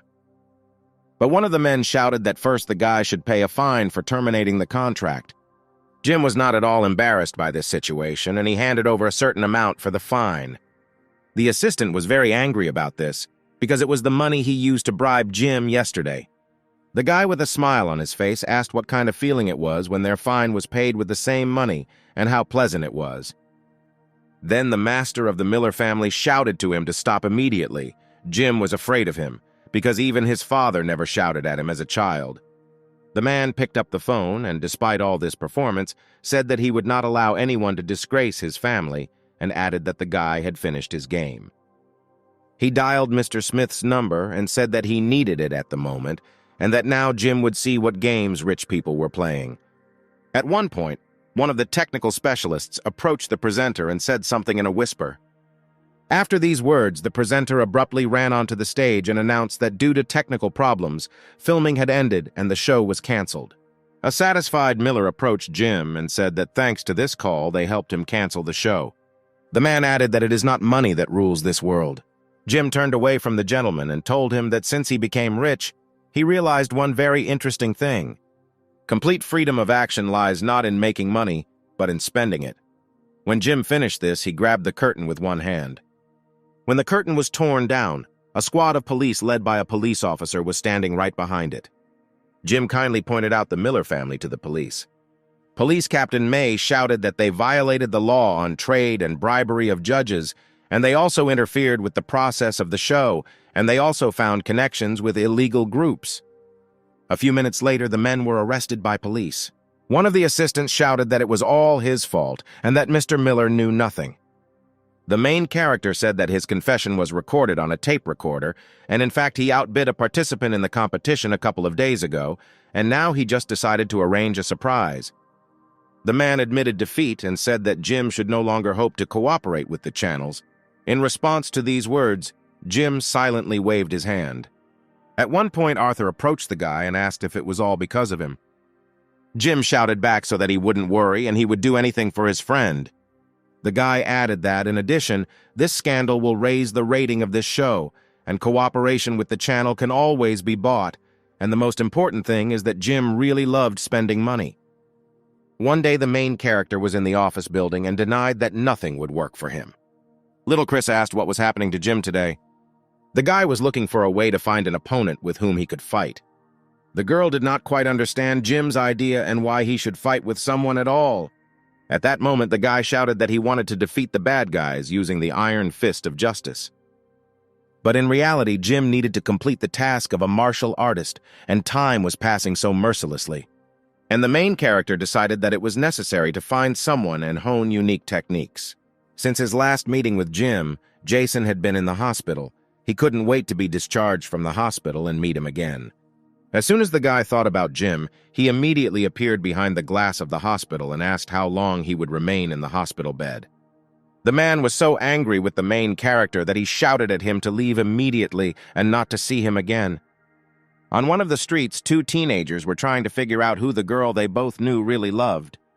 Unexpectedly for them, Jim was in the midst of it. He kindly greeted him and asked if his eyes and ears were correct. Then they were going to fight soon. The guys shouted in one voice that it was none of his business, but Jim added that he just thought why not help him and offer to fight with him specifically if it makes no difference to them. The guys thought that they had stumbled upon another psycho and sharply stepped on the gas from here. Jim shouted that he would even allow them to hit him first. Next, the main character went to the square, where lovely old women constantly gathered. He did not miss the opportunity and invited them to hit the ill-mannered guy. After that, the guy turned to the kids, and the one who hits him will get candy. The harder the hit, the more candy they will get. But no one accepted Jim's offer, and he sat hopelessly alone like a martial artist. Suddenly, a man appeared in front of the guy, fired into the air, and asked if Jim was in front of him. The main character could not understand who was in front of him and kindly asked if they knew each other. The man pointed the gun directly at Jim and replied that the young man could not forget it so quickly. At this moment, the main character was overcome by a strange feeling of déjà vu, as if he had already seen him somewhere. The man shouted that his brother was hurt because of the guy. For a second, Jim felt better because he understood why they came for him, but he still didn't know in his heart who he was. Then the man reminded the main character that his brother tried to rob a bank. He saw the news, and that because of Jim it didn't work out for him, and now he is forced to be in prison. The main character remembered the robber's eyes and added that he was wearing a mask, and therefore does not know what his brother looks like. The man pointed the gun at Jim and shot at him, saying that words were meaningless here and he just wanted him dead. He laughed because that was the end of the brat and the price for heroism in the bank. But Jim, on the contrary, was happy about this situation because he was just looking for such a bad guy, and it looks like he just won a ticket to the world of pain and suffering. The main character easily caught a bullet with his hands, which was fired from a pistol from a distance of 1 meter. The man calmed down a little and asked what happened to the guy grabbing bullets with his bare hands. This situation further aroused the man's interest, and he knew that his brother could not lose to a weakling. The man abruptly took the second barrel out of his pocket and shouted that now he would try to catch bullets from two pistols at the same time. The main character got bored with words and shouted to finally take action. Suddenly, a hellish shootout began between the man and the unarmed Jim.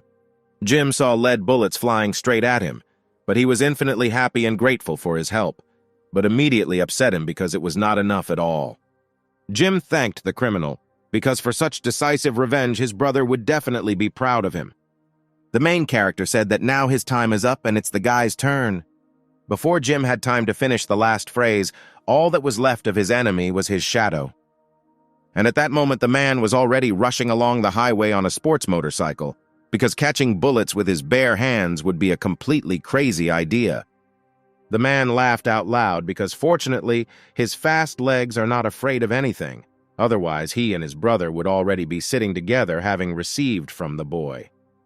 Suddenly next to him he heard someone's voice which appreciated the criminal's cool escape style. The man thanked Jim for such generous words and asked how he was able to catch up with him. The guy shouted loudly that thanks to the ancient arts of his family, the flaming wheels were right on their feet. Jim sincerely thanked the man, because thanks to his training he had achieved an epiphany and learned a couple more tricks. And with the help of the bullet that was in his hand, he pierced the motorcycle wheel. Jim managed to stop the man and decided to try a few more tricks. The protagonist summoned the Jim family's ancient sunrise martial arts, and a huge flash of light appeared right in front of him. The flash was so bright that the man grabbed his eyes with his hands and could no longer see anything. Jim thought that it was in vain that he was watching anime fights, because such a trick was of the sort, just don't copy it exactly, so that it won't be discovered. Next, the main character shouted about the spirit of the ethereal and the unity of Jim's family, and immediately numerous fists appeared behind him, ready to attack the enemy. The guy did not stop there and began to use ancient martial arts one after another, starting with the 1,000 birds of Jim's family, and ending with the charm of family love. The man knew all the pain and anger of the main character's martial arts, and asked to quickly hand him over to the police just so that Jim would stop. Thanks to this practice, Jim was pretty tired and couldn't even show the final movement. Unexpectedly, the main character heard a familiar sound. It was the sound of the all-in system, which said that the side mission of the martial artist was completed. In addition to completion status, Jim received additional awards, bronze, silver, and gold. The main character guessed that the more tricks he used, the greater his reward would be. In addition to the gold award, there were also diamond, star, royal, and absolute master awards. All this meant that Jim needed to find a much stronger opponent and hone his fighting skills to the maximum. The guy turned to the enemy and asked that he mentioned about some family and its 7 demons, and this could mean that in that family, there were guys worse than him. The next day, Jim and little Chris went to the 7 demons of the Wilson family. Their notoriety always preceded them. The main character was happy because today they will go undercover to their residence and deal with everyone at once. Little Chris was very interested in this proposal because she had not been in the underground world for a long time, and these thoughts even gave her goosebumps. At the entrance to the residence, they were immediately met by several leaders. They asked where the couple was going and if they had a ticket to enter a closed club. Jim was outraged by this. He could not understand what kind of tickets we were talking about and why he had to slow down here. The couple did not understand why people immediately began to intimidate them and shouted to stop immediately. Little Chris turned to Jim in a whisper and said that it was the local slang that was slowing down. She asked not to worry about it and she would do everything alone. Jim could not expect such initiative from a little girl and looked forward to what would happen next. The girl screamed that from now on they should listen only to her, and if they are going to put each other above them, then it is better to immediately call their parents so that the adults can talk in private. The guys were surprised at such an impudent treatment and accepted her. One of the men said that the Heavenly King wanted to overtake the mountain tiger, which meant that she was so brave and not afraid of the wrath of her ancestors. The girl replied that the river demon could not enter the city pagoda. This slang meant that these ancestors must already be standing on the edge of the cliff to jump into the stormy river before she found them. Then the man added that she chirped too beautifully for such a gray chick, which meant a good bluff, and that they almost believed her. Then the girl showed her ID and replied that the roots grow into the ground. The deeper the root, the older the tree. These words meant that she was a daughter from a branch of one main clan. All this time, Jim stood on the sidelines and watched as little Chris confidently hung noodles on the ears of these men. Then the man asked how long she had been caring for the tree, which in translation meant what generation of students she was from. Chris answered that to complete a house you need a foundation, and then lay out all the bricks from the first row to the end, which meant that she could not say this until she got to the main hall. Then the man replied that someone had already laid the foundation for her, which meant that she was from the first generation. When little Chris told the man that his insight would always find light in the darkness, which translated was, if he understood who she was, let him accept this gift and let them pass. Suddenly, a handsome boy appeared from behind and asked why he was making so much noise on such a beautiful day. The guy came closer to them and introduced himself that his name was Oliver, but they could just call him Ollie. The young people reciprocated and met this young man, saying who they were and where they were from. Ollie asked how the weather was for them here, which in his language meant who sent them here. Jim did not realize that it was a secret code and replied that the weather was really beautiful. There was a light breeze and the sun was not shining. Little Chris warned the guy in a whisper that it was all slang, and that next time he should be more careful. The girl took control of the situation and said that the second master of the Wilson family was kind to them and therefore invited them to visit his house. At that moment, Jim showed a suitcase full of bills and added that they were really invited as good guests and they did not come empty-handed. After these words, the guy agreed to kindly lead the guests to the main hall. The guys walked up the stairs and Jim asked Chris in a whisper where she had learned this slang. She told a story about how she lived for some time on Tiger Mountain and learned how to do it there. Well, something was fishy here and the guy Oliver already suspected something. When the guys went up to the main hall, they immediately got down to business and expressed a desire to join their family. The young man was absolutely not against it and happily agreed to such a request. Jim was very surprised by this, because how could he talk about such an important matter with such a relaxed expression on his face? But Oliver added that with the amount of money donated, he saw no reason to worry about anything. This answer upset the main character, because he planned that he would be sent, and then he would have fought with every person on this mountain. This made the guy laugh very much, and he suggested going forward like another belligerent fool. Little Chris could not stand such rudeness and shouted that how dare he laugh at them right in the face, because they came to the mountain gates not just for an excursion, but to fight the demons of the Wilson family. Oliver replied that he condemns senseless fights and even more so murders, especially if they are also on the territory of his family's estates. He prefers to solve everything in a civilized manner, walking among the trees in the fresh air. Little Chris was furious at this answer. She did not understand what trees and what air he was talking about, because they are the Wilson family, the masters of the underground world of the underground arena and the black market. The guy was hooked by the girl's words because she scolded him with these words. Oliver replied that perhaps this was the case before. He was cruel and very reckless, but now everything was different, and demonstrated a reward for his great contribution to the development of the city and free assistance. Jim couldn't believe the guy's words. It reminded him of other family members and what happened to them. But the guy asked not to interfere in their affairs and added that many of his family members had long ago broken off relations with him. After these words, the young man kindly invited the guys to follow him, and it was better to see once than to hear several times from someone. When the guys left the hall and went out into nature, they saw a huge tree among mountain waterfalls and wild nature. The boy Oliver shouted joyfully that there was a cocoa or chocolate tree right in front of them. The young man was very pleased and admired them. He was infinitely happy at the thought of someone investing in them. After that, Oliver took out the Wilson family's cocoa investment agreement and asked him to sign it. Jim began to carefully study the contract and asked if he was rushing too quickly. But the guy replied that, to tell the truth, he didn't have much time, and if it weren't for him, someone else would have bought these trees. Jim wondered why anyone would spend so much money to buy a remote garden with cocoa trees. Who could be so rich as to spend money like that? Oliver tried to convince the guy that although these gardens are located far away and not very convenient, they are the best cocoa on the market. Then the guy told a story about how some wanted to buy cocoa orchards, but not in order to extract the beans, but to completely destroy them and use cheap raw materials on the market. The guy's love for cocoa beans was so boundless that he did not want these beautiful trees to disappear forever. Chris told Jim that she always knew that he was a pervert, but she could not expect this, with which the guy could not but agree. Then the main character decided to invest the money he brought as a gift and invest in these gardens. But the guy added that he also suddenly wanted to buy the company that wanted to destroy these gardens and asked Oliver to say the name. The young man replied that as far as he remembers well, the company is called Davis Food. The next day, Jim sat in his office and reasoned that each time Mia created more and more problems, and solving them was becoming more and more difficult. He read that she was just an arrogant girl with big ambitions and nothing more.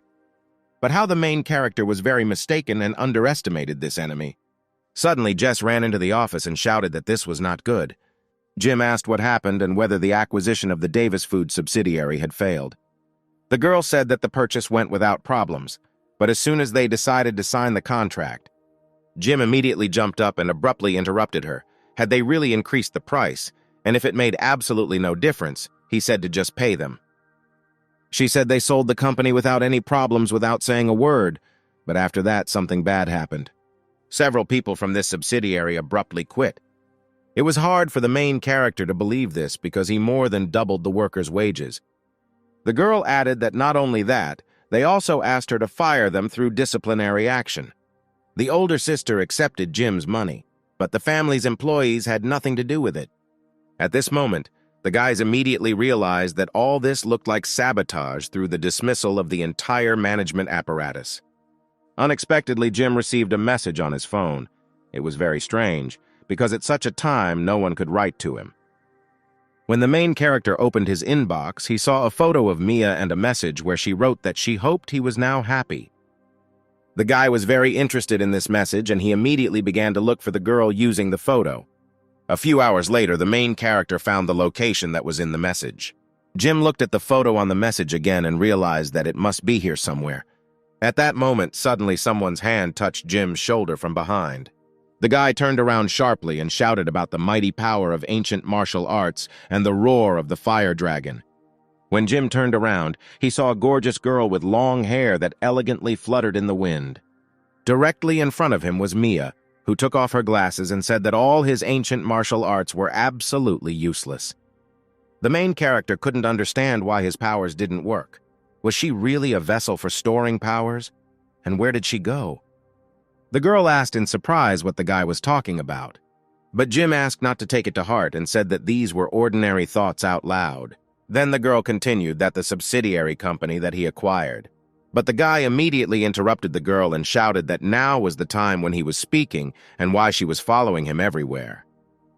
Mia was surprised by Jim's words about being stalked because it was she who rushed here, based only on the photo and messages. Then the guy replied that she doesn't always take pictures like that and did it on purpose. In response, the girl said that this was all because he was truly the strongest person she had ever known. Jim was touched by this answer, but was this really the reason, or maybe she was just secretly in love with him? The girl was very angry about this, and she replied that now whether he likes it or not, they are in the same boat, so it's better for him to become more serious. Mia immediately sharply shouted to everyone to get ready and that the survival game was about to begin. Jim was very surprised at this situation, and the girl added that when the familiar landing party arrived on the island, he would beg her for help.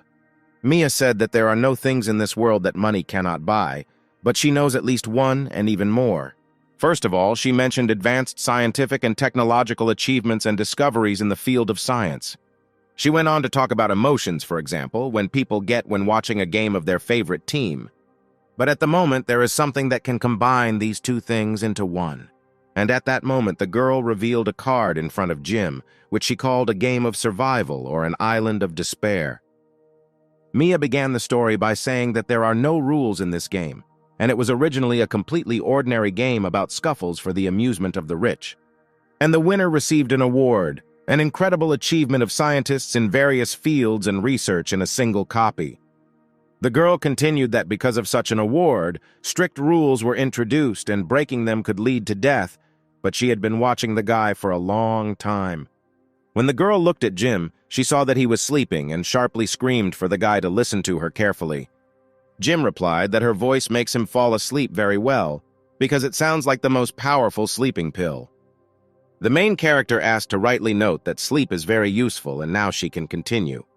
The girl summed up that firstly, several teams would participate, and secondly, Jim would now be her partner. The guy was not satisfied with this situation, and he asked why he and not the other guys. The girl immediately replied that she had already said that she had been watching him for a long time, that Jim knew how to fight, and was also able to make decisions.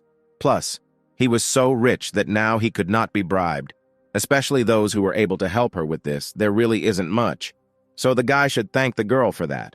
After this phrase, Mia threw her backpack over her shoulders, opened the door of the plane, and shouted that now it was time to jump.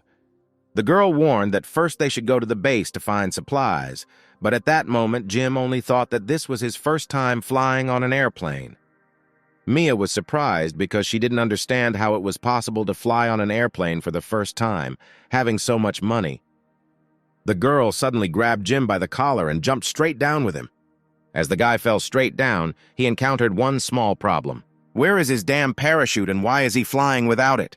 The girl said that according to the rules, groups are limited to only one parachute, but if she is generous, and if Jim calls her mistress, she will share a parachute with him.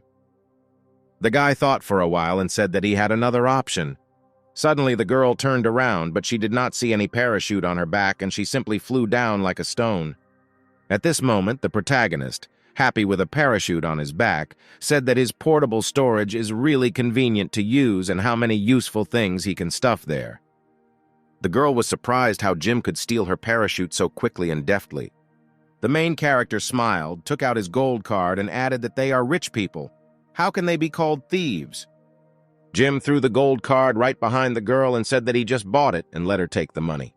Mia called the guy a psycho and screamed at him to give her the parachute, and if he didn't pull the ring now, it would be too late. Jim turned over with his back down and asked to call him a great master, and maybe then he would share a parachute with her. There were literally a few hundred meters left, but the guy never heard the cherished words in his direction. The girl screamed that how could he demand such a thing, because she was falling down at breakneck speed, and he still managed to mock her. At that moment, Jim sharply grabbed Mia by the waist and said that he was not such a heartless person, and she could call him a master later. Suddenly, Jim opened his parachute, and the girl added that she believed that the guy was simply afraid to take responsibility for this. When the couple slowly went down, they saw how the same participants in the game were much lower than them. The girl screamed that they had spent too much time. Perhaps someone was already waiting for them downstairs. At this moment, one team of participants in full equipment was already waiting for the other participants right on Earth. They were waiting for the parachute to go down, and as soon as it fell, they quickly noticed it. One of the participants shouted that they were losers and that any delay here was equivalent to death. The man took his crossbow and hit two participants with a precise shot. The guy added that this was the end for them and invited his partner to search them because they needed money. But when the man approached and pulled the parachute off the corpses, he noticed only one piece of clothing. At that moment, Jim killed both players with a sharp blow because they were not qualified enough for this task. When the guy started searching them, he found nothing but weapons. He asked in surprise whether Mia really didn't say that all the participants in this competition were rich people. But the girl had no time for that. She was terribly frozen from the cold and asked first to give her all her clothes. After the couple got dressed, the girl said that she simply forgot to mention that 60% of the participants are petty hooligans and bandits, that here they are called tyrants, and the rich here are called titans, and if the tyrant wins, he will be completely acquitted and given more money. The boy was very upset because he had so much hope in rich people and was counting on this pocket money. Suddenly a shot sounded and the girl screamed cautiously to Jim. The guy smiled and asked if he really needed to be careful with this bullet. The main character really liked that they were worried about him, and Mia's care warmed his soul and heart. The girl said that he had misunderstood everything and showed Jim a small flash on the roof of the building. This time the girl went. She allowed Jim to look at the kung fu technique, which is head and shoulders above the ancient martial arts. The guy thought that this would be a great opportunity to look at her abilities, because he knows nothing about them. Suddenly, at this moment, the all-in system changed color to gold. Jim began to carefully familiarize himself with the main tasks.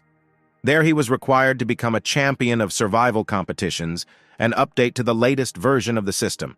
As a reward, he would receive access to the main mission, the right to select this mission and access to additional side missions.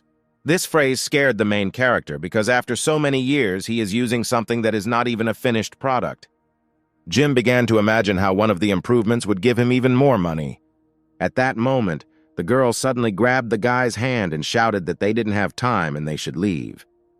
Jim asked Mia why they didn't have time and why they rushed so quickly. Then the girl said that soon nerve gas would begin to spread across the island, which would eventually fill the entire island, and they could not stay in one place for long. The guy was surprised what kind of gas this was. Then he asked what else the girl considered necessary to hide from him. Mia pointed straight up and said that they should run in the direction of that plane. At that moment, 2 red boxes were thrown out of the plane. Jim was happy because it was air support. Suddenly, one of the players appeared from behind and said that most of the participants already had top equipment other than theirs.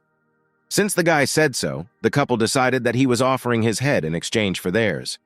In one of the locations, where it was necessary to cross the river, there was a bridge where one team of players was already waiting for the others and preparing an ambush. At one point, a car drove onto the bridge, moving towards the players, and they opened fire on the opponent. After several accurate shots, the car exploded like a powder keg and turned over on its axis several times. The guys were happy about this, because having taken an advantageous position on this bridge, they could easily deal with those who wanted it and get the top equipment thrown out of the plane. The team was satisfied with this plan, and this time they must become champions. Looking through binoculars, they again saw some movement. The guys got ready and were already waiting in ambush, but at one point something went wrong. When they looked, they saw a herd of naked men running towards them, carrying another participant in the game. They threw the poor guy full of explosives straight into the team that was in ambush. The team suddenly opened fire in all directions as their checkpoint began to be surrounded from all sides. Suddenly, Jim's team ran across the bridge. They were wearing a large number of body armor because it seemed to them that one would not be enough, and they put on 10. When the fight calmed down, the guys looked at the pile of corpses and said that from the point of view of deceit and intrigue, they were just bronze medalists. Finally, the couple got to the treasured red box, and they were looking forward to what they put there this time. Opening the drawer, the girl discovered a portable, invisible safe. Jim was very surprised by the safe because it looked like an exact copy of his small vault.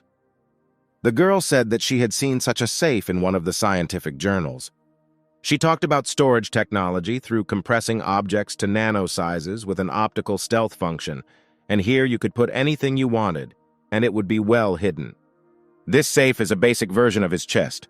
Mia shouted that since she was the first to see him, she took him and everything was fair.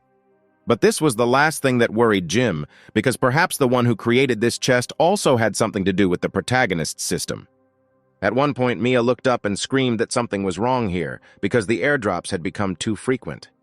Jim said that despite the fact that this was his first time here, he had a gut feeling that something was wrong here. At this moment, the zone began to step on the heel of the main character. The circle began to narrow. They urgently needed to change the location. Jim wondered if this survival game was always so disgusting, because the circle continued to narrow without stopping. At one point, the girl realized that they were not fast enough for this zone, and her clothes began to slowly tear off her body. Then the main character grabbed the girl in his arms and said that from now on he would carry her and turned on the turbo acceleration. Jim asked what happened. Could ancient martial arts really help? The girl asked Jim to close his mouth and run faster. For the guy, this was illogical because the circle was accelerating with him, as if someone was making fun of him. After these words, the main character heard loud clapping of his hands, and one silhouette on the stone praised the guy, saying that he was really good. The guy somehow came out of the stone and noted that Jim was really not bad, and it was a pity that he realized it too quickly. Team Jim and Mia were right in front of this man, and they shouted in surprise. Was he really the creator of this game? This guy's name was James. He was born into a strong research family. His great-grandfather was one of the Qing dynasty members who studied abroad, and his family consisted entirely of intellectuals. The guy is the only one from the fourth generation who is involved in scientific research. He is called the Lord of Science. He went to college when he was 13 and became a doctor at 15, and now at 22 he is a professor emeritus. His patents and inventions brought him a lot of money and fame, and no one knows how much he has. Mia said that if Jim seriously stole his money, then he must return it to him. The guy was surprised, because how can you return something that has already been spent a long time ago? James was surprised by the guy's words that he was directly admitting this fact.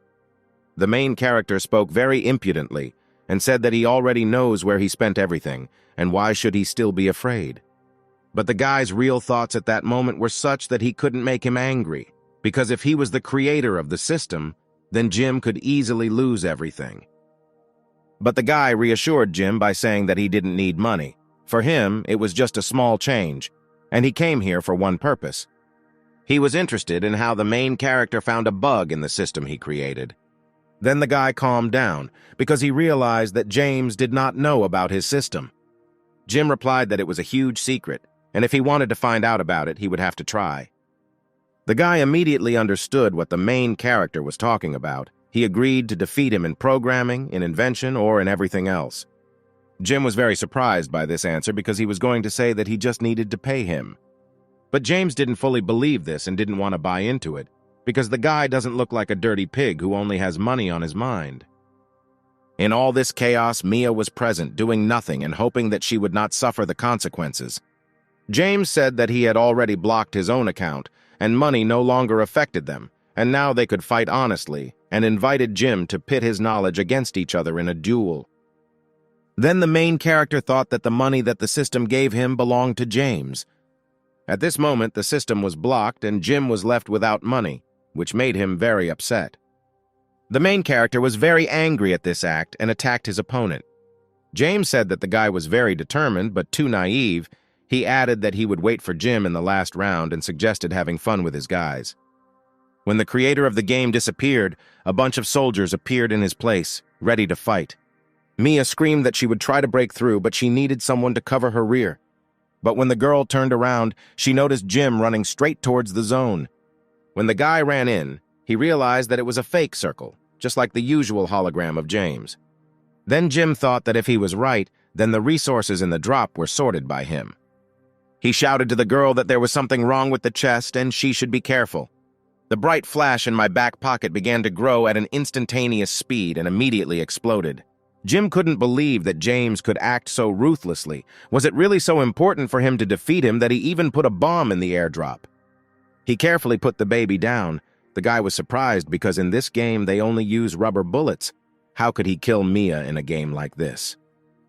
Jim got very angry. He took what came to his hand and went to the last zone to avenge Mia. The main character has come a long way, from explosions in the back to crazy motorcycle races, and finally he got to the last zone. As soon as the guy got into the zone, he shouted for James to get out. At that moment, the creator of the game appeared and asked the main character to take his time with this and wait for the others to arrive. But Jim resolutely replied that he was not going to wait because there was no one left here except him. The main character bribed all the participants in the competition. He offered one money for a car and kindly asked the other to take the money and leave from here. Jem turned to James and said that he must understand that everything that is decided by money is a big trifle. Then the guy replied that, to be honest, he can do that too, and if that's all, then he won't be able to defeat him. Jim asked, since the creator of the game is in the top 1 list of all players, why should he get a victory over him? Then the guy mercilessly shouted that he was going to beat not only him, but also his friends, family, acquaintances, and everyone who stood in his way. James asked if the guy was finally ready to show his true strength. At this point, Jim raised his hands and said he was giving up.